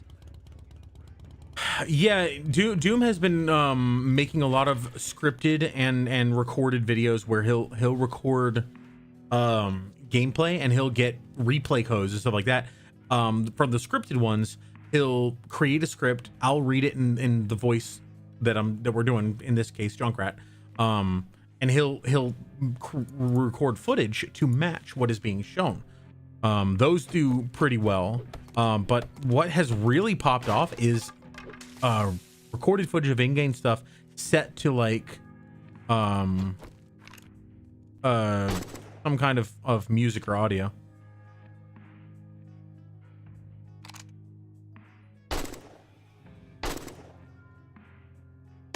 Yay, exactly enough to finish off the ammo. Ooh. Melee mods bundle. Bundle even. Ah, that would work. The Cripplum mod, that would be addable to the fist mods. Yes, that's a good point. Cripplum would work. I think that is like the Cripplum mod and the radioactive mod are, I think those are the only two that can be applied to any weapon or tool. At least I think. Yeah, and I still find that radioactive mod weird. So you know what the irradiated zombies do, right? Like if you shoot them, they immediately start regaining health. So yes. The rad remover mod basically just removes that ability from them for 30 seconds on every hit. Yeah, so I got that. It's just like, it's weird that like the rad thing, I mean, that looks like a rather big thing to be able to add that to like your knuckles. That's just yeah to be able to, so it's kind of like you're coating your item with that. It's like coating it with irradiation or lack of irradiation, like that. That's funny.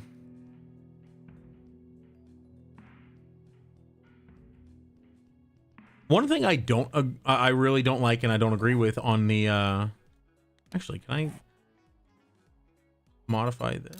I can't. Okay. One thing I don't agree with is the fact that the nerd items are still technically tiers. Like, it makes sense if you have a stone axe to an iron axe to a steel axe, that they would progressively get better, and the steel axe would have more modification slots and be better than the iron axe, and the iron axe would be better than the stone.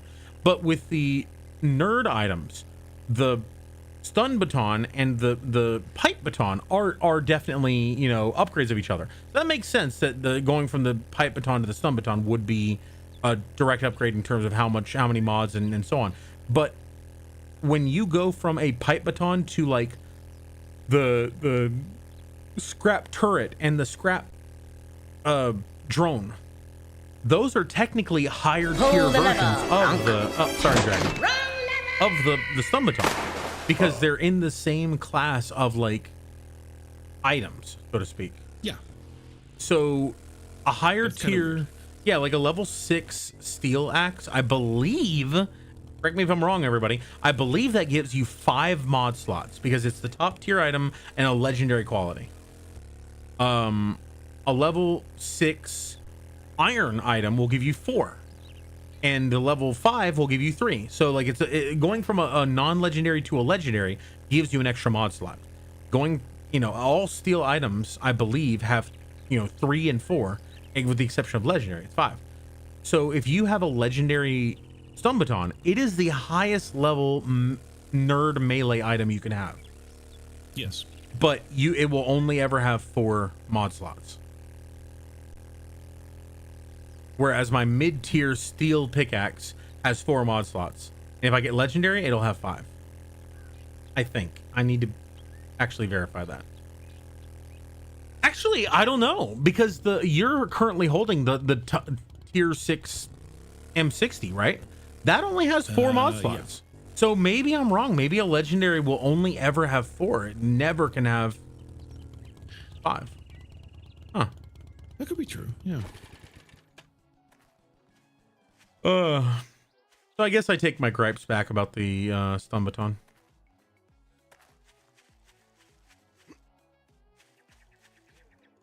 You were my touchdown, my winning play.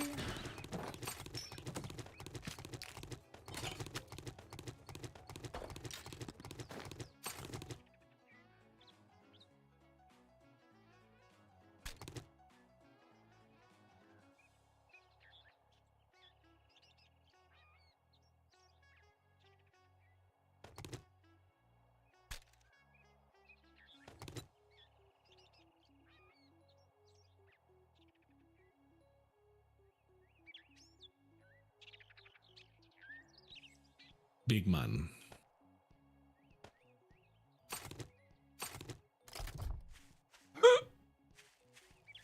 I jump. I pinch.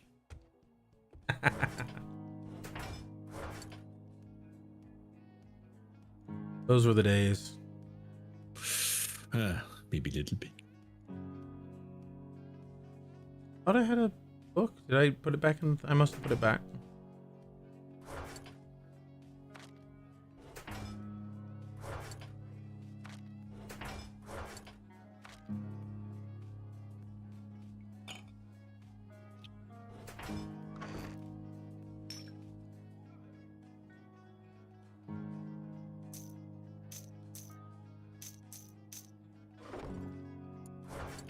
Oh, I love seeing a whole group of items out of your inventory just get there and there. It's nice to clear out the space. Oh.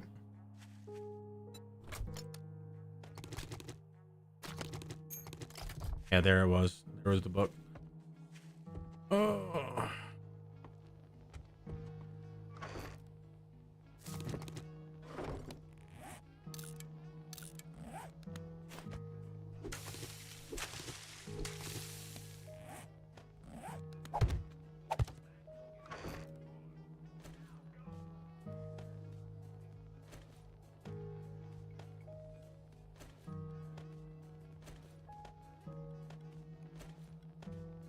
I know how riveting this content is, guys.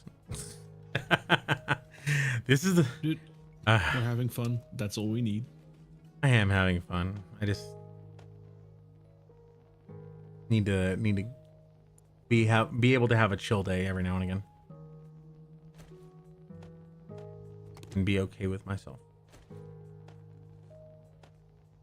Where are they? Oh, there they are. Sometimes not the easiest.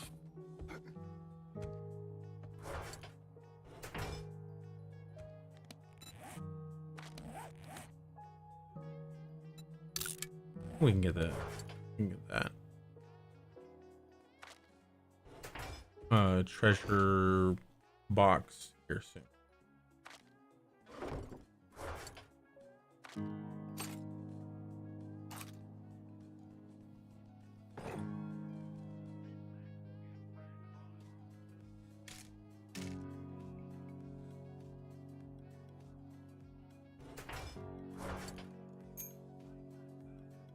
This downstairs.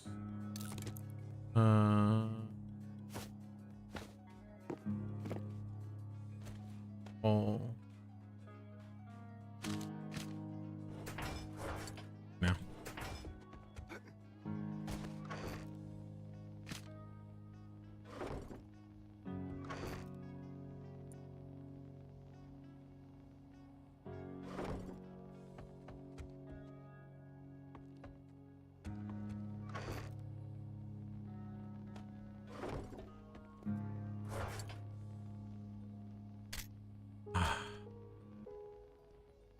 I think there's 4 levels of most weapons.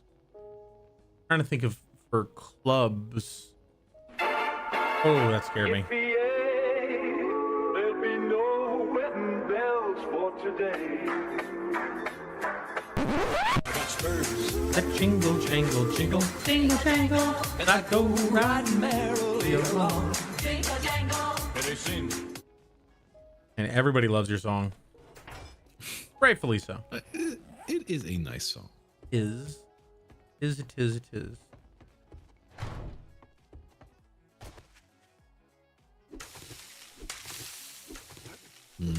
Painkillers of an unknown origin. We do love those. Unmarked pills. Always a good thing. Yeah. I think I've decided to just throw out my chicken. I had a batch of chicken that I left in the fridge and forgot about for a couple days, and apparently after like 3 days it goes bad. Which I guess is good, because if it went bad like 4 weeks, then you, after, you know it's got a bunch of shit in it. Yeah. So that is, I'm sad because I wasted like $40 on chicken. Yeah. I'll get some more. It's one of those things that you make it it's right one away. of those things you shouldn't really buy in bulk, but yeah, I mean, I get Well, what I did, I only bought 3 packages. So each not that package is much bulk, $15. But each one was like, oh God, how much was it? It was probably about 2 pounds, or maybe 1.5 pounds. So probably about 4.5 pounds of chicken. What I normally do is I cook it all up at once, and then I have about 6 days worth of food. So 6 days worth of food for $40 is actually really good relative That's to a good you know, deal. outside prices. But when you fuck it up and you have to throw it all away, it's not quite as good of a deal. No.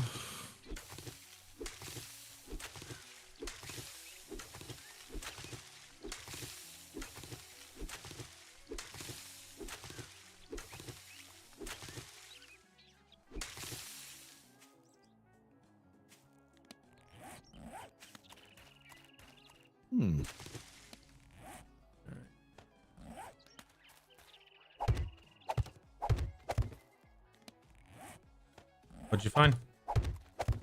No, usually a POI is pretty clear on where it wants to make me go, but this time I'm kind of lost, which is okay. Like, I'll just like change wherever I'm going, but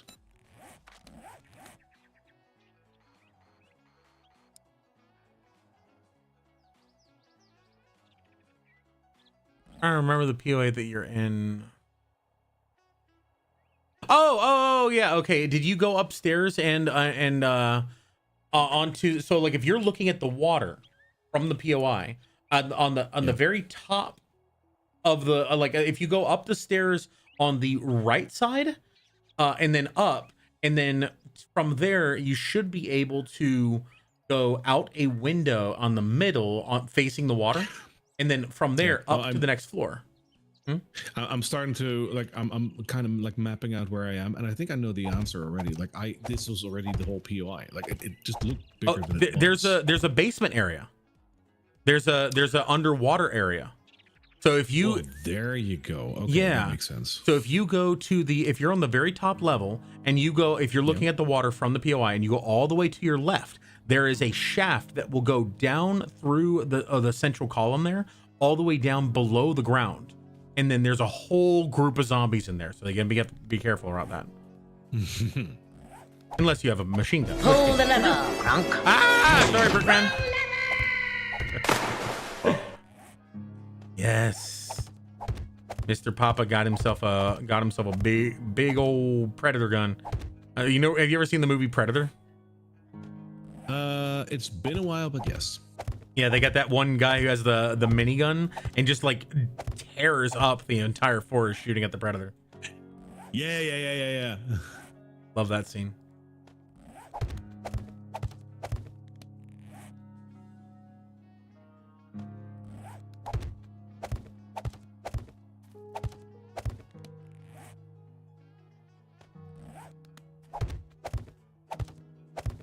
Fine, bro. How you doing? It's good to see you, Brickman.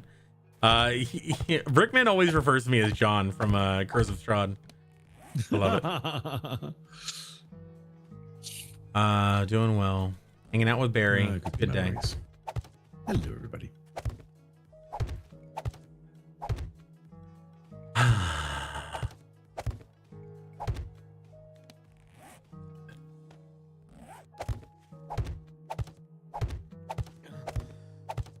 Oh no, I'm thirsty. Whatever shall I do?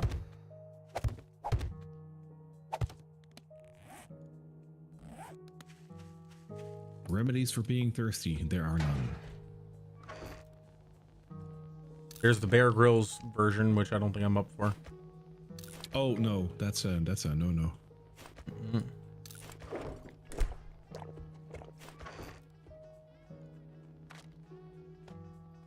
There we go.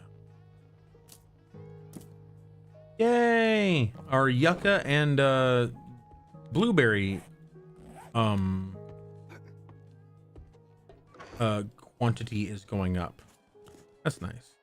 That's nice. I like smoothies.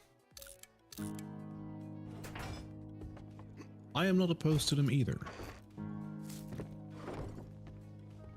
right. I'm a coming. I know you're already probably like underground and dealing with everything, but I'm a coming.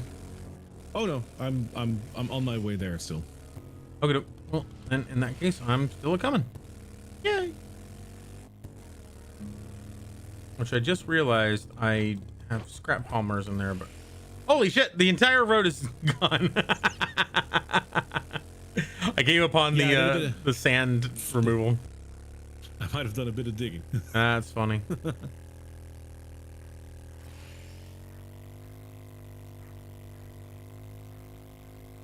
Whee!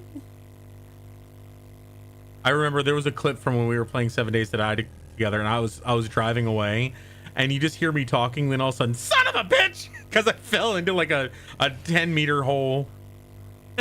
Just driving away. I believe I remember that. Yeah, that was a good one. And that's where I was actually talking to my mom about this. I really have very little creativity when it comes to decoration or architecture. I'm a very, very straightforward utilitarian person. And so when it comes to like, oh, how do you want your house to be?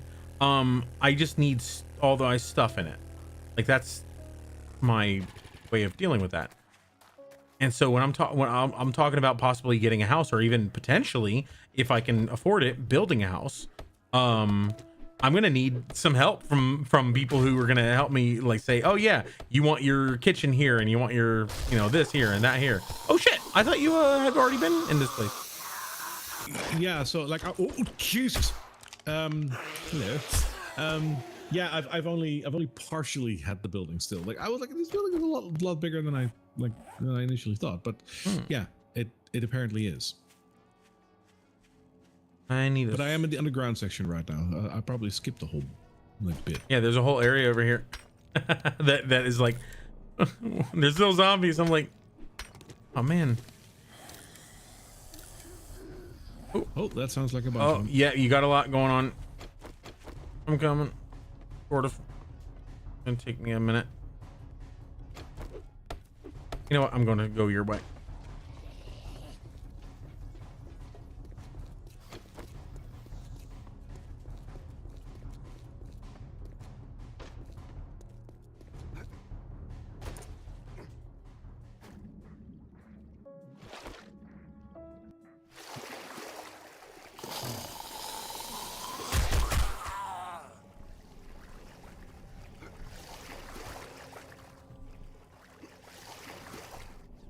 Search purse. Yeah, why not?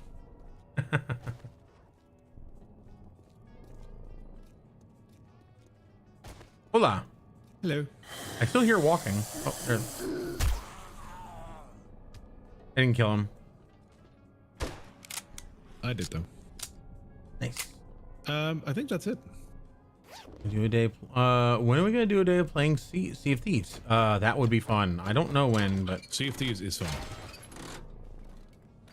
Also, you know which campaign I am slowly looking into? Not that I have like a lot of time to Odyssey. really dive into it, but well, yes, but that's one still on the agenda. But the other one is the Ghost of Saltmarsh. Oh, interesting. That's a piratey one, right? Yo ho ho, and a bottle of Dodge. something Dungeons and Dragons-y. Yes. Bottle of mead. Yeah, that would work. Also, these conveyor belts are amazing for electrical parts. Like 5 per section. 5? Wow. 4 or 5, depending on I guess how much you're getting with the salvaging. I'm getting like 5, but I also have a point invested in the scrap operations. I'm big on scrap.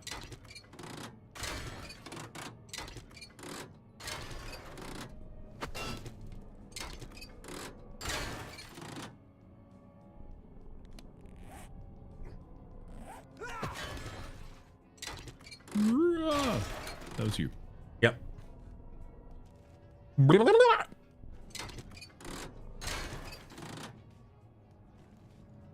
I just realized there was a locked container up You here. are wet. Probably from being in close proximity to awesome people. Shall do the unlocking. In the meantime, I will drop some stuff in there. Oh yeah.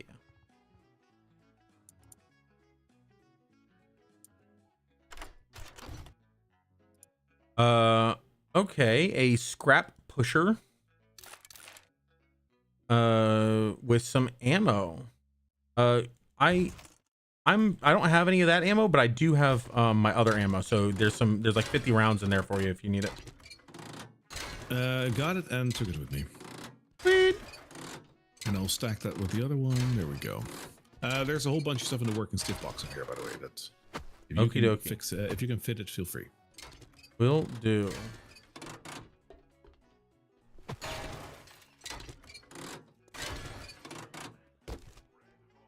Ooh. This is a pretty solid place for a base as well. A bit Yeah, of a yeah. nuance to get to, but There's a place in, oh god, I can't remember exactly where it is, but it's by another Trader Wrecked. And it is a building, a home with a really big like bomb shelter underneath. And oh, is that the one that's connected to like a well or something? Is that the one? yeah, like not necessarily. I don't know if it's a well, but there's like a little shaft that's hidden under a. So the entire place has a metal fence around it, and right outside Yeah, of the I've seen that fence, one. yeah. And that place is one of my favorite places to have a base too.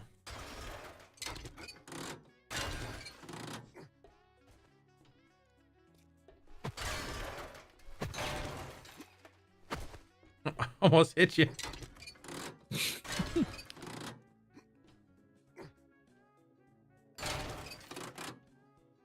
I'm on go back. See if I missed What is anything, but I it? don't believe I did. Is it perception that has the salvage operations? Yes, it is. Damn it. I need a impact driver one of these days. Impact driver? I barely know her. Yo. Excuse me. Harvesting tools. No. Repair tools. Salvage tools. There we go. Yep. I'm on 3. So apparently, no, I bought the ratchet, not made it. What did I make? I made a level 6 something. Oh, it might have been the stun baton. Yeah, I think I made it level 6 stun baton. I remember using the baton points or baton parts.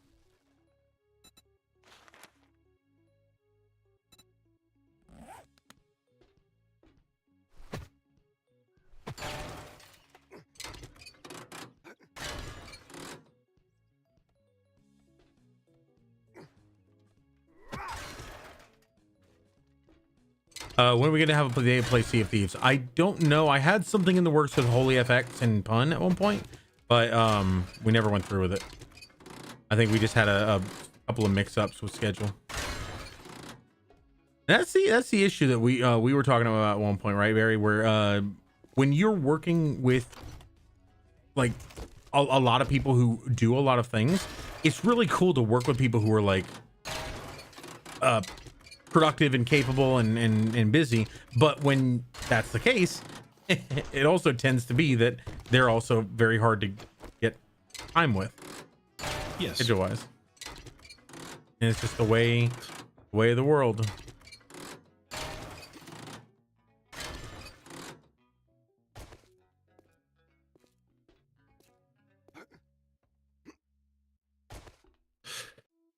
Good. More crates.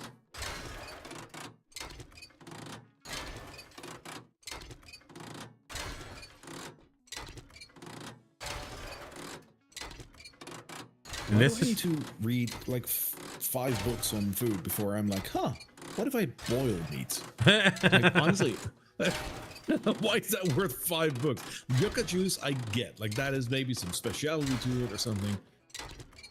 But Yeah, boiling meat, that is like... even grilling 'cause meat, it's- requiring to look that up is like, no, that's just something that people should innately know.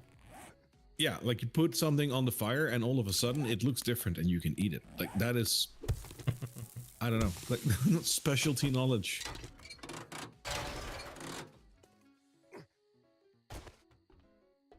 Yeah, the difference between charred meat and grilled meat is like, yeah, if you don't put it directly in the coals, it's not gonna be as bad.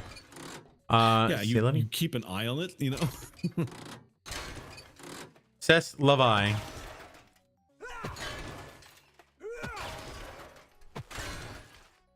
I want to go to France and just like walk around mispronouncing everything and pissing everybody off.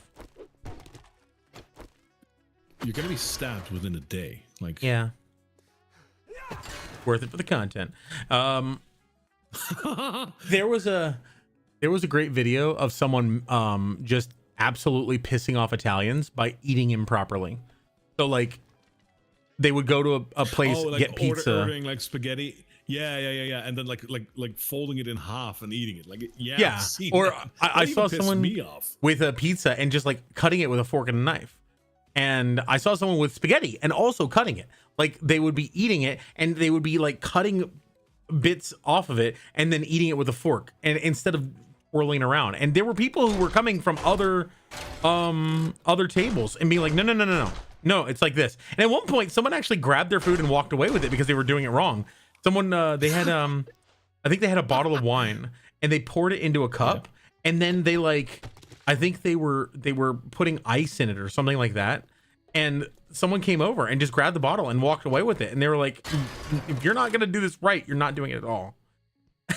Wow. Okay. it was great. Yeah. I mean, taking it away is slightly pretentious, but it's still funny.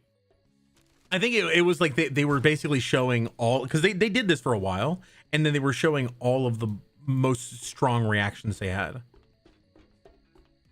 I mean, that is funny.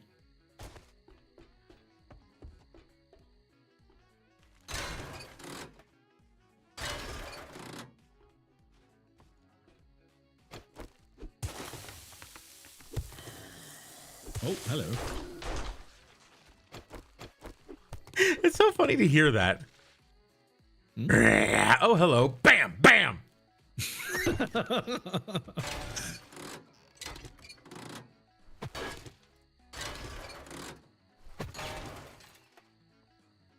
Minecraft rules apply. What, 2 in a dome and Oh no, I destroyed the chain holding up this platform, and it's just floating there because it's adjacent to the building, and therefore being supported by the building.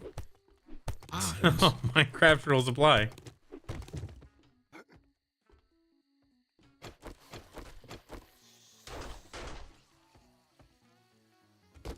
let's not. Let's not and say we did. Oh, look at you now. You're all dead. Clean yourself up. You're dead. That was one of my favorite lines from Rush Hour. I think it was Rush Hour 3, where at one point this guy beats the crap out of Chris. I think it was Chris Tucker. Beats him up and then throws a rag on him and said, "Clean yourself up. You're bleeding." And then later on, Chris Tucker ends up in a shootout with him, and he gets him. And then he's just laying there on the ground dead, and Chris Tucker throws a rag on him and goes, "Clean yourself up. You dead." Yeah, that's a cool retort.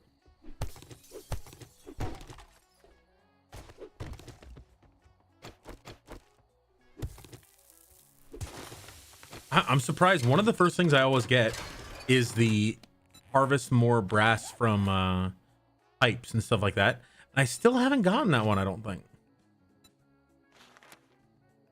Wasteland treasure. No, I got harvest brass from doors. I even got the weave fibers into cloth, which I find particularly useless because at that point, like, they did make it so that cloth is a little bit more rare.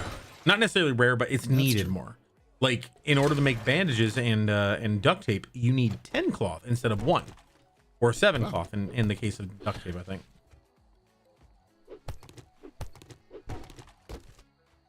Right, that's the rest of the building looted. Do you happen to have 7 feathers on you? No, maybe in a mini bike, though I'm pretty sure I usually don't store them there. Okay, But I'll have a look. I have 7 iron heads, so if you want to make some iron arrows. Can you sit still for a second, buddy? Thank you, darling. You want to eat a rabbit tonight? Sure, why not? That sounds good. I'm normally normally a chicken person, but rabbit sounds Glad you said yes, because if you don't want to, you're still gonna. That is if I can find him. Oh, here he is. What was that from Dragon Ball Z Abridged? Your compliance is not a factor. That's a cool way to put it.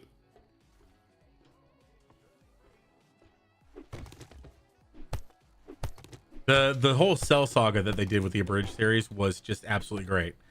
Like, at one point, Android 16 was fighting Cell, and they're like, "I thought you were only programmed to kill Goku," and he goes, "Cell is comprised of 12.7% Goku cells. These parameters," and his eye like glints and goes, "are within tolerances," and he just starts fighting him. And I'm like, that is so nerdy and so great. I do not have any feathers for you. I'm sorry. No worries, no worries. It was just to make some iron arrows if possible, which we are Sure, not it's worth a. in need of. It is worth a check. Yeah. Worthy of chickaroonies.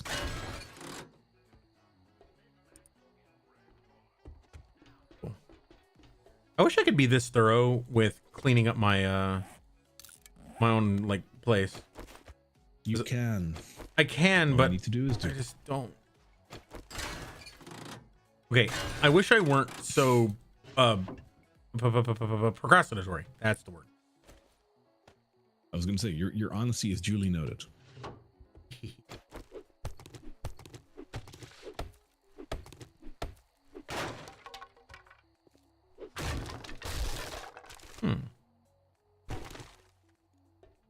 Unless you need me for anything, I'm going to go head back to Le Base.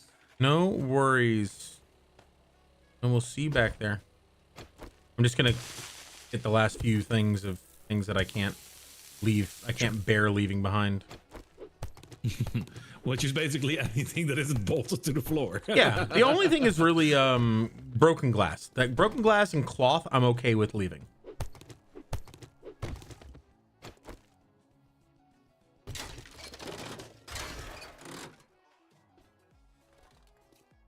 There was a light here.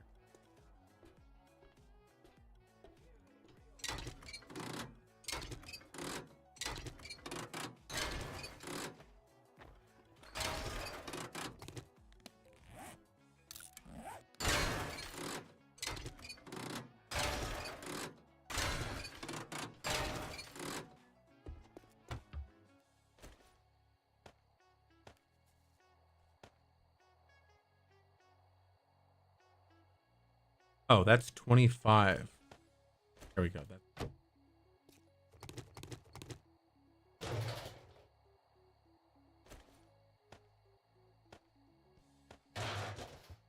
I guess I don't need to do that. I could just there use less paper, because I mean, if there's anything else that we need more of, it's definitely paper. Can never have too much paper. What if you run out of it and you need to take a shit? Exactly. Thank you. That is with most people like the biggest scare of the apocalypse, apparently, because you're like, whenever there's like a scare of something, toilet paper is one of the first things to go. Not food, not water, toilet paper. Well, no, definitely water though. Water. So we have our Costco here. If you go there, you're gonna see people in the fucking assholes in the parking lot reselling toilet paper because they've bought it all up. They'll go in. Really? Yeah, they'll go in, buy it all for normal prices, and then resell it for like 10 times the cost outside. And they don't get mobbed or anything, because They should. honestly, like if you do that, Yeah, because you're enriching yourself on the desperation of others. yeah. Just unfathomably, Absolutely not cool. Like yeah, unfathomably Making a buck- malicious. like yeah, making a buck out of a situation where you can within constraints, fair. That's commerce. Yeah, making a buck but off of a situation Out where of you desperation, prepared. that's no.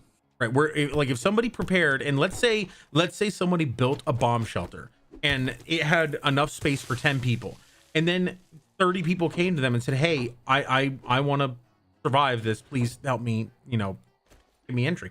Well, not everybody can get in here, so what can you offer? Not necessarily money, but like, can you bring something that will help us survive?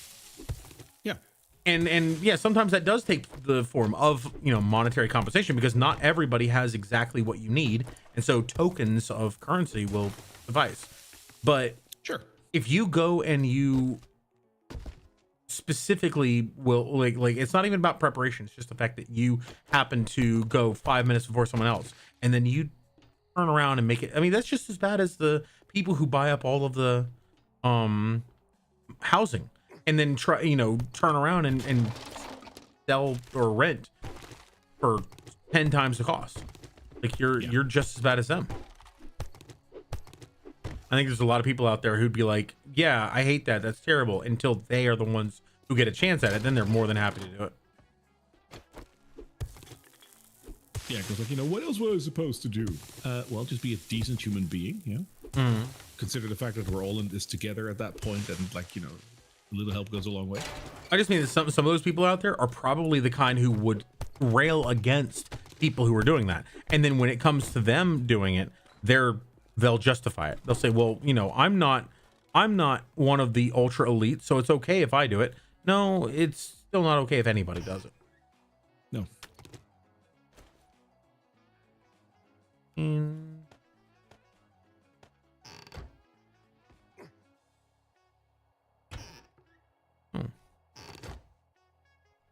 Huh.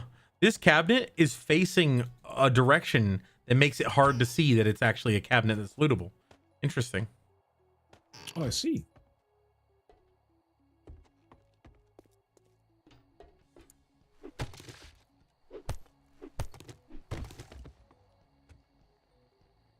There's got to be a torch or something up here. I can hear. Oh, there's a torch outside. That's where that's coming from.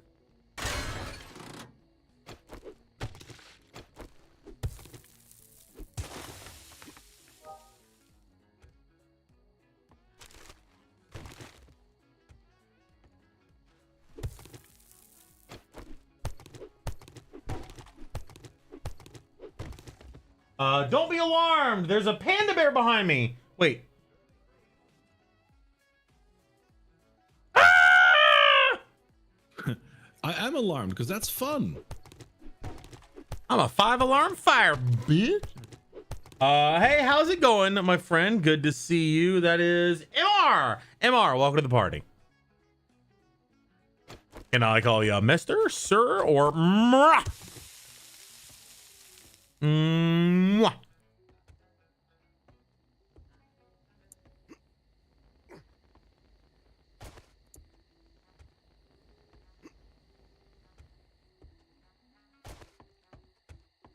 Yay.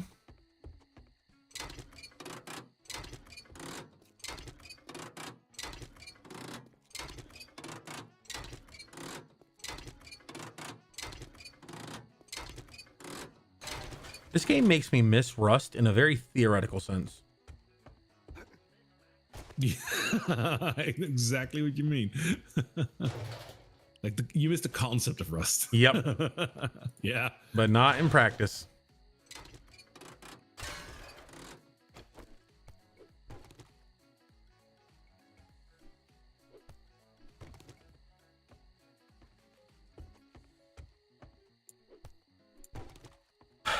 It's funny. I see all these tires on the side of the boats in the harbors and stuff, and Yeah. I see them. I'm like, why are there tires on the side? That doesn't make any sense. And then I was on a cruise recently, and I see tires everywhere, all over the side. Oh, it's to keep them from taking damage if they bump into things. Yes, sir. Ah, I grew up on a lake. I should know these things.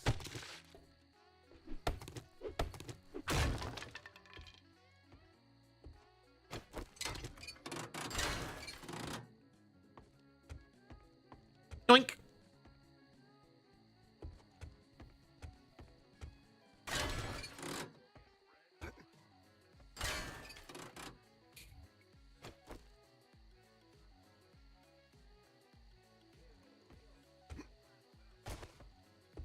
Whee!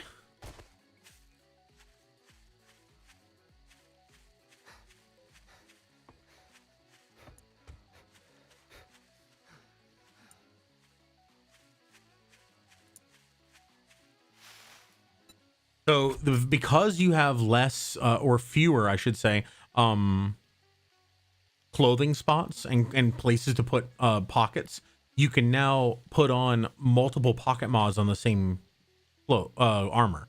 So but they have to be different levels. So like you can put a level 3, level 2, and level 1 pocket mod, but Oh, really? but you can't stack multiple level 3s, unfortunately.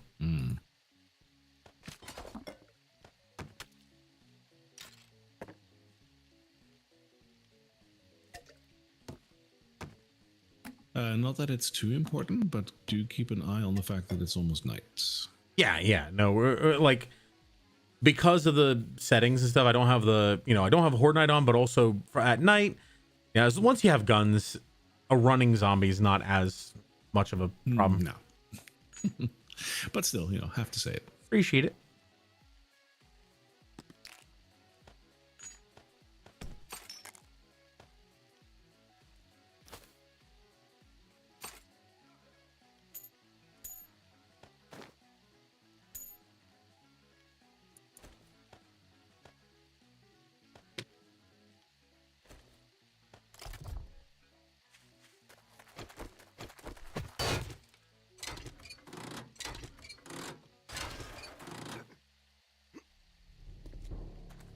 Or nor.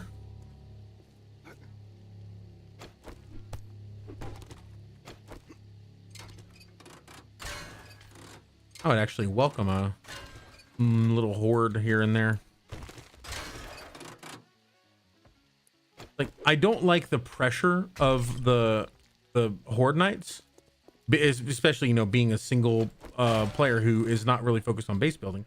But without the hordes, this game definitely does lose a bit of the Yeah, like significant portion allure. of why this game is cool. yeah.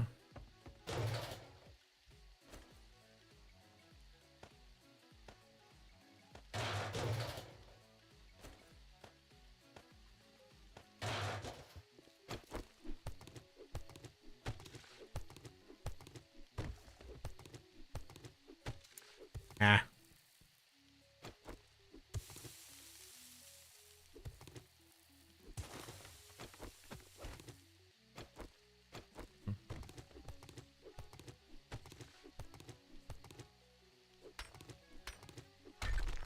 Sub-Zero!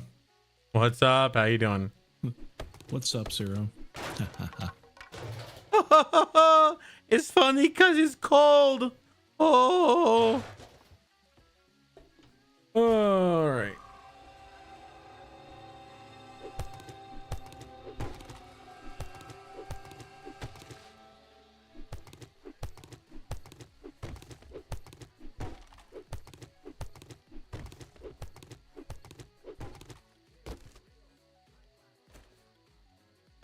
Nice job. You even found the hidden Shamway box, Yes. Mr. I mean, I Thorough. know this. I know this game by now. Like, you know, I look at a POI and it's like, yeah, that's something in there. Come on. You can't hide from me. I'm a veteran. I wonder how much health they have in the small one. Here, let me just see how much health you have. 100. Okay.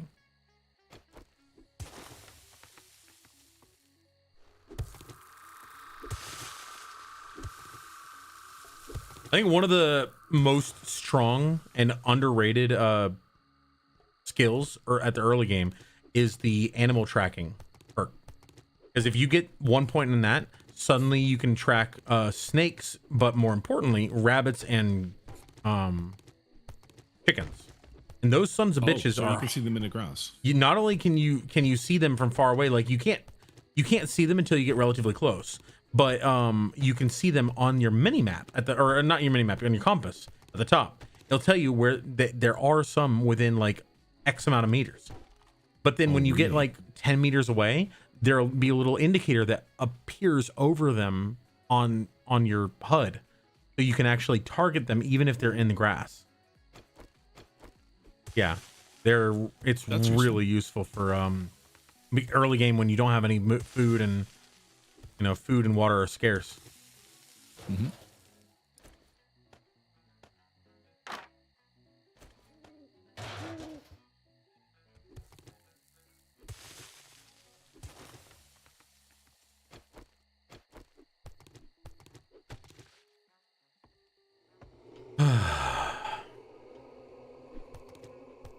I've done testing before or testing meaning I've tried it a bunch of different ways.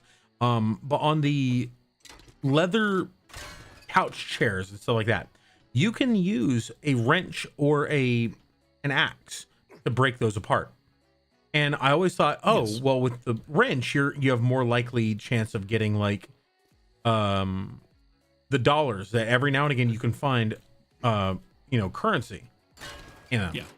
But I have done tests and found that with the axe, you pretty much have the same chance. And the axe typically is a little bit faster at breaking them down. That's strange. I guess it makes sense because, like, with electrical parts and stuff like that, it does make sense that you would have to fully disassemble it in order to get those things. But yeah, but from a game mechanic, which this game leans very heavily on game mechanics as well, like here and there. I'd say like using a better tool should also yield you a better result if the tool is applicable, of course. right. Which it is for a couch.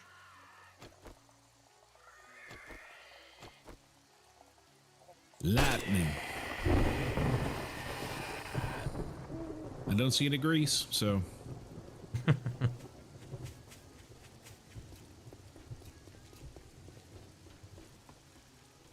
$7 degrees of Kevin Bacon. bacon.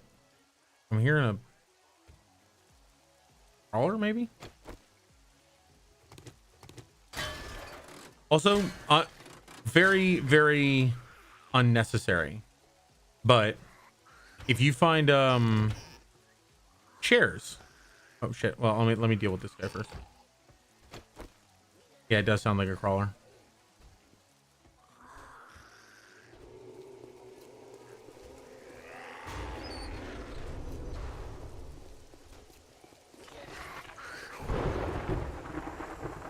Oh, mini horde. Well, like really weird horde because it's mostly crawlers. Oh, and one feral.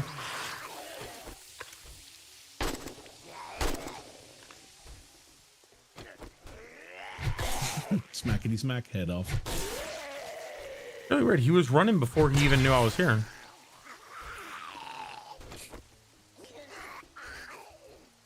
All right, I'll come to you then. But chairs will give you the best if you scrap them. Chairs will give you the best crawler. Will give you the best yield if you scrap them in stacks of 5. Because they will give you a fraction. So they'll give you like 1.2 chairs. Or sorry, wood if you scrap them. So if you scrap 1, you get, 1. If you scrap 2, you get 2. But if you scrap 3, suddenly you're getting 4. And if you scrap 5, really? yeah, you actually so it's not quite that, but here, let's see. If I scrap this, so it's 3 per with anything under 3. But once you hit 3, you get an extra one, and then when you hit 5, you get an extra 2. But that's the maximum. That's the best. So it's 17 for every 5. So if you divide that, that's 3 2/5. So you get 3 2/5, 3.4 wood per chair. So you actually get more if you do them in stacks of 5. Ah. It is completely unnecessary because yeah, you're getting an extra 2 wood. Who the fuck cares? But it is. You do. Yeah, exactly. It's those little things that make me go, ooh, I can maximize my profit. Oh God. It's fun, but it's not. Ooh.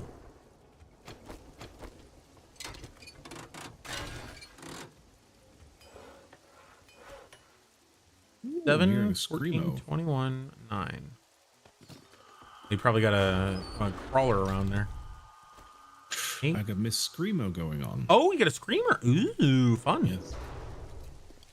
Let's have a look where she is. Where is she? Oh, you said you don't know where she is. somewhere. Okay. No. I thought you said, but look where she is. She's There probably she in is. I can the. see her. Yeah, she's probably in the pit.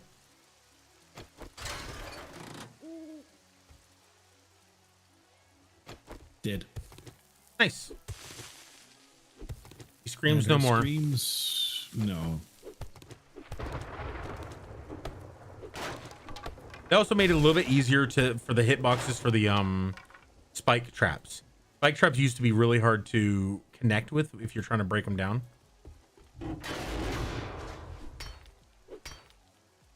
It's nice that they put some effort into that because yeah, that was really annoying.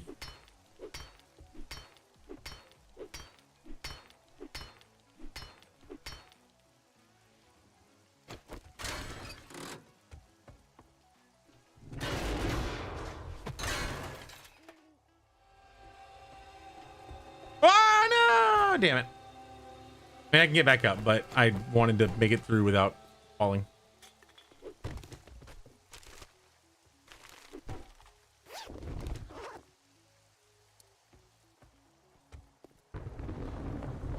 The sound, they did such a good job with the sounds for lightning and thunder.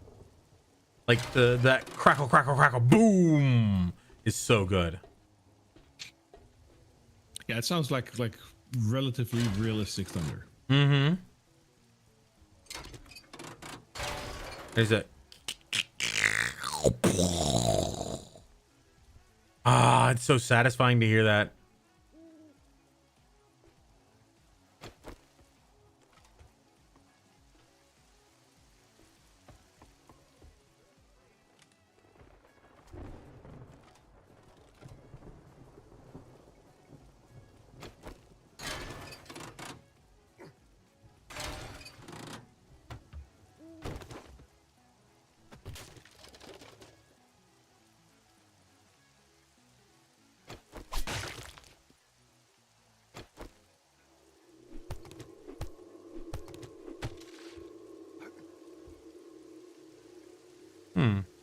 didn't realize that was a pathway. Interesting.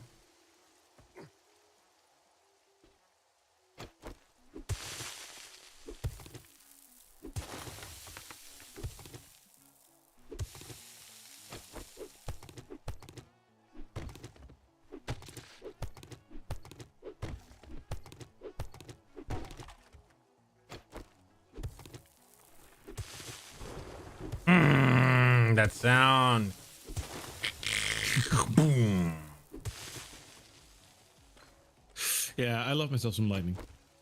I will say, like at home, like whenever there's like a real lightning storm going on, honestly, one of the things I love doing is just like turn my chair to the window, grab a drink, and have a look at it. Yeah.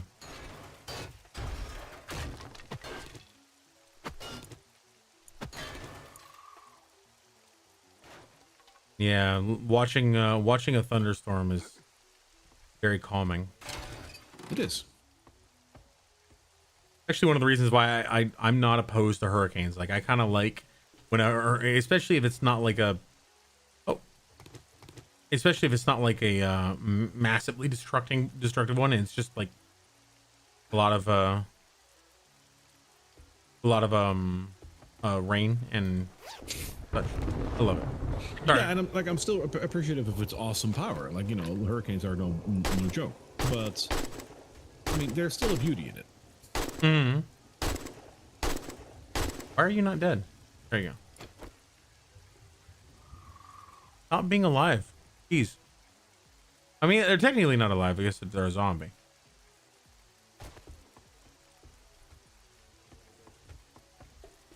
All right, I think I've stripped this place as bare as I can without destroying all of the repopulatable items. Yeah.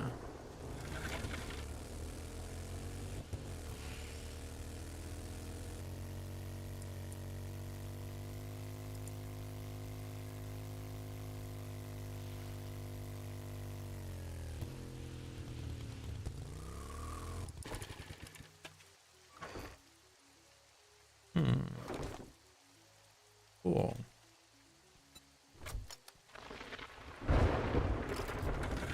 Ah!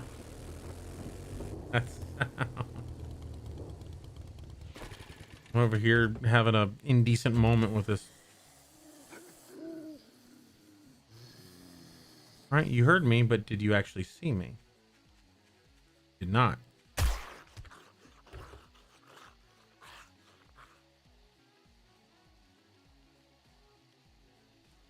Oh shoot, I'm dropping frames. Or at least I was for a time. Not currently dropping You them. shouldn't drop them. Yeah, I'll try not to. Don't be dropping them frames, boy. You're gonna need them.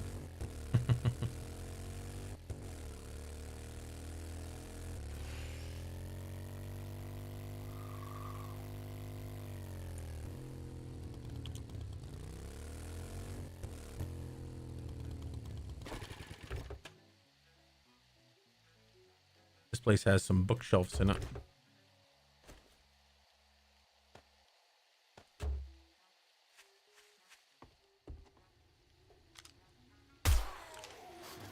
Hello.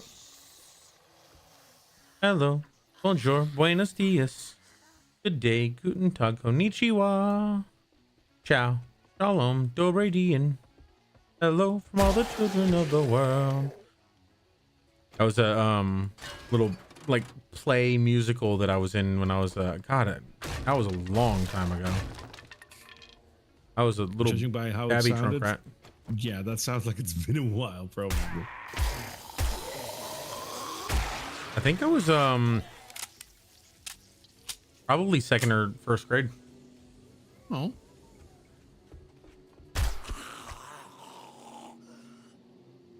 Yeah, the song was it was meant to. But sometimes when I need to know, oh man, how does someone with this language say hello? That's how I remember is that song. like that's still in your still in your mind. I like that. Hello, bonjour, buenos dias, good day, guten tag, konnichiwa. And then at the end it's like, we live in different places from all around the world, speak in many different ways. Though some things might be different, we're children just the same, and we all like to sing and play. And it's yeah, it's a super friendly, chill song. Very nice. I had a snake outside and it's hissing at me. Something fierce.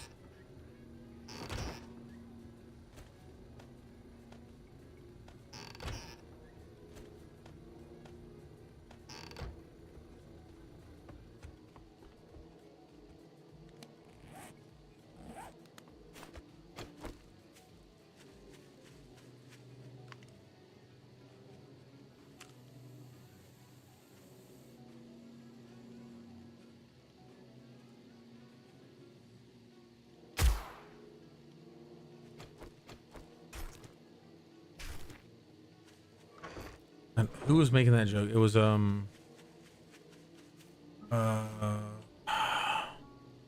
what game was it or plan?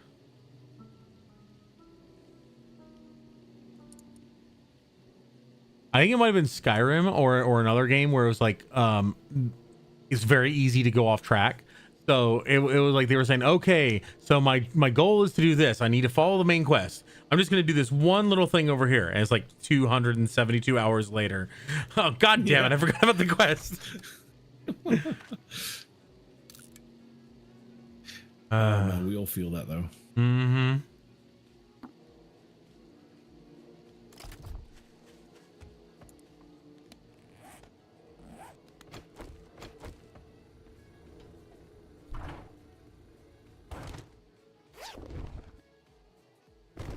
It's weird. I feel like I've looted this house already, but I must have reset it and not searched it, because there's a lot of things that are normally destroyed on search that are in here. No, I've definitely been to this place before, but apparently I haven't looted it since I reset it, oddly enough.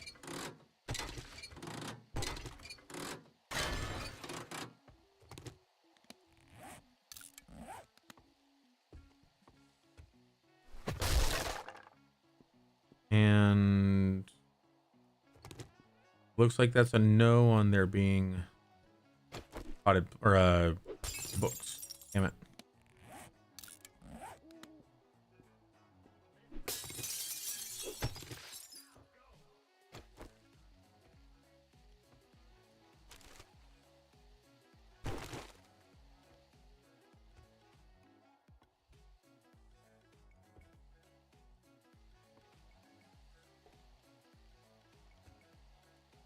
Although, no, I must have come through here because a lot of the doors are open when normally they're closed. That's really strange. God, I thought I saw movement for a second.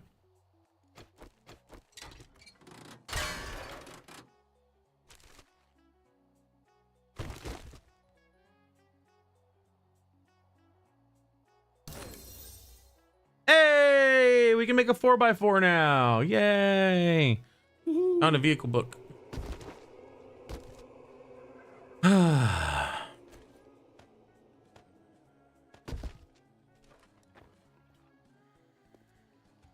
I hear someone outside.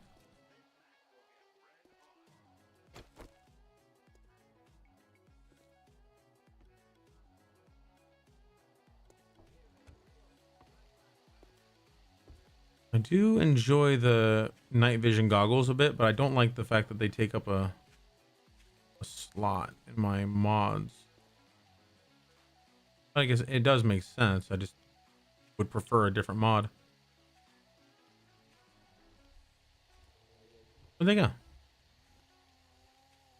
You are. Ah, you bastard. Made me miss my first shot.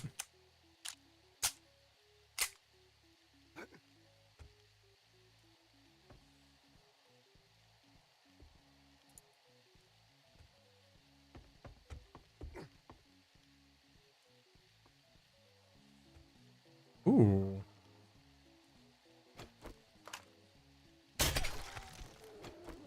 Got him.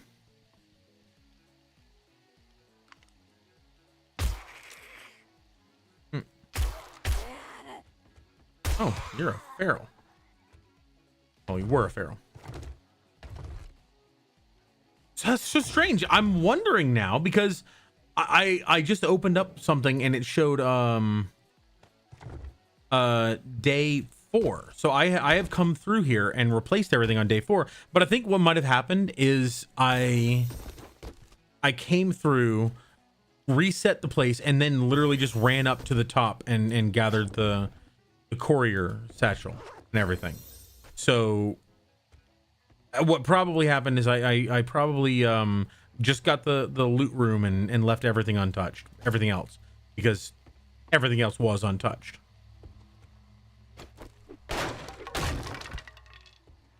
Yeah, maybe you were in a hurry or something.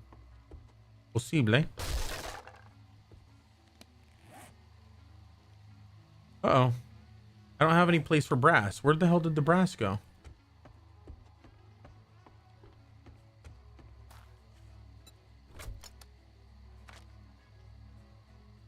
And that's how I made the name for that state. Everyone was like, where did Nebraska? Where did Nebraska? Nebraska. That's a nice Ah. name. Hey, Bill, you were still looking for a name of a state, right? How about Nebraska? Where did Nebraska? Oh, that's a good point.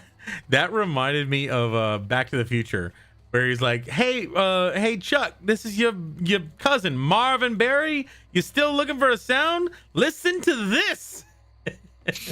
Like, hey Bob, you still looking for a state name? Where did the brass go? Oh my God, Billy, you're a genius. Like yesterday with that one shot that we were playing. Yeah. At some point, like I don't know if you remember, but at some point, like an angry mob basically getting together, with like torches and pitchforks. Oh yeah, Skarsnik. Yeah, I remember that. Yeah, and like one of the players like misspoke and she was like, so when I look at this group, like they all have like pitches and torch forks, right? Torch forks. And I was like, yeah. So you see, like, Now a couple they do. Like, let's get 'em. Yeah, you got your pitches and torch forks. Yeah, I got. I just went off on a tangent with that. Everyone was like howling in laughter. Nice. It was so funny. Yeah, let's get 'em. I got my torchy and pitch.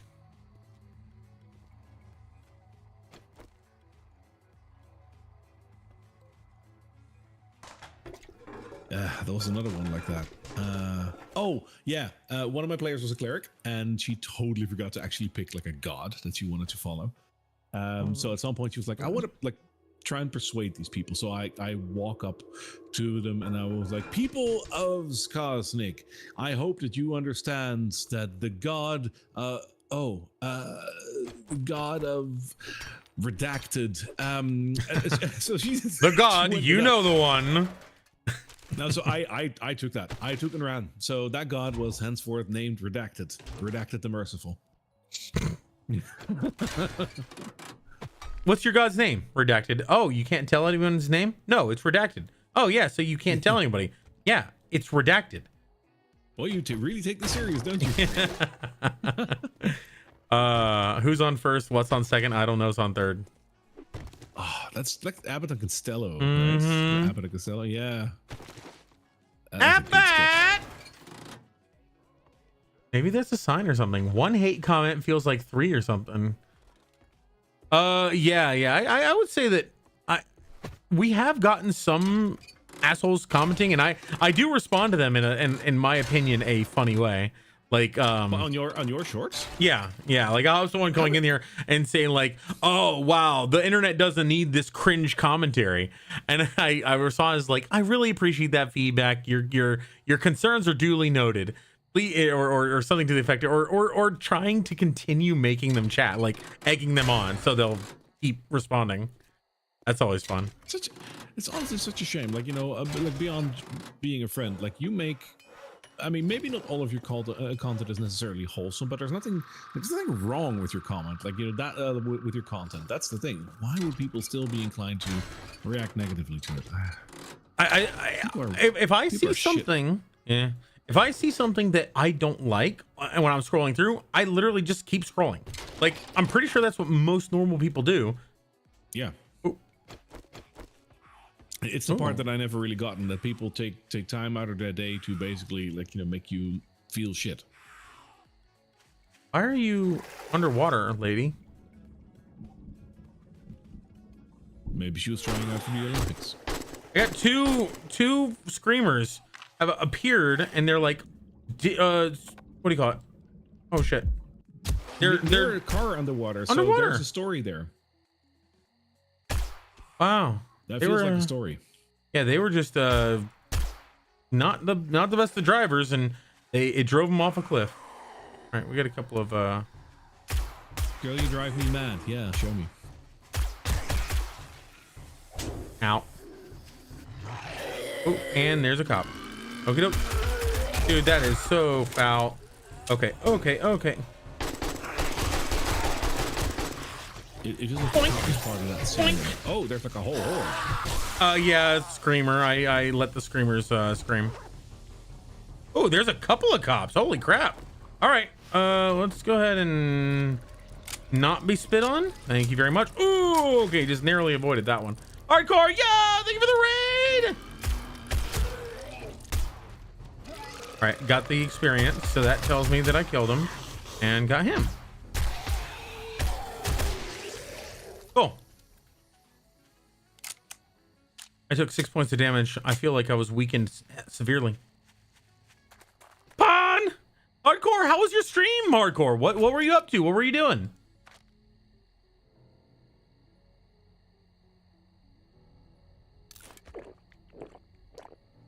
What am I missing? Oh, okay. There we go. You're making a carpeted shower. Truly cursed. Love it. Carpeted shower? No. It took me until you said that to realize, because when he said truly cursed, I was like, oh, maybe it just looks weird in texture or something. I didn't realize, oh yeah, carpet in a shower. Ew. You, Can you imagine how rough that feels under, like, in between your toes? Can you feel that? when it's wet, I feel like it would just be soggy. Yeah, like standing in that while you're like washing yourself. That. Ugh. I think what's that shower would be a good place to shag in. No. No. Sorry. Yeah. It feels No, like that gets the berry seal of approval.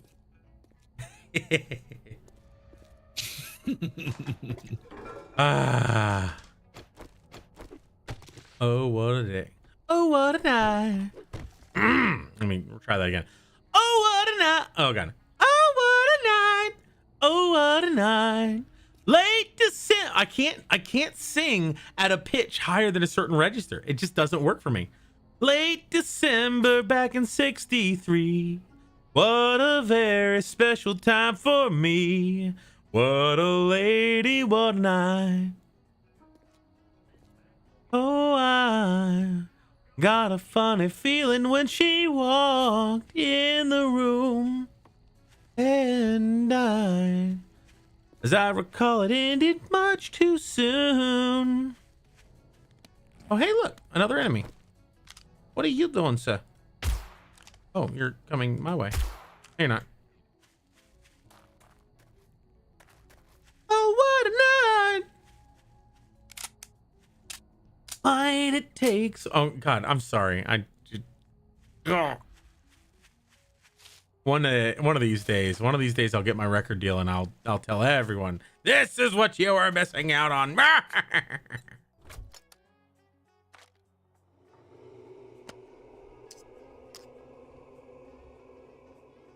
Do I have a club that I could wrap this chain around? No, it doesn't look like it.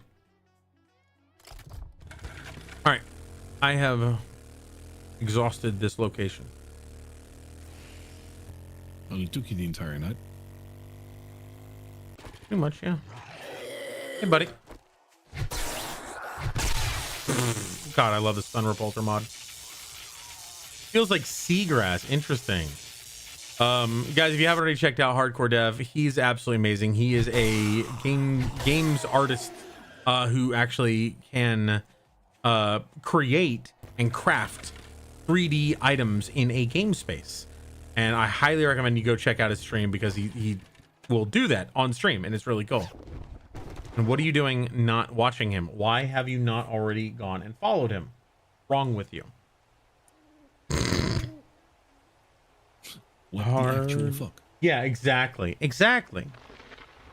Oh, that sound. Hardcore Dev, you need to become a sound designer in games because god damn, that tweaks something inside me.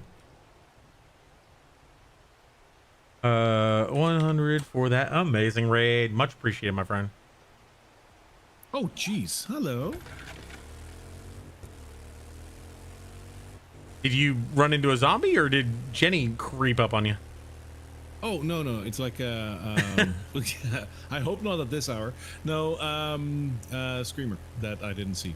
I was gonna say, because oh geez, oh hello. That, I was like, oh, that sounds friendly.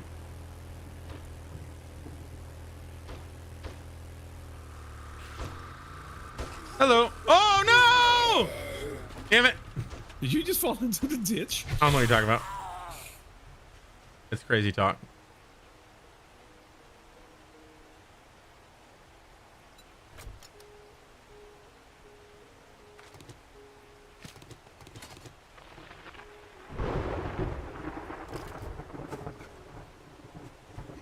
Hello. Ah. Oh, sorry. Hello. Knocked over potted plant. Just decorated a bit. Wait, can I plant this? Oh, ooh, ooh. I had a lot of seeds on me. Nice.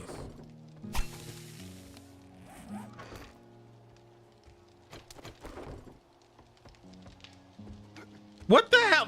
The potted plant. Ah! They're upside down and tilted.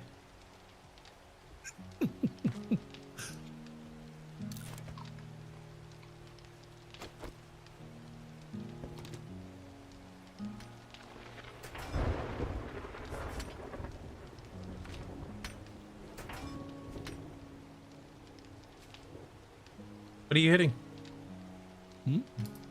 Nothing. Oh my god, you're like partially upgrading and then stopping. Ah! I don't know just which buttons to push you do.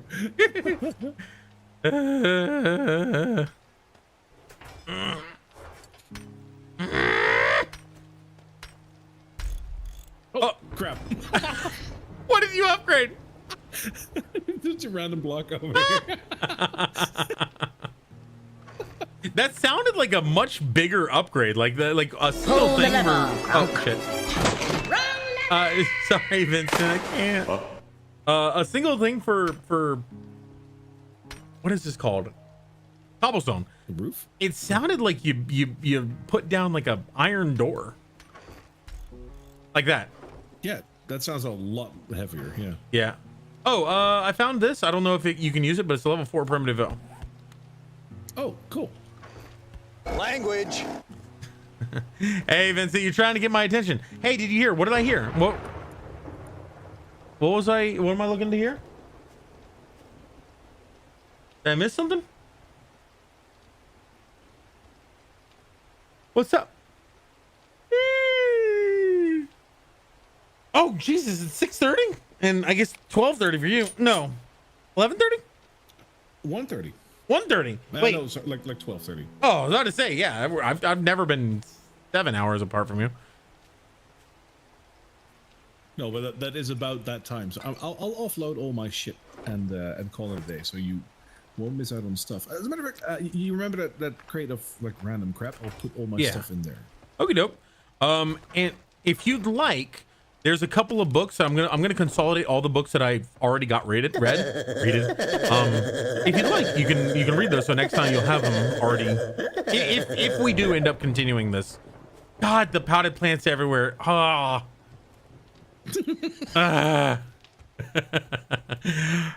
Hey Cherry, how are you doing? How did you get it embedded in the banister? What the? How? Even? I don't. God, you are freaking buff, man.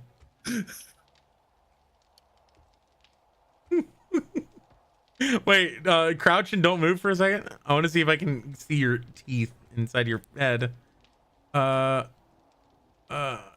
Okay. For a second when you were moving and walking forward, I was able to see inside your head for a split second.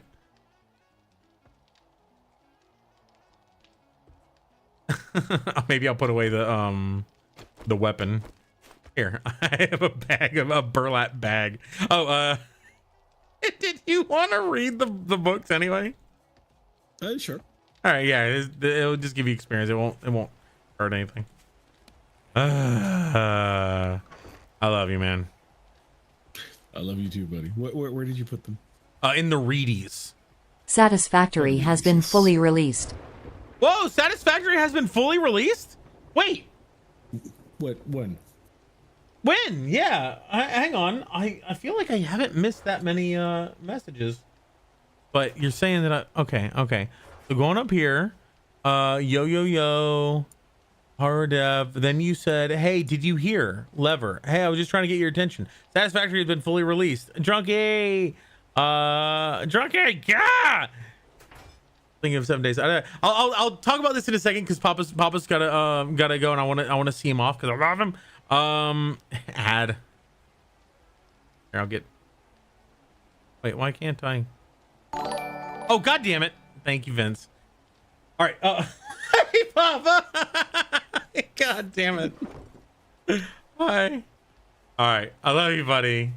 Get some sleep. I'm gonna clean up some plants. I'm gonna clean up some pot that Papa left around my place. What? On the ceiling? What? Ah!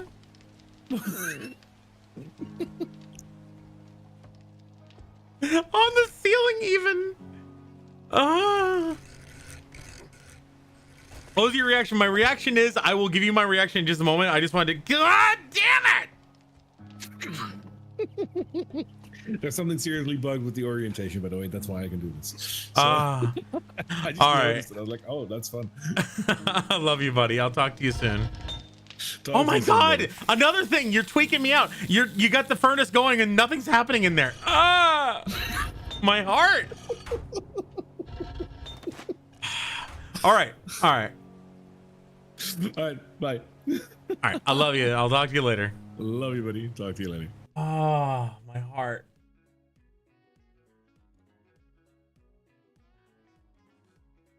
There we go. Okay. Okay. So my reaction. I didn't know there was a thing. Release for that game. Satisfactory. A satisfying release. I didn't know that. That's interesting. Let's see. Okay, I can pause it now. Good. I just found out just now. I'll tell you his reaction in a second. Yes, yeah. Prime Hype, thank you very much. I appreciate that, Vincent. I was actually in the process of trying to give you a sub, and you beat me to it.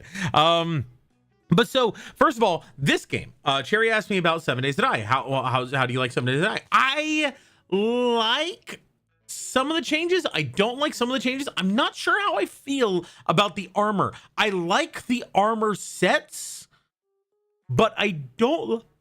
What I don't like is that they simplified the armor overall and they made it so you only have 4 pieces of armor, and now you have only the mod slots for enough of what you've got. All of the previous glasses and stuff that you could wear, like the cigars and stuff, all those have been made into mods.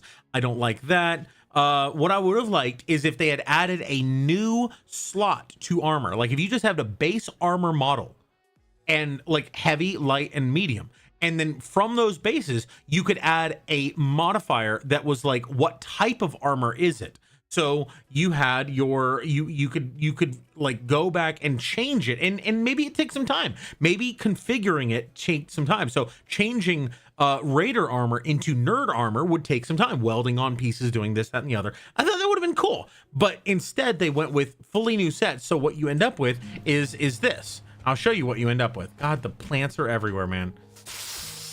I have to go jump into our game, see if I can finally go where it wouldn't let me before.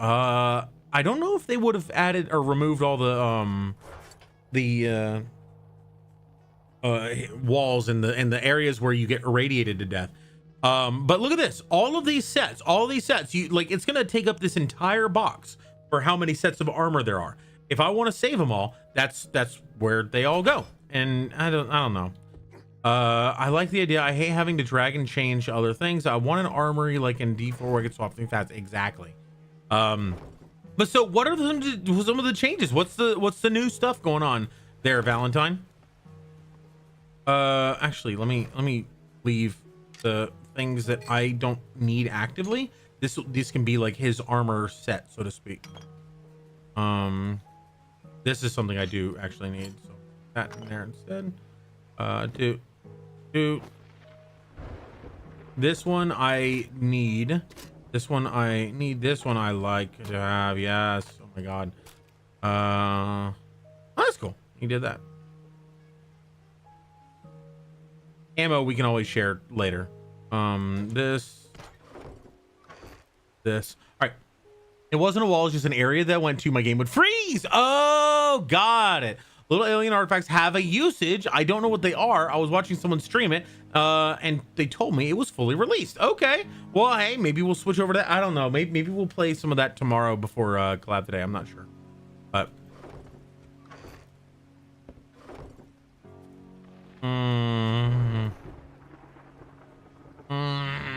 I don't want to remove them because it's like they're Papa. Papa added stuff to my place and it makes it so homey. And then I see this like, I'm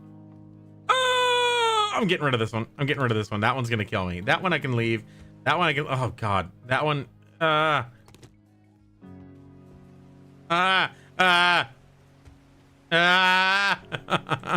not that one. Not that one.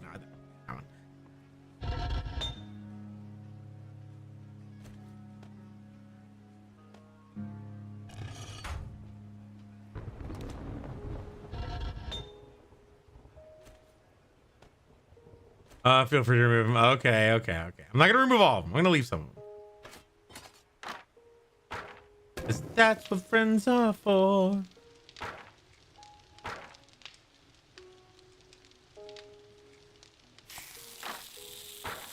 Yeah, I don't want to waste an extra piece of wood.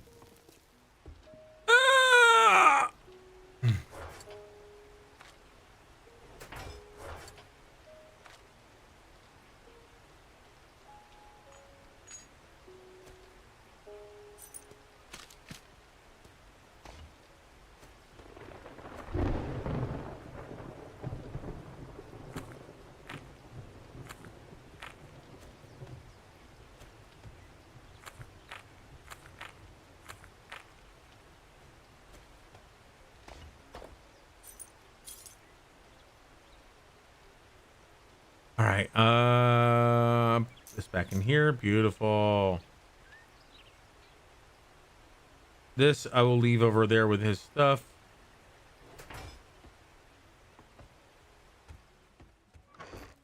Barry's box will forever be known as the random crap box.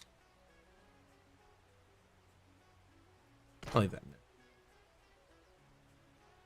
Ammo we can share later. I don't actively use the pistol, so I'll leave that in there. I'll leave this in there for that as well.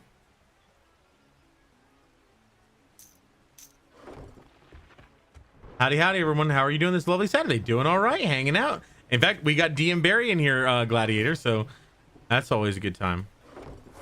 But yeah, Vincent, if you want to play an hour game tomorrow for a little, I would be down. Just let me know what time. Those little alien artifacts have users. Let me see if the update is going to wipe out my existing run, because if that's the case, then I might just create a new one and play, do my, because I do play solo as well.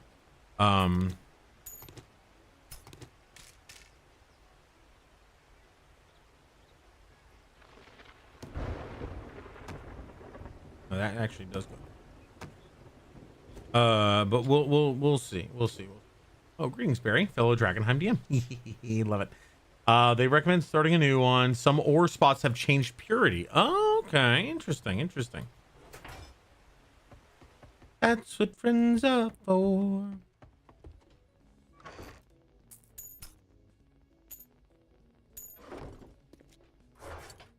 There we go. Waited long. Or that kind of mod. We just finished our session. Ooh, go? You were telling me that it was going to be an intense one. How did it go?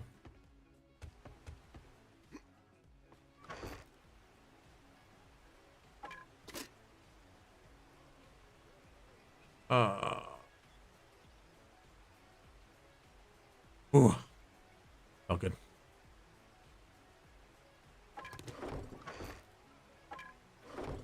Alrighty, we are back to a hole, so to speak. Got everything that I had at the beginning. It's been 3 days in game. That's not bad at all. The barbarian didn't have the best time. Yeah, realizing what happened in the last game, I 100% failed to realize that we should have taken a short rest. But, you know, it was still fun.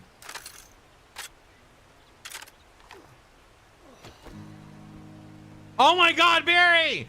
Ah! The freaking chairs! The chairs! There's probably still stuff around here that I haven't even noticed yet.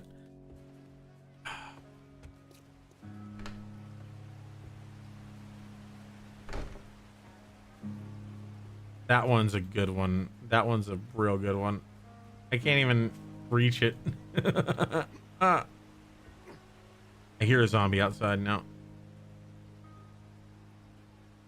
Holy shit, how do you even do that?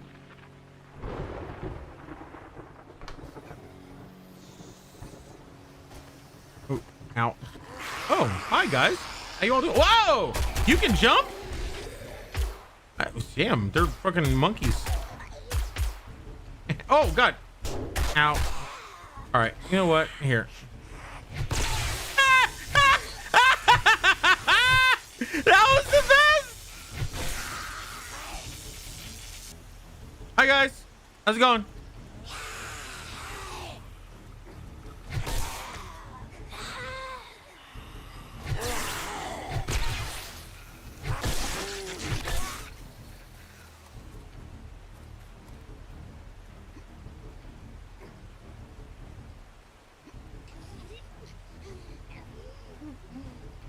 It was all ladies, by the way.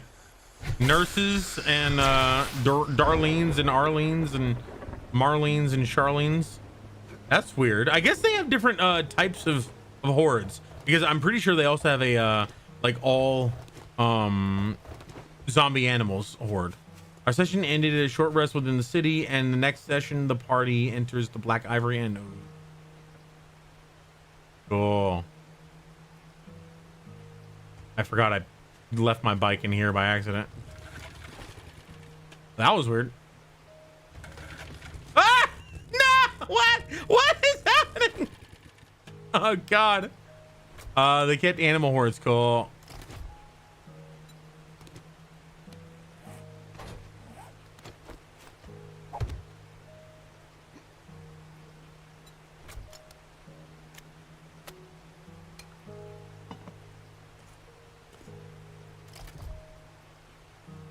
Gas her up. Boom. One of my favorite things about this game right now is the damn sound design. Oh, it's so good.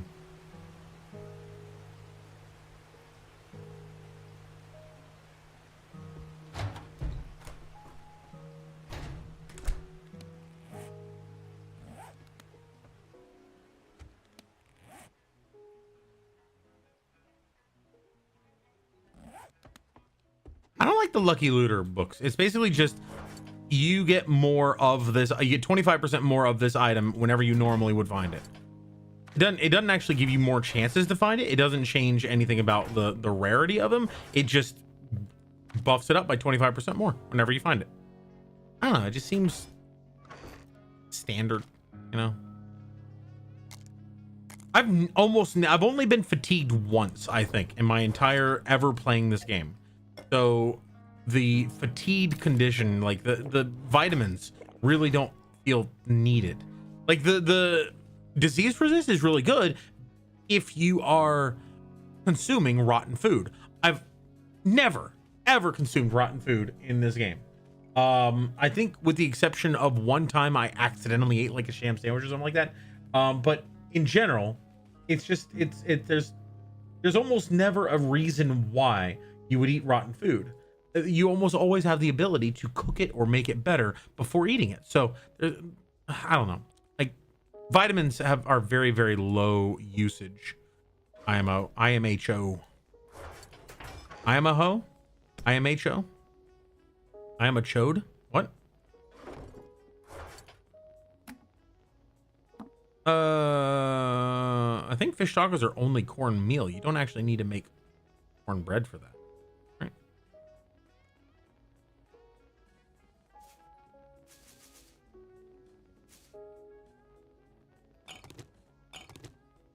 Let's go ahead and make some cornbread. We're gonna need it for a couple of these things anyway.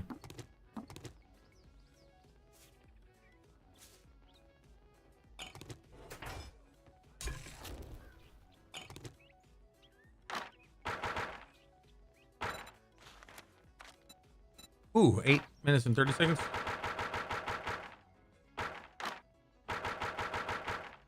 Oh. Go.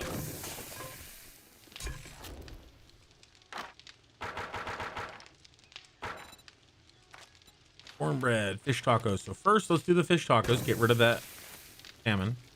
And then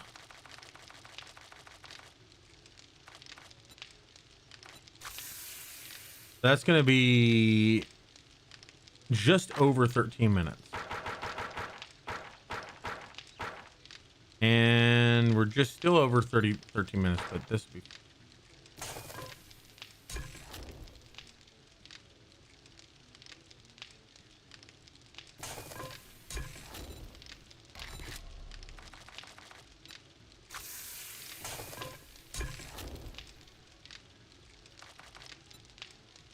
What should I get? 8? No, 7. Okay, 7.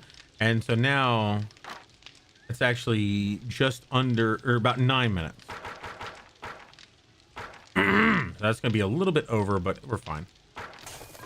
And this is going to be 3, which is just going to be just over 11 minutes.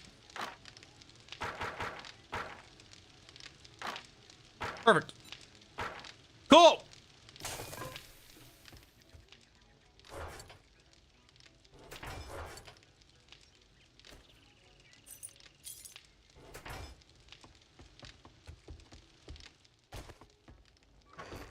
Boop, boop. Dum, dum, dum, dum, dum. Do I hear something else?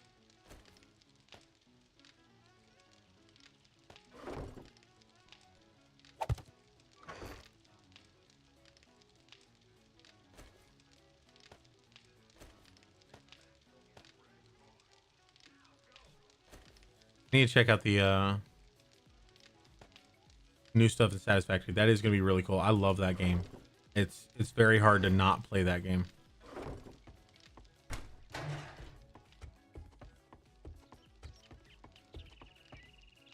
right. I'm not going to worry about the farmer's clothes for now. Just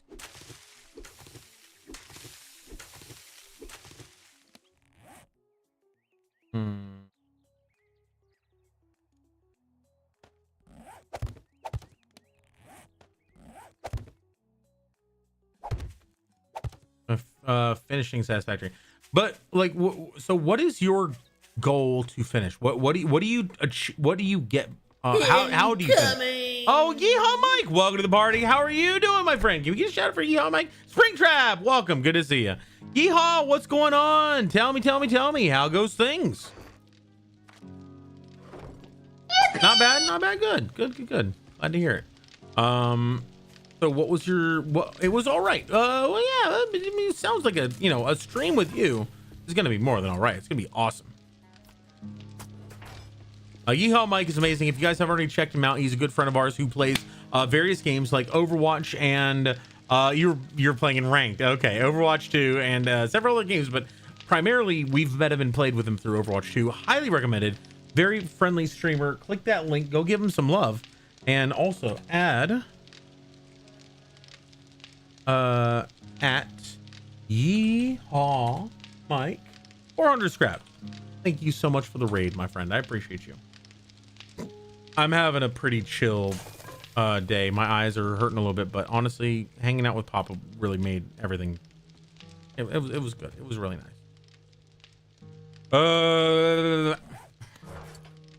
He's away. I wanted to make some stew as well. I wanted to get rid of some of this meat, but the rotten meat, I guess I can save the rotten meat for farms, but start a raid and run. No worries. Go enjoy yourself. Make some dinner. Have some good times. What time is it? It's nearly 7 o'clock. So I actually have some time. I'll go get myself some dinner here pretty soon. So 5 minutes, 40 seconds. I can put it in here then. There we go.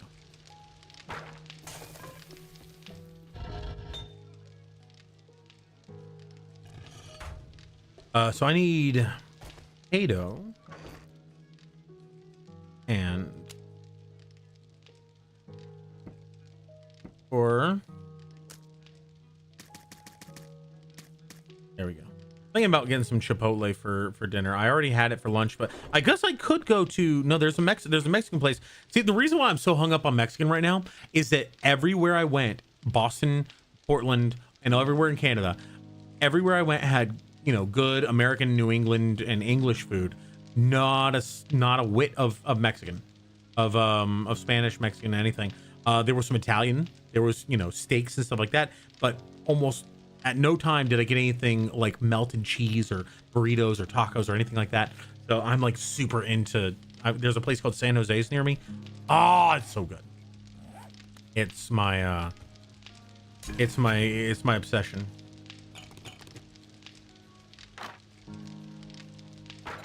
Want to make I need animal fat.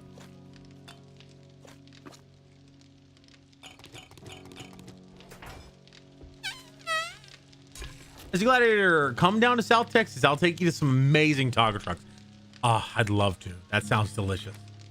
I can make 27. What is limiting me here? It's the potatoes and corn. Okay.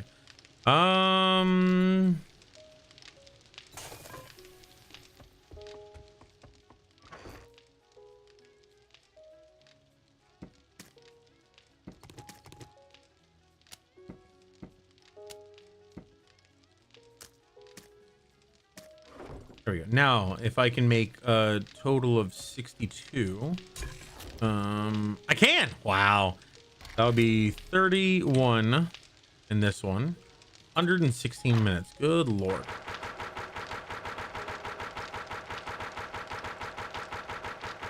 Your girlfriend's family runs a restaurant that has the best barbacoa. Nice. I don't really get barbacoa. Like, I like smoked brisket. So what I get at Chipotle is they have, for a limited amount of time, they have smoked brisket as one of the meats. And their steak is really good. Their brisket, oh, so good.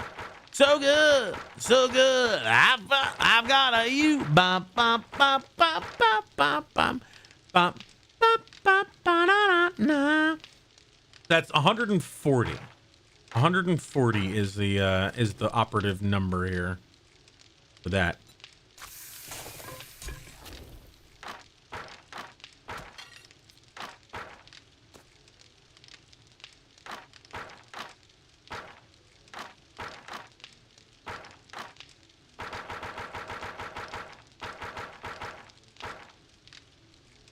There we go.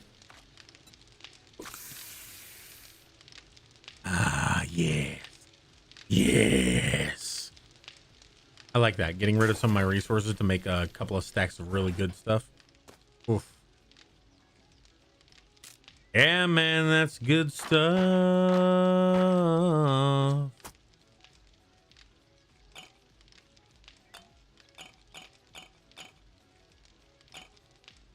That's a good song. I think it's Kenny Chesney. I'm not sure. My buddy showed me a crock pot that shreds the meat while you cook. Wait, what? That's insane. Is that really a thing? It shreds the meat while you cook it? That's crazy. That's great. That's so cool.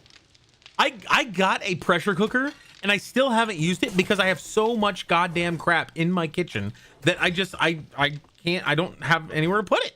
Like it's I'm overwhelmed. Know what I'm saying?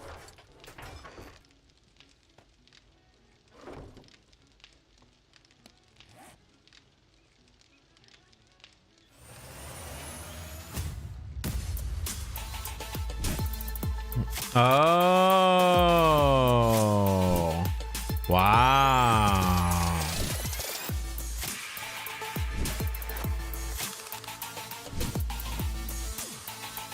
Oh God, that looks so good.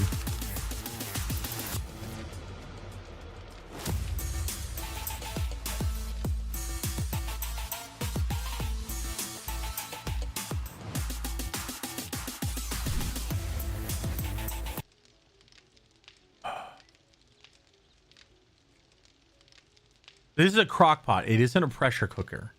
So it's not going to have that feature, but like it looks like it's got everything. Stir, braise, slow cook, stew, soup, keep warm, steam, broil, risotto. I need to learn how to make risotto. That would be cool as hell.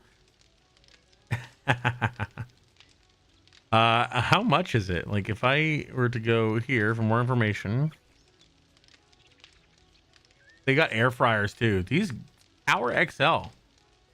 I wonder if they're actually good or if this is just like all hype. But how do I shop? There we go. Air fryers, multi-cookers. Multi-cookers? Will this be considered? Yeah, it is. There it is. Thermax multi-cooker. It's $160. So it's not the end of the world, but goddamn, that is a little on the high side. Like my crock pot, or not, yeah, my pressure cooker was $100. And I got that from my my 5-year anniversary at work. They gave me a pressure cooker, and they gave me an option of amongst a few things, and I chose the most expensive option. The other things were like $80, and I got the $100 one. I think because today's people use a crock pot, hassle-free meal prep, other stuff. Yeah, dude, I really do like my air fryer. I just never.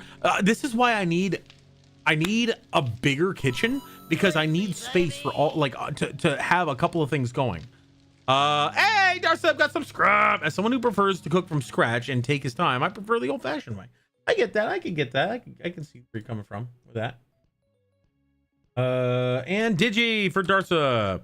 Digi at Darsub. How you doing, Darsub? Good to see you, my friend. Also, what's going on with oh, Arton, how you doing? Yo, what's up? Hi, Arton Alanji, how are you doing? Or Ali Johnny. It's good to see you. Sorry I didn't react quick enough. Have I played Indigo Park? I don't know what that is. I'm gonna play Satisfactory here pretty soon. Yeah, I can really. Everyone use one because tired. You're not done yet, are you? No, you're still growing. Okay.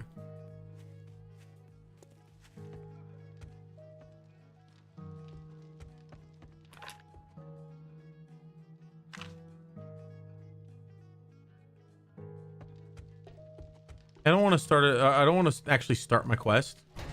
Wait, why do I have a, track? There we go.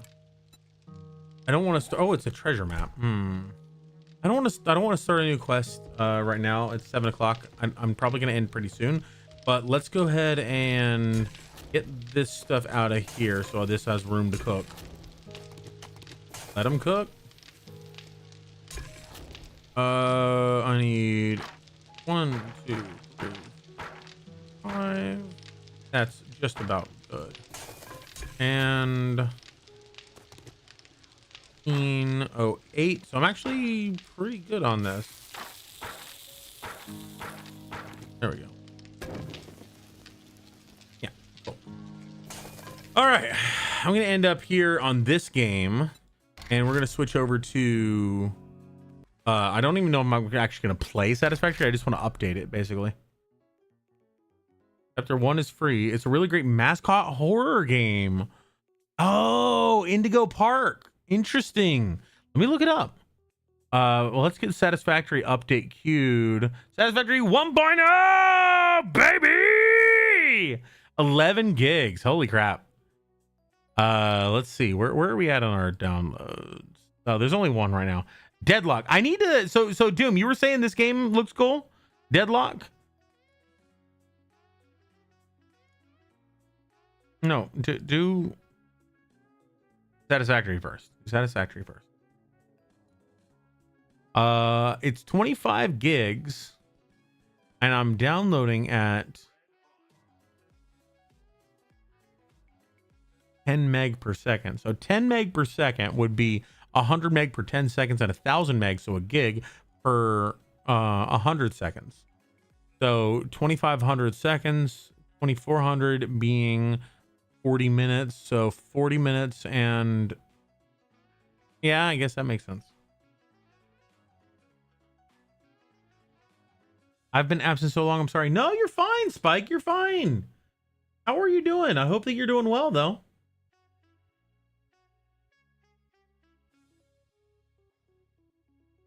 Like, yeah, I appreciate seeing you, and I'm always glad to see you. I'm always gonna be happy to hang out and chat with a friend, but I also don't want you to ever feel like you have to be here. I don't want you to ever feel like you're obligated or it's your job or anything like that. You're totally fine.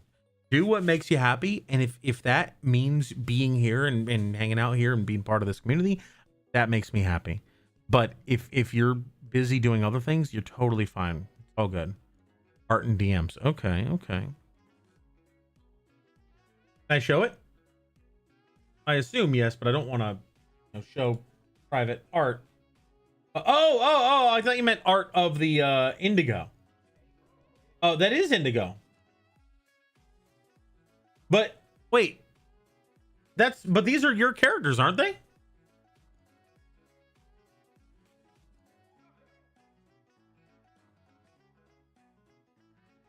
Alive, huh? It's the art style. Oh, got it.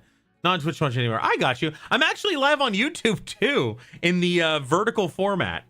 I'm trying things out in the vertical format to help with the shorts and stuff. I'm not always active, but it's really hard to. You can share that. Okay.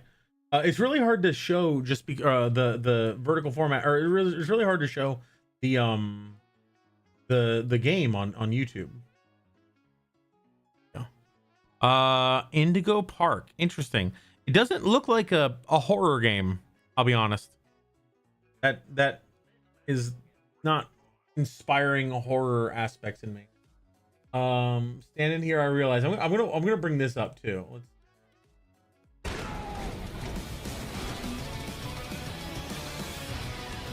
All right, so this is the quick time event you mentioned before. I recognize the enemy and I recognize the game, but like I've never actually seen this gameplay.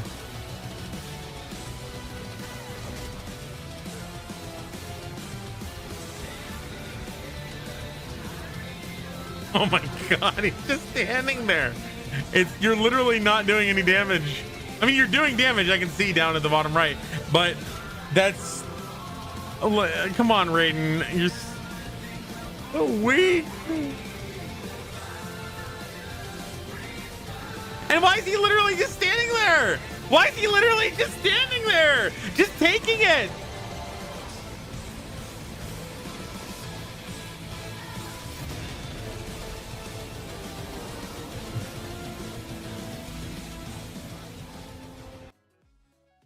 That's so weird.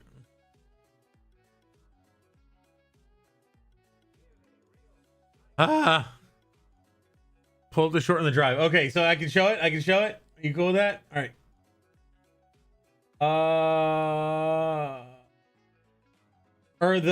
Okay, first example I could find on YouTube. Okay, I got you. All right, so let's see if I can find the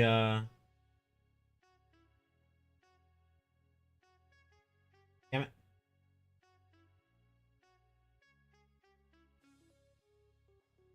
Oh, that was something from me.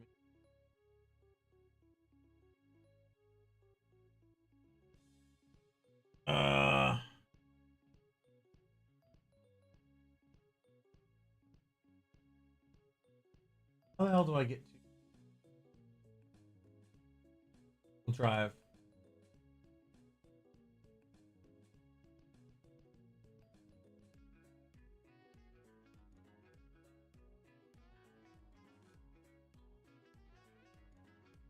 Son of a bitch.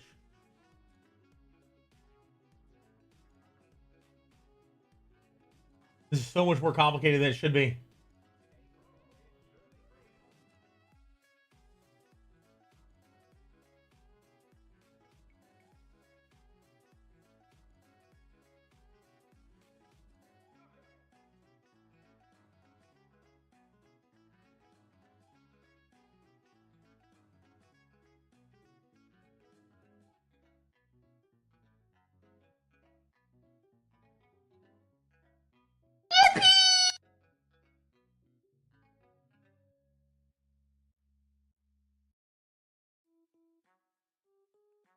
I sent a link to it. Thank you, thank you, thank you, thank you. I cannot find how to do it. Here we go.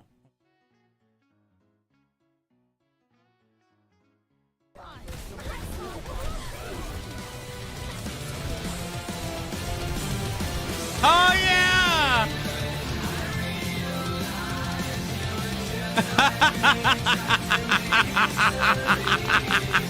That's great. That's great. I love it. The transition is smooth as hell too. Watch this, everybody. It comes right out of my eyes, and he's just taking the damage and slowly going back, slowly going back, going up, go back. That's great. I'm gonna change the name to Trapped Here I Realize instead of Standing Here I Realize. That was great.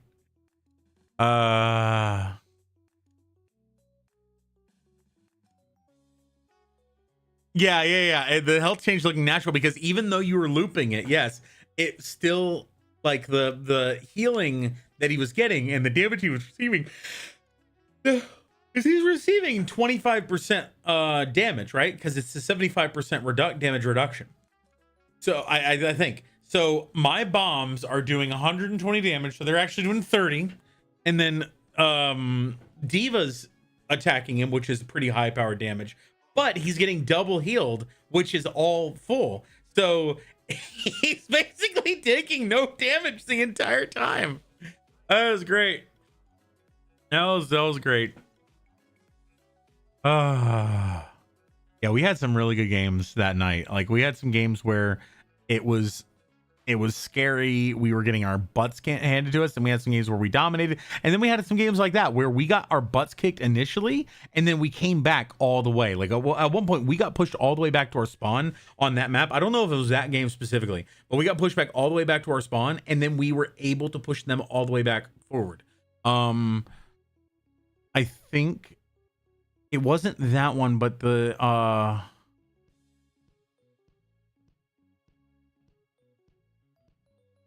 there was one on Kanaoka, or Hanaoka, where I went in a little bit too fast. This was yesterday with Vile. I went in a little bit too fast, and Vile went in with me to keep me alive. And I just missed every shot on this soldier close range, and somehow, I got absolutely myrtleized. Then Vile got hooked by a hog and got myrtleized. So in the behind the scenes, there's a lot going on behind the scenes of that short. So what all here, let me reopen it. What all is going on in that? Because from my perspective, what I would see as a viewer is that you initially were on the Junkrat perspective, and then you came out and then zoomed over to a position where you could see, Doomfist getting destroyed, but focusing on his health, it wasn't getting destroyed. And then you just looped that section and added the music, but that's not the case.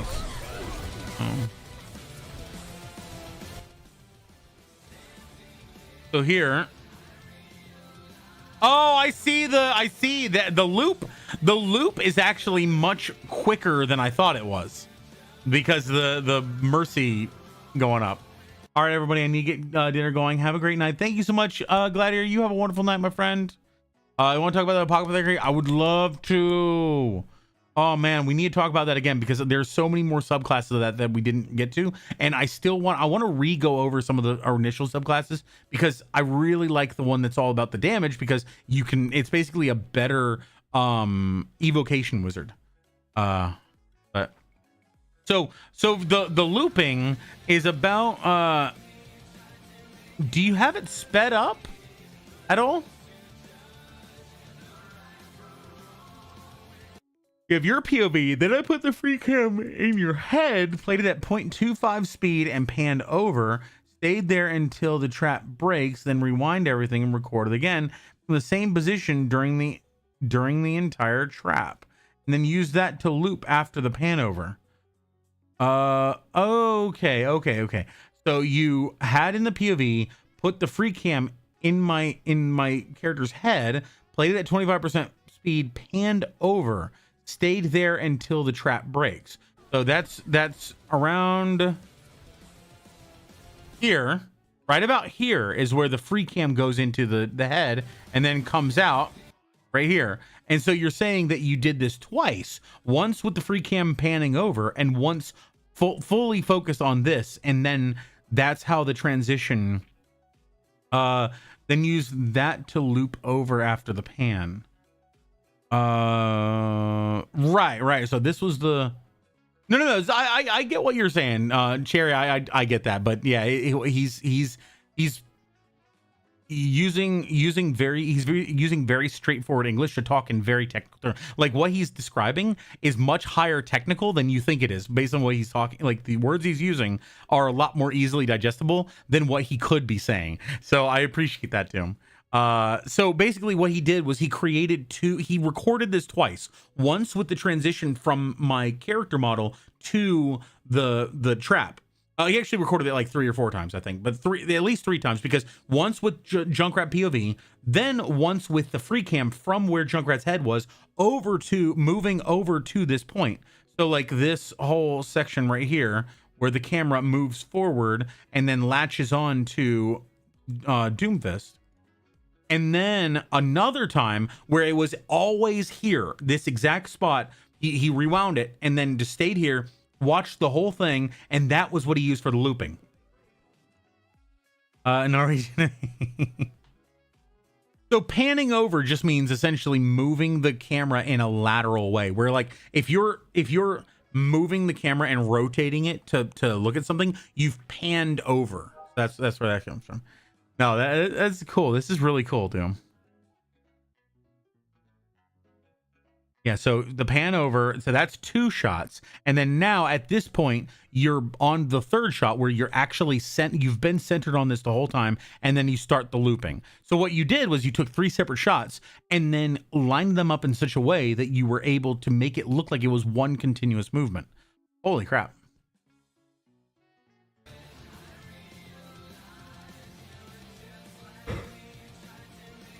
Very cool, man.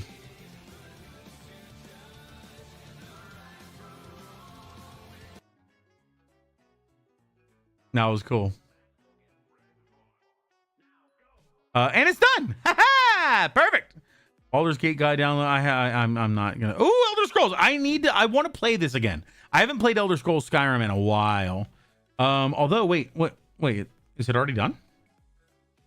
It was 5. I thought it was 590 megabytes, 590 kilobytes. That's not even the extended edition either. Unscheduled. Man, New World. I wish that game did what it was gonna do. Did what it was gonna do. They screwed it up so royally. Like a game that is an online always service, like a live service game, a game as a service. But they take away the ability to interact with the market. That is the only way to sell and buy things.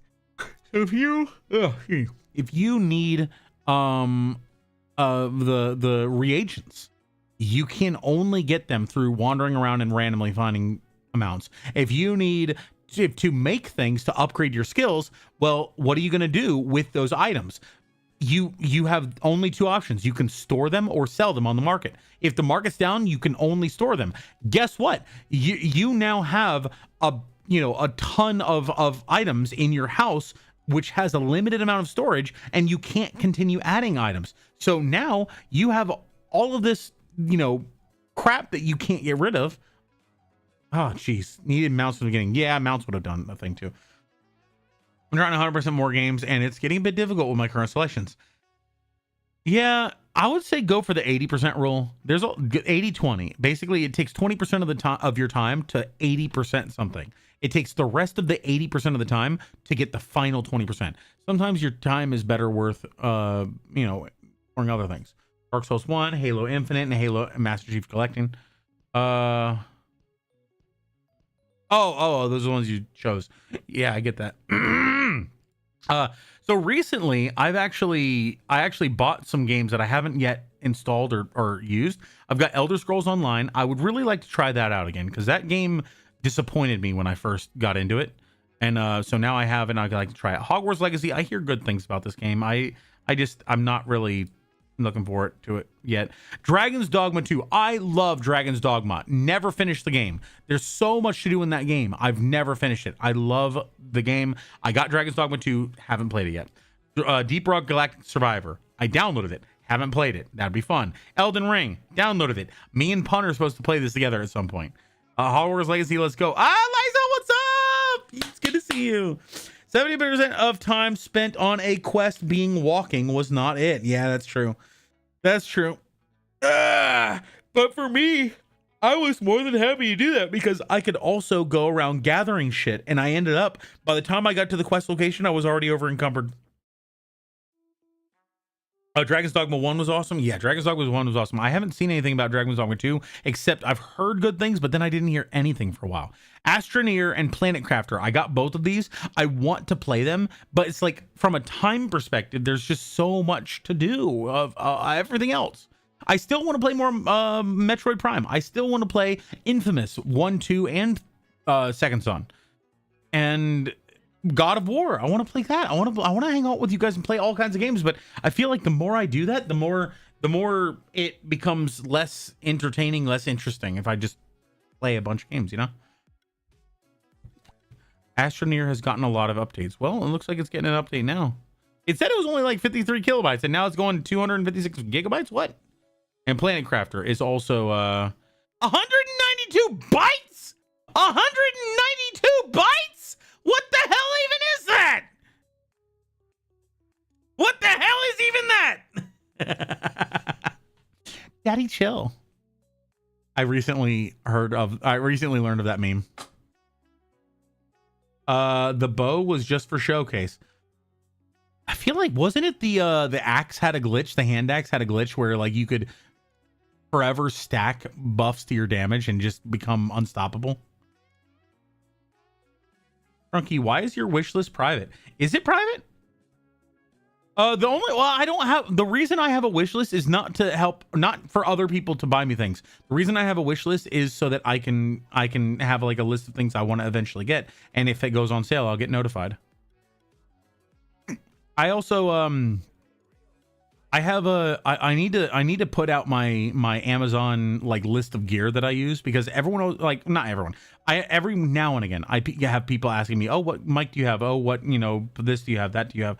And I recently got invited to the Amazon creators program, which I don't think that's like an exclusive thing. I'm pretty sure everybody can get into it, but it's like if somebody uses my link, I'll get like 5% of the purchase. Hey, that's a great way to help pay for editors,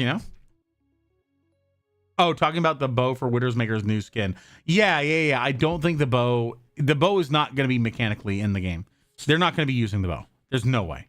Because think about it. How does she shoot when she shoots from the hip? How would you replicate that with the bow?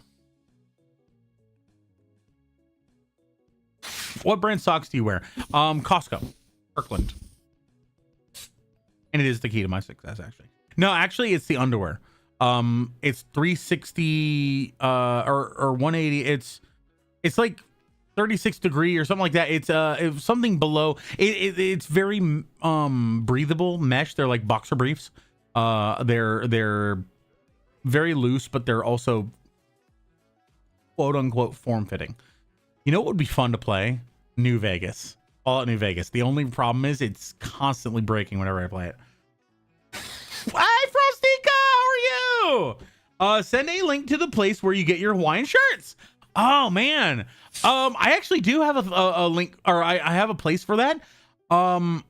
However, I've been working with, or I've been trying to work with them to get like a partner link or referral link or something like that, where I'll get some kind of points or just something for referring, because everybody asks where I get Hawaiian shirts. This Hawaiian shirt is not so much from there, but I have a lot of D&D based Hawaiian shirts that are absolutely amazing, and I love them, and they're from a specific place. And I will give you the D&D link. Shit. Oh, that my mouse. I was on the wrong computer. What the hell? Da da da da da da da. Da, da, da, da, da, da, da. Okay, so this is the bow that you're talking about, right? So yeah, the bow that she has in this photo is never going to be used. She might have a animation, like a pose or a taunt or whatever that she can use that will bring it out. But there's no way in hell they're letting her use a bow for a sniper rifle. Yeah, there's a gun too. Exactly. That's the gun she's gonna use. Vio Vixen, hi. Good to see you. Speaking of Hawaiian shirts, Alien and I went to a Harley shop in Nibshit. Harley shop went to the Harley shop to Nibshit. What's Nibshit? And they had a Harley Hawaiian shirt, and we thought of you. I love that. When I was recently on a cruise. I have two things. It's over on the bar. In fact, let me change over to the bar cam real quick so you can see. Room, bar. All right. So do you see over on the bar? It's up here for you guys on YouTube, but over there, right next to the vodka bottle and maple liqueur is a little panda.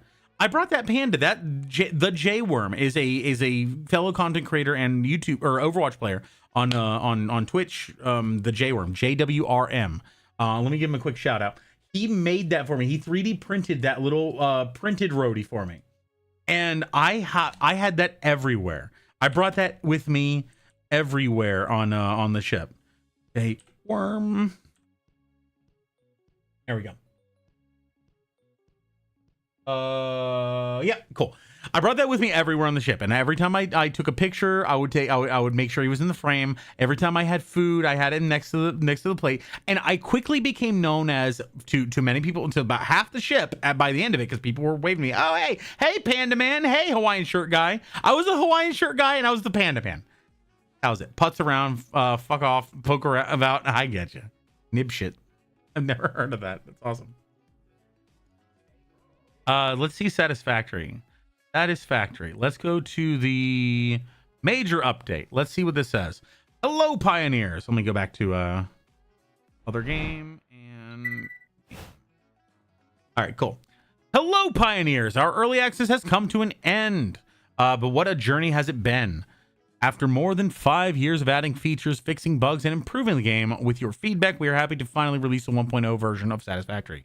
We are sending 1.0 off with many new features and changes, so grab some snacks and get ready to go through the patch notes while you are downloading the update. Already done. Tier 9, the final phase of Project Assembly, Phase 5, is now available, meaning players can finally complete Project Assembly and save the day and finish the game.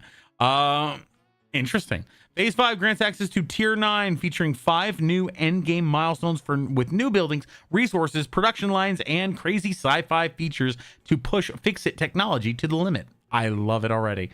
Quantum technology. Ooh. If you would like to see the new additions in motion, please check out the teaser video below.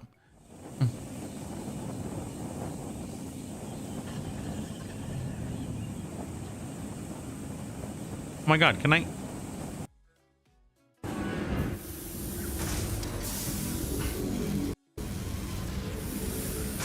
It won't let me. There we go. Jesus. Okay. So what is this?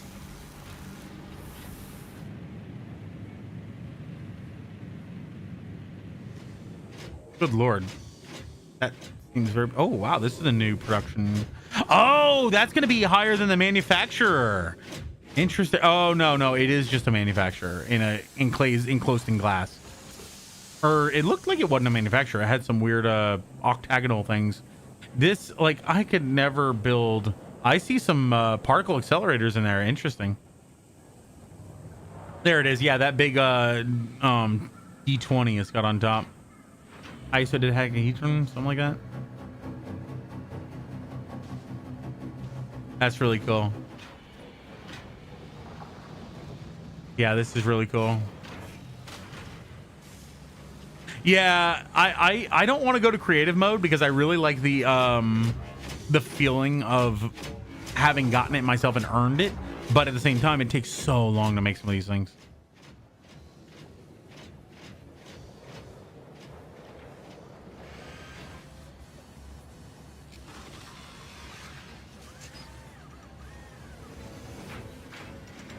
That's cool. I would really like to get this stuff in motion. Looks like quartz crystals have a really good use now, or at least some use.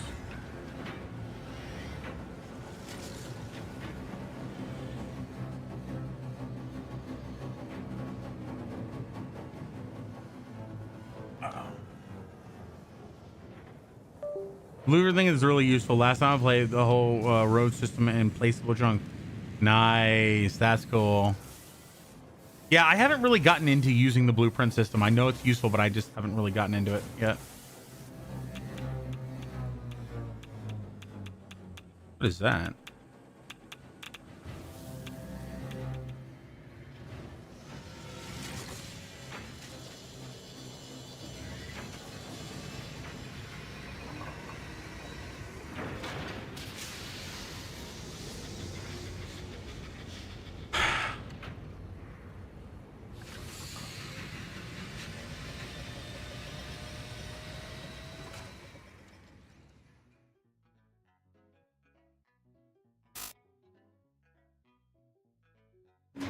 I missed that.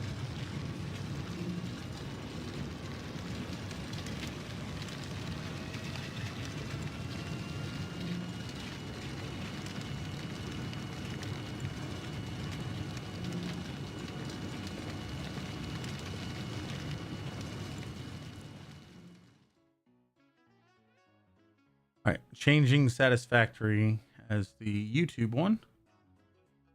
Cool.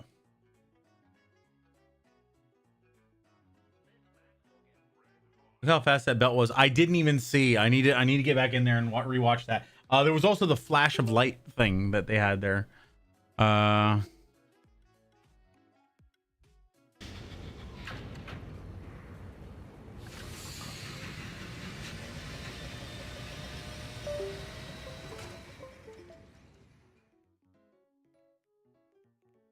Here it is. I missed it. That must have been the various things like the Mercer spheres and the Summer's Loop. I bet those have something to do with it. They said it has now as a story. All right. Well, I would like to. Whoa, that's a lot of. Yep. Jesus. Holy crap. Why didn't they kill the hatcher right next to it? Yeah. I do like that you can build things from a mile away.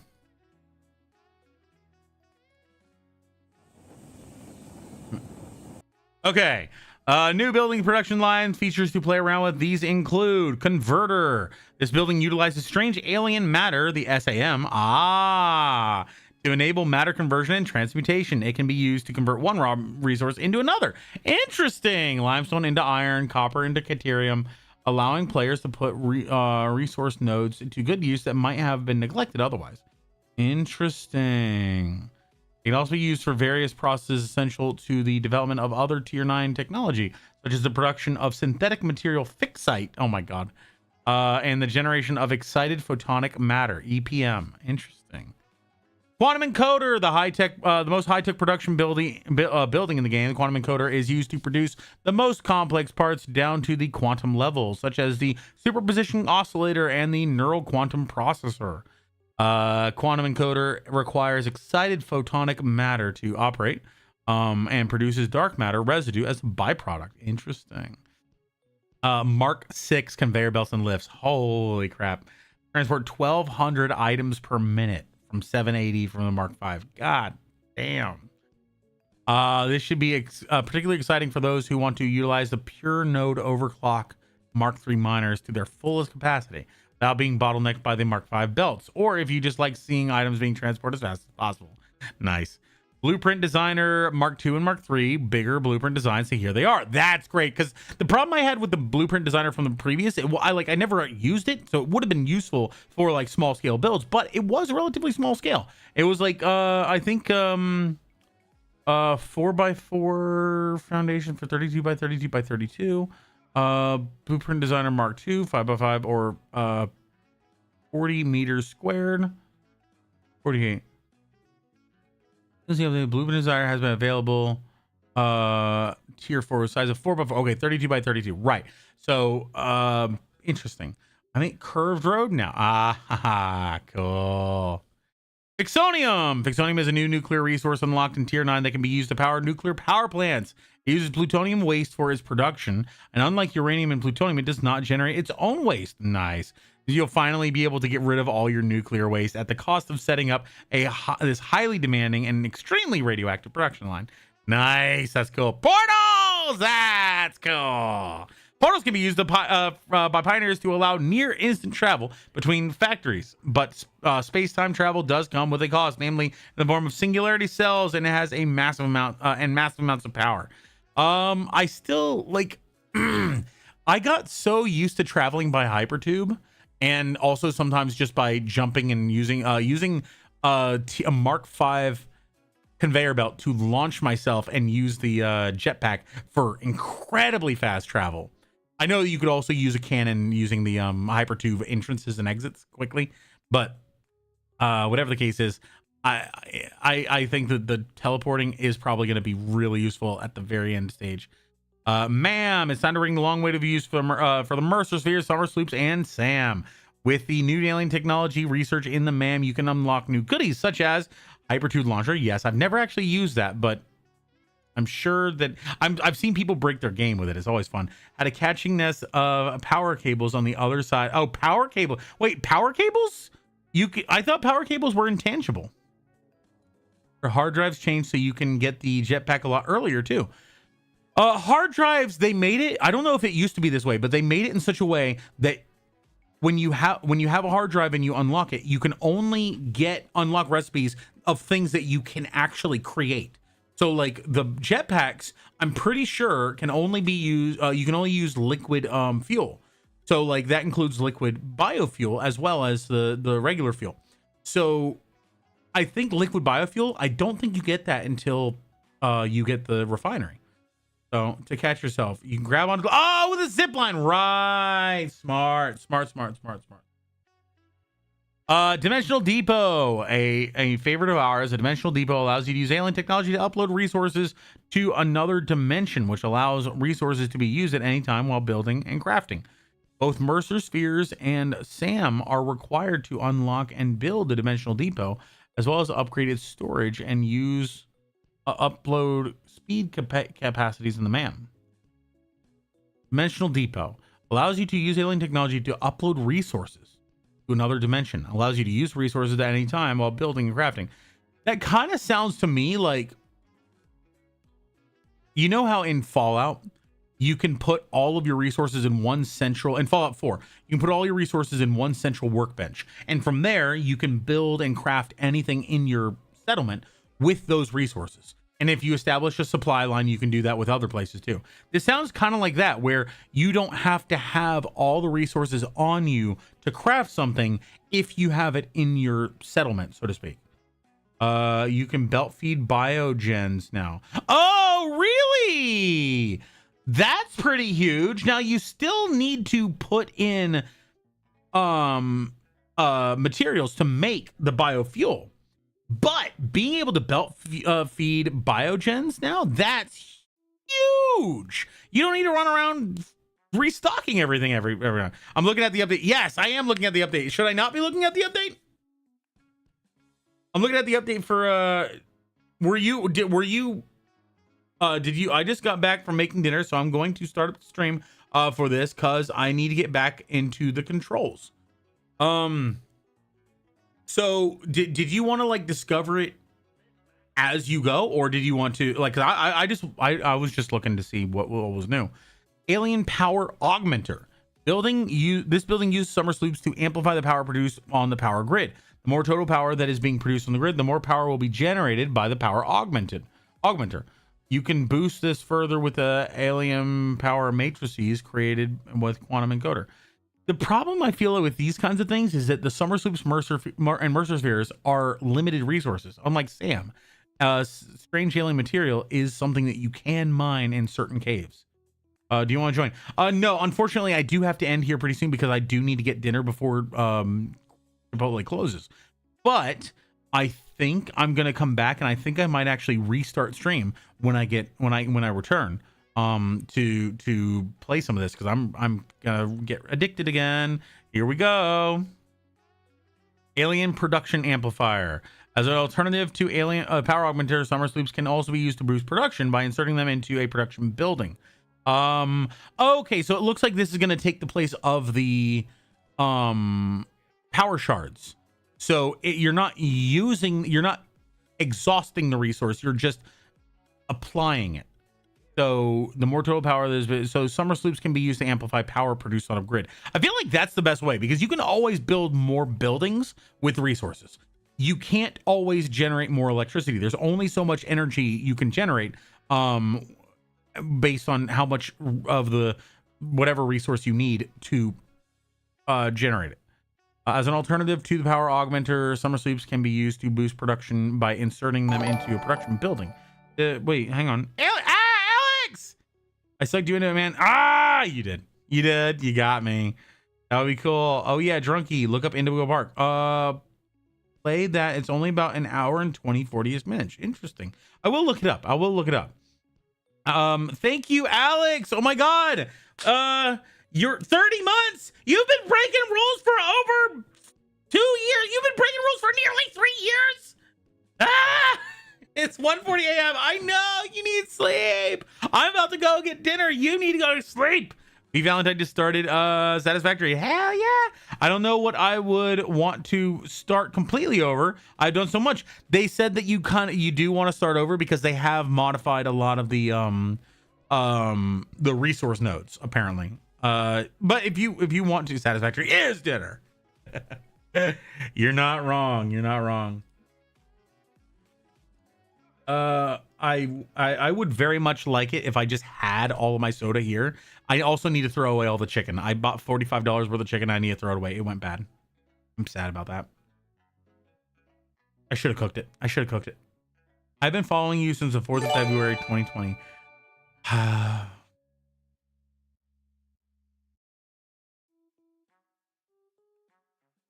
Crazy. Absolutely crazy. As we're talking about, sour sloops can be used to boost the production by inserting them into a production building. This greatly increases the resource output of that building without requiring any additional resource supply. Whoa! Wait, it increases the resource output without requiring any additional resource supply. So you can, at the cost of power, you can increase your resource output. So it's basically creating stuff out of thin air. Interesting. The hub has gotten a finalized version. You'll be able to find a much cozier place to relax after some factory building and also do your business. It contains a brand new locker you can interact with to finally access some high requested features. Pioneer Cosmetics, so you can change your look, helmet, and build gun skins and trinkets. Oh, cool. Character coloring. Pioneer's colors are fully customized. Your suit can look exactly the way you want it. Interesting. Factory Cosmetics. Ooh. And forget about the looks of the factories themselves. That's pretty cool. That you can make it look like copper. That's kind of cool. Honeycomb frame window, triple frame window, angled frame. Okay, so all these are awesome shop things. Paint finishes. You can change a bunch of paints. Balancing, milestone changes. Jetpack milestone can now be unlocked at the start of tier 5. No longer requiring oil resources because now you can do liquid biofuel, I guess. Although, wait. Do you get the refinery before oil is oil is extractable, the oil wells? Because I can't think of any reason why you'd be able to use a refinery. But do you want to stream it again with me and start completely new? I think I'm gonna play solo, but I would be fine. I would be happy to jump in and hang out with you. but I'm gonna do it solo because I have a tendency to go a little overboard, and I don't want to be limited by if somebody has to go to bed or has to be an adult and actually do things that they need to do. And I also don't want to be relied upon. I don't want someone to have to rely on me being there in order for them to have fun. So you have to use a refinery to get oil. You have to use a refinery to refine oil, but refinery can be used for much more than oil. It can be used to make aluminum stuff. It can be used to make liquid biofuel. It can be used to make certain what do you call it? Certain special recipes like the what is it called? Pure copper, where you use water plus copper to make more copper. I'll be going to sleep. All right, no worries, Alex. Get some sleep. I don't have to do any of those things. I am super anxious about having my only gameplay be tied to somebody else, anybody else. That's why when Papa joined in, one of the first things I did, I ran over and read all the books, because I was like, I know that I'm going to be continuing on this and he's not. So I wanted to I didn't know if he was going to go over and read some books, and he did, but he did it for a reason that he had to do it for a thing. So I personally, I have a lot of really, I'm very neurodivergent in very uncomfortable ways. And I don't like to talk about them all that much, because I feel like anybody who talks about the fact that they're neurodivergent and brags about it like it's a badge, I don't think they actually are. I think they just want the credit for it. Or if they are, they don't fully comprehend the limitations that comes with. There are a lot of neurodivergences that are not things to be proud of. There are a lot of things that I mean, in fact, I strongly believe that some people with prejudices towards some other people, that's a neurodivergence. That is something that makes them off.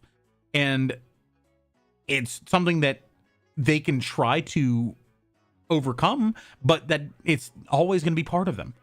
And those are things that people don't like to talk about. People just want to brand that as like, oh, they're a bad person. I think that they just have a fucked up head, in the same way that I have a fucked up head. And that's what I mean. It's like when you say it like that, though, Alex, when you say, oh, you have it like me, like I no wonder why I like your vibe. I appreciate you. I know that there's a lot of people out there who don't who see it as like they want to be part of the crowd, because there are a lot of neurodivergences, but it feels like every single person is neurodivergent nowadays. And I think that I'm on the Asperger spectrum. I handle it. I have a lot of little things that are little quirks that make people uncomfortable, and I try to avoid showing those because they make people uncomfortable. Some of those things are like when I go upstairs, every time I turn a corner when I'm going upstairs, I make a 180-degree turn the opposite direction. I rotate backwards because I want to stay facing the way that I was when I first started. I've been able to distract myself to overcome that and not do it sometimes, but I still have this little twinge in the back of my head saying, you're not facing the right direction. You need to fix this.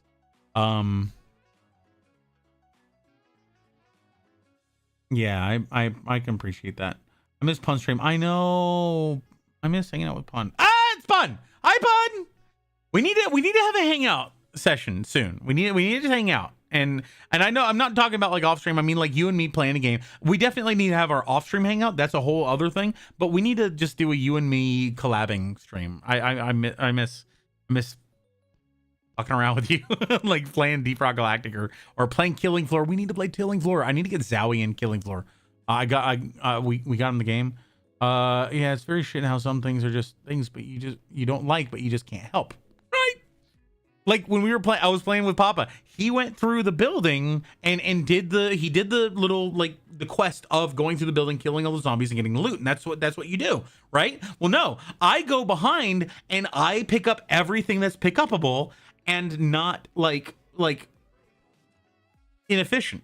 Like I'm not about to break down every part of a wall to get the wood. That's inefficient. I could go get a tree, but I can't get cement anywhere except for those little bags. So I'm gonna break them down. You know, I'm gonna use my wrench on everything wrenchable that I can. Yes. And it makes me uncomfortable to play with other people because a lot of times I feel like I'm being taken advantage of, because most people will just go through, grab the high quality stuff, like somebody who goes into a box of chocolates and picks out all of the good chocolates that they want and then leaves all the crap for me, who feels the obligation to finish the box. And obviously that's not what happened today, but that's the kind of thing that I do feel playing in groups of people. Like if I play with a group of 5 or 6 people, I feel like I have to go off and be on my own, because if I'm with them, I just sit there doing all of the drudgery that I normally do with myself, but I also get the cool bits, you know? Yes, like you said before about playing with other people, unfortunately build a raft I can't enjoy anymore because it's too big to one man, and the people I play with are either lost touch or don't want to play anymore. Yeah. Raft is one of those games where it really does make it easier to play with other people, but the problem is, unless it's someone like Papa, Barry, I really trust his design sense, his ability to make something that is functional and looks good. Other people that I know, it makes me so frustrated when I spend time gathering resources and they use it for their own personal projects. And like if they want to make a little bedroom for themselves, and it's like, I built my bedroom. Okay, you used the plastic and wood that I spent, a couple hours picking up. Do I get anything out of that? Oh, well, I'm the one who built it. Yeah, but you used my resources. Anyone can fucking build it. Anyway, let's finish this off. Phase 4 cost for unlocking phase 4 has been reduced, hopefully allowing pioneers to reach phase 5 before the heat death of the universe. Yeah, it does take forever. But they're reduced because I think it was like 2,500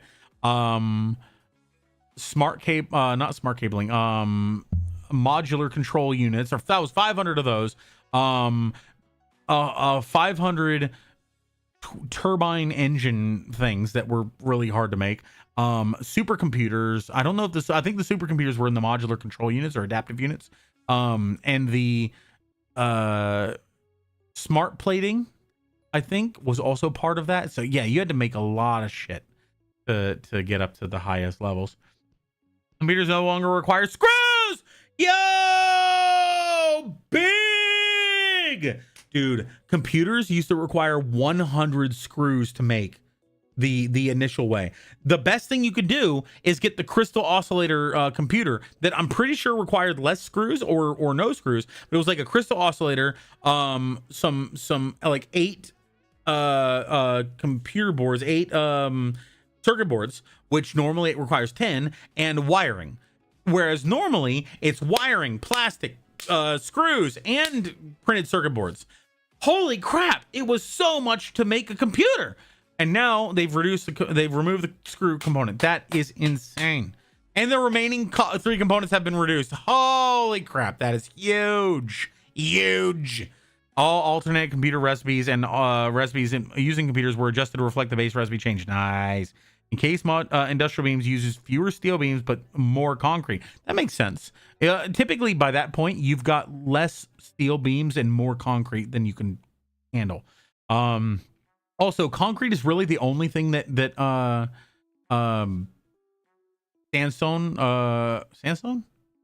limestone goes into for a very long time, like till very late game. Like limestone, I think is used in, I want to say it's used in aluminum production, but it's pretty much only used in concrete. Concrete, you should have a ton of by the time you can make encased beams. I generally, like when I'm making things, the way that the transportation goes, the conveyor belts go, is they go iron plates, what do you call it? Not encased iron plates. Stitched iron plates. What are they called?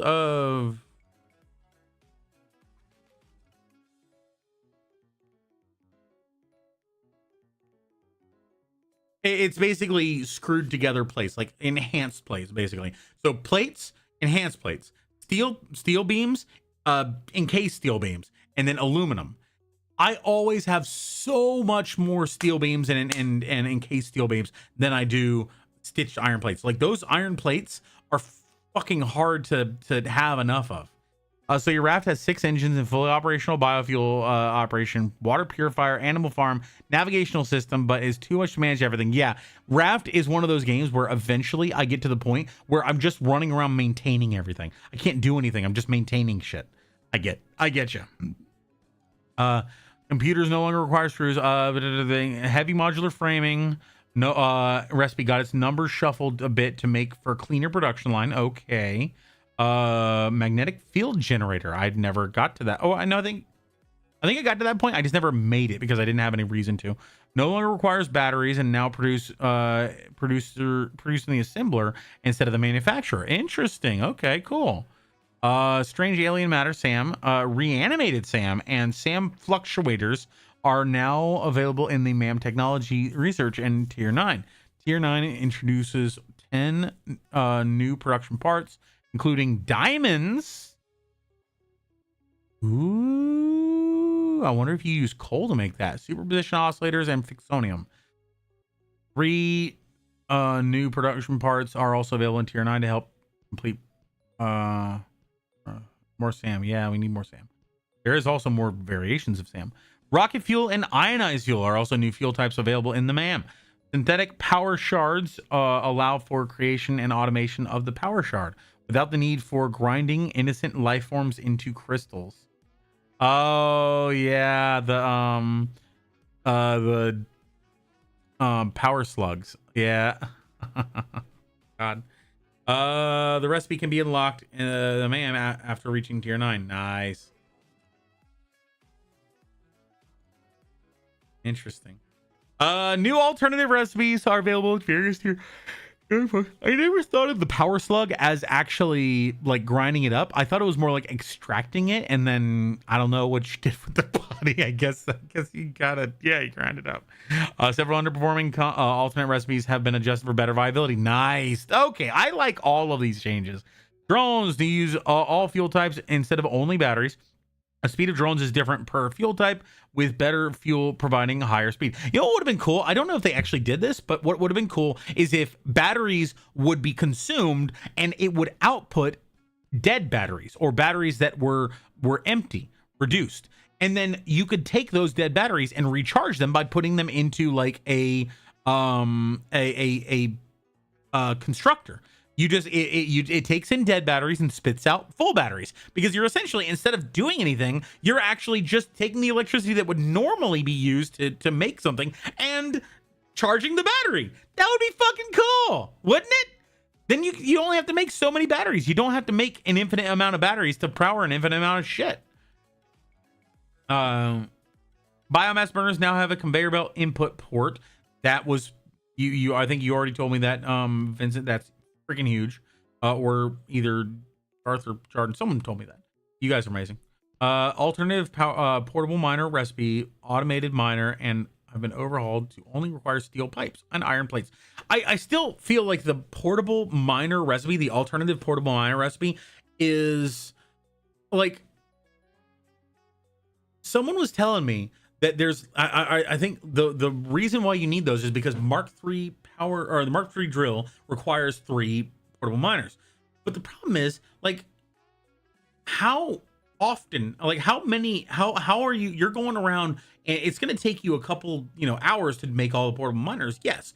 But holy crap, an entire thing to use a manufacturer to make portable miners, incredibly expensively. But what I read in the forums, they said that it's such an in-game item, it's such an in-game state thing that you don't need to worry about that.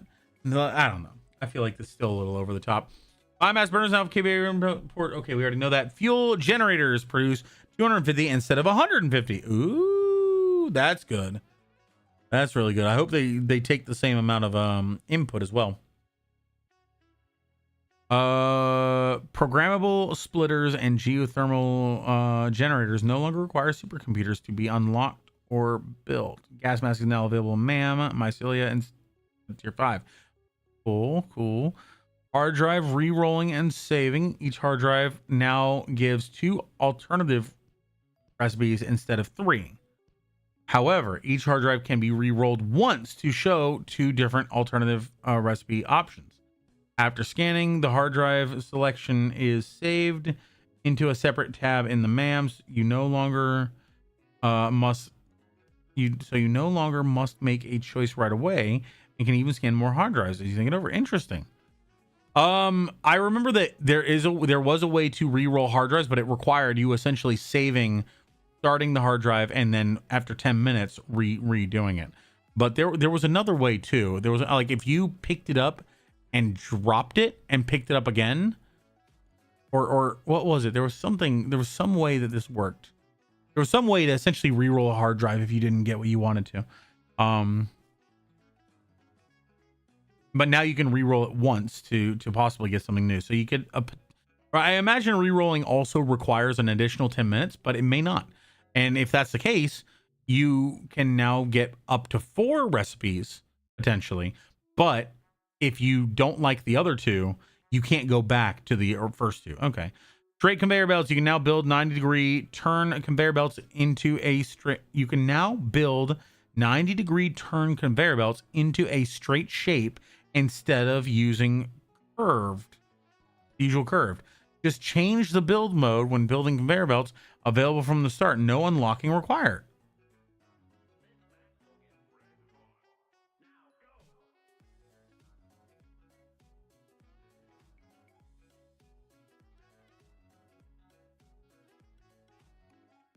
I'm imagining the belt just going straight to a corner and then immediately turning. That's going to look a little wonky, but honestly, it's probably better for base design. If they can make it work. Straight railways. You can now hold control when building railways to make them perfectly straight lines as well with them instead of the usual curves. Interesting. Free placing signals. You can now place signals freely at railway. I also had trouble with the beacons. Whenever you had a beacon, you could place it down. For some reason, the beacons that I placed almost always went underground and like super far underground. So like to the bottom of the map. I couldn't actually reach them to change them. I just had to turn them off in my HUD. Get rid of them. Blueprint dismantling. While dismantling, you can now change the build mode to completely dismantle all parts of a blueprint instead of only a single element from at a time. Interesting. I wonder how it determines what's a blueprint, what's not. Because what if you built something, made it into a blueprint, and then free built something that was similar to that blueprint but wasn't a blueprint, but it was the same, like there's the same as it was the same actual overall blueprint, but it just wasn't in a blueprint, so to speak. Build system narrative. Here's a narrative. Ooh. There's now a narrative and lore in the game. We implemented this in a way that won't be intrusive for existing players, since Satisfactory is a factory building game at its core. But there's a lot of interesting lore to dive into. Fixit, Ada, and Project Assembly, and more. I would love this because for me, that Satisfactory is a great game that's really fun to play, but there's no goal. I don't have a reason to do anything. And once I've gotten all of the items that make my character better, I no longer give a shit about the game. So now that I'll have something to do, interesting. Hi. Today, I'd like to talk to you about the narrative of Satisfactory and what you can expect in 1.0 when it comes to this aspect of the game. A long time ago, when we started working on this game and we had just gotten like the basics of the game in place, one of our earliest playtests we did, one piece of feedback we got from players was that players sort of felt like they were missing a purpose as to like why they were building all these factories in the game. After that playtest, it sort of made sense for us to try and use like a narrative to tie everything together. It's like, yeah, there's a reason of you're basically terraforming the planet, all these factories, or at least creating resources, extracting resources on the planet. Half finished in the game, so we decided to completely omit it. Okay, for the duration I get that. Of early access, which is why you haven't seen any of it apart from any world building we've done in the game. Hey, Ardano, how you doing, buddy? And website and whatnot. Over time, the narrative for the game has gone over many different iterations of various scopes.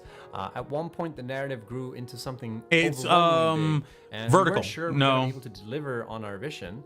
And Hannah, who is our lead writer, also had responsibility for like world design and stuff like that. So she already had a lot on her plate. So we decided that we wanted to aim for like a good story that we felt was manageable to implement for us. I know on streams and videos in the past, but that's funny. Our goal for the narrative Farming. of Exclamation point Satisfactory is farming. that we don't want it to take sort of center stage, and like we don't want it to be disruptive. We want the narrative to fit the current game, and we don't want it to change what people are already familiar with.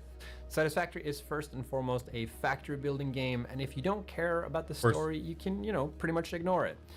It will sort of play out in big story campaign or anything like that, because the story in 1.0 has changed since its initial conception. So we need to sort of retcon world and all that stuff. You're still a pioneer working for Fixit, but for the most part it's still, you know, the same world and all that stuff. You're still a pioneer working for Fixit, but you should probably like forget everything you thought you knew about Fixit, or, you know, any of the characters that we've revealed working for Fixit, you know. We're learning about the new Satisfactory like update. Parks and Steve, they're all retconned at this point, okay? You'll still interact with Ada, your personal instance of the artificial directory and assistant. We're gonna keep Ada because because we want to. We decided to keep Ada, and we're also not going to replace the vocal. I wonder if there's a reason there, because I imagine they paid someone to do all the vocals, and I bet now that the game is successful, the price for redoing any of those vocals is much higher. So rather than modify anything, and I don't know if it's prohibitively expensive, but obviously he's like, well, because we want to. There's a reason. There's a reason why they're not removing that and they're keeping it as is. That we've been using to voice Ada, because, you know, you're already so accustomed to that, and we also think it's pretty cool that people can create their own voice lines for, you know, content or extend mods with it, or, you know, even streamers have like a chatbot read out messages live. We always thought that was pretty cool and fun. So you'll still be interacting with Ada, and in fact every single existing dialogue with Ada in the game has been completely rewritten in 1.0. If you're planning to play Satisfactory multiplayer, it might also be good to know that any narrative that is triggered by unlocking milestones or phases or research will be shared globally in the session, but a lot of other narrative delivery will be triggered individually on a proximity basis. So if you're not close to someone when they're triggering something related to narrative, you won't experience that until you trigger it yourself. All dialogue in the game will also be logged into the codex, so you'll be able to revisit it again once you've triggered it. I also want to clarify one thing. I'm listening to this from the perspective of somebody who almost exclusively plays solo. So I don't really think about those, like, what would happen if I had 20 people on a server? What would happen if I had, you know, a friend and you know, they experience a narrative thing? Oh, okay. So basically, if you get a narrative thing and you're not near somebody else who got that, then that other person needs to experience it themselves. But there's a global narrative as well as a local narrative. About Summer Sloops and Mercer Spheres. We've said in the past that those items are story items and they're tied directly to the story. This is not true anymore. They're not story items, but they will have some form of impact on the narrative, but their primary use case isn't tied to it. So with all that said, I'd like to take a moment in this video to sort of set the stage for the game's narrative.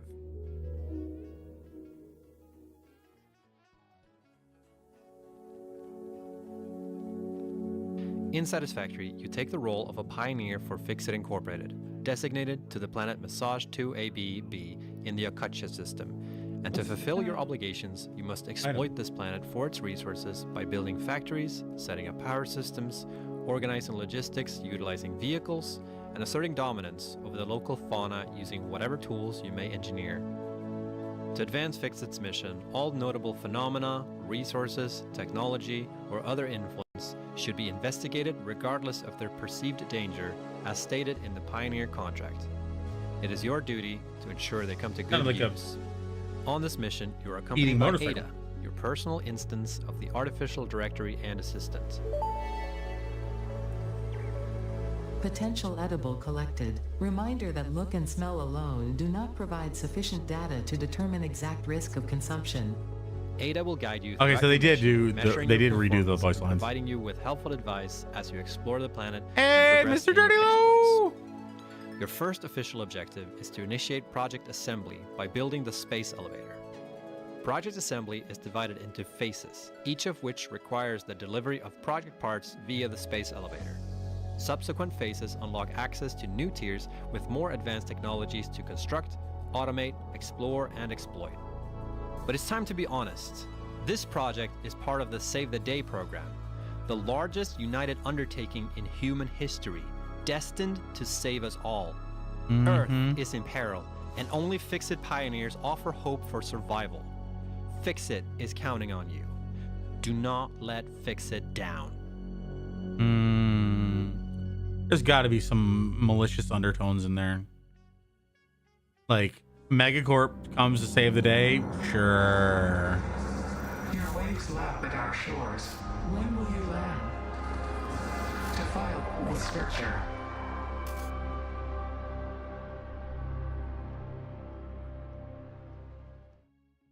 I think someone out there is going to be interested in that. Not me, though. Then I say the polish over the world.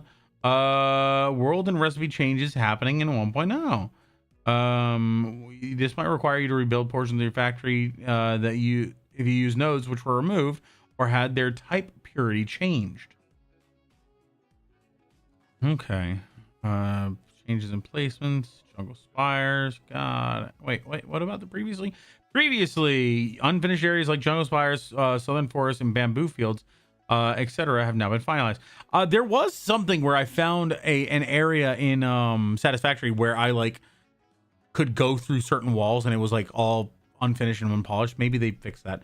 I mean, they're published by Coffee Stain. I trust the dev from them more than most. DRG is under the same publisher. Really?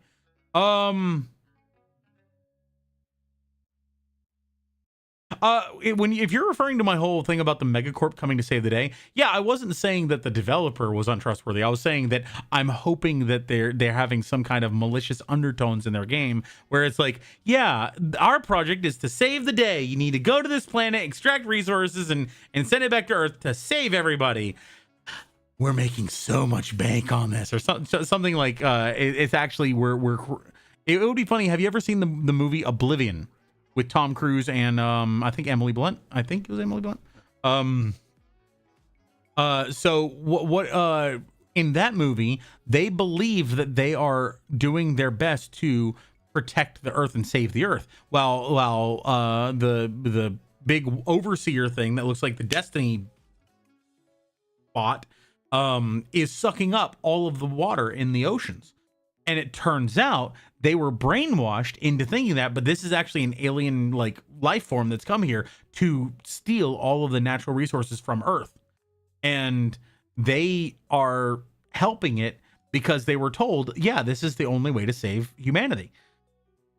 So it would be funny if this is actually like, we're there to help Earth by, extracting resources from this planet. But in actuality, we were the vanguard of an army sent to weaken this planet and empty it from the inside out or something like that. That'd be funny. Progression. If you're continuing to save from a long time, certain narrative elements may not trigger. So yeah, best to just start new. Optimization. Blah blah blah blah. Okay, I think I'm good. I'm done. We'll read this later. Purple indigo or island indigo or something like that. That was what Darth Sub wanted me to look at. Let's see. Indigo Park. There we go.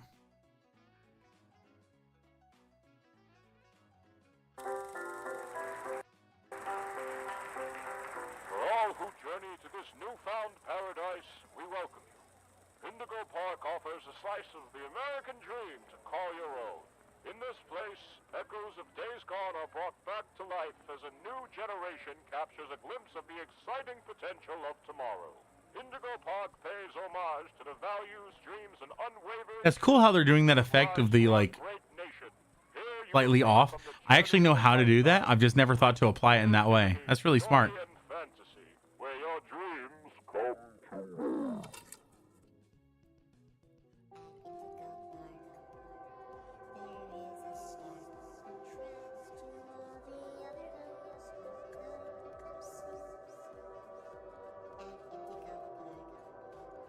This is pretty sufficiently creepy.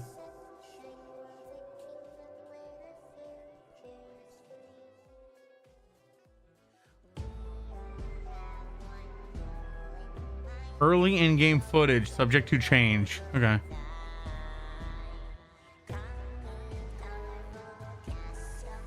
Rambly. That's creepy.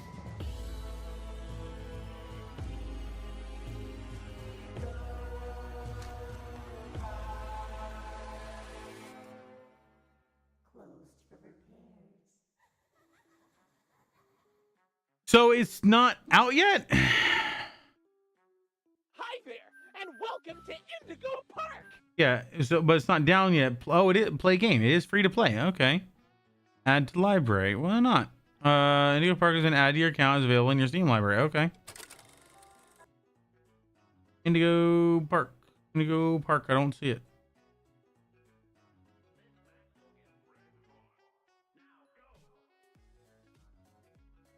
No recorded activity. Okay.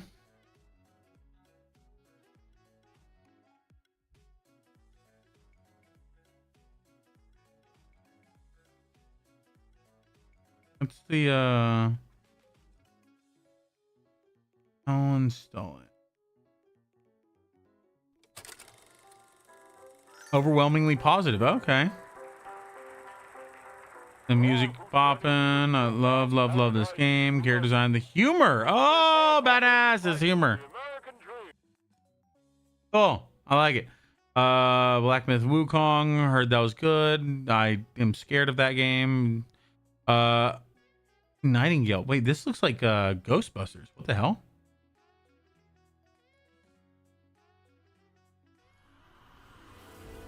Hi, this is Neil, the art director from Inflection Games, and I'd like to Open world survival game. No, I don't care. Realms Rebuilt.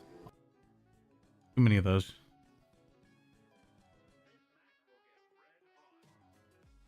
Reedfall. No thanks. In Shroud. I've seen good things about this, but this is VR, isn't it? Or oh man, I don't remember exactly, but it's another free to or open world kind of game. Hubris. I almost got that. Almost got it, but I didn't. That's another hey, Human Fall Flat. I remember that.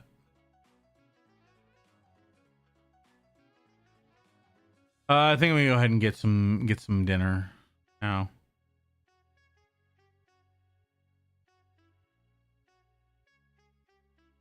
We'll be back to play some Satisfactory later on. Oh.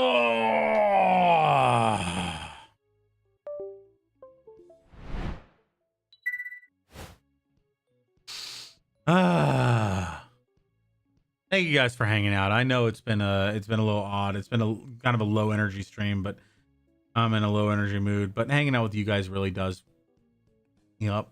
So thanks for that. Let's go to Twitch and see who is live. I know Vincent's live.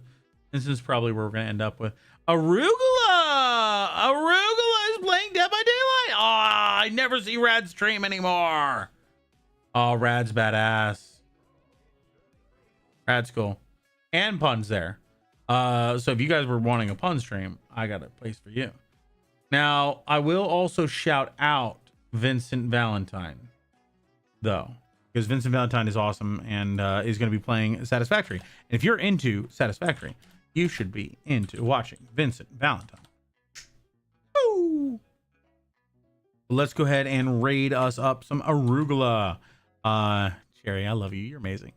You and Aliens bring a lot of awesome to a lot of people's lives, not just me, because you do your 7 Days to Die, and that really gets people going. Thank you. Yeah, I'm not gonna do much for an outro or anything like that. We're just gonna say goodbye. I might be back later tonight. It's 8 o'clock. I'm probably not gonna be. I'll probably be back tomorrow with some collab today. That sounds good. Thank you all so much for hanging out. I love you. Oh! I'll see you soon. Bye. And for everybody in YouTube, I'm going to raid Arugula on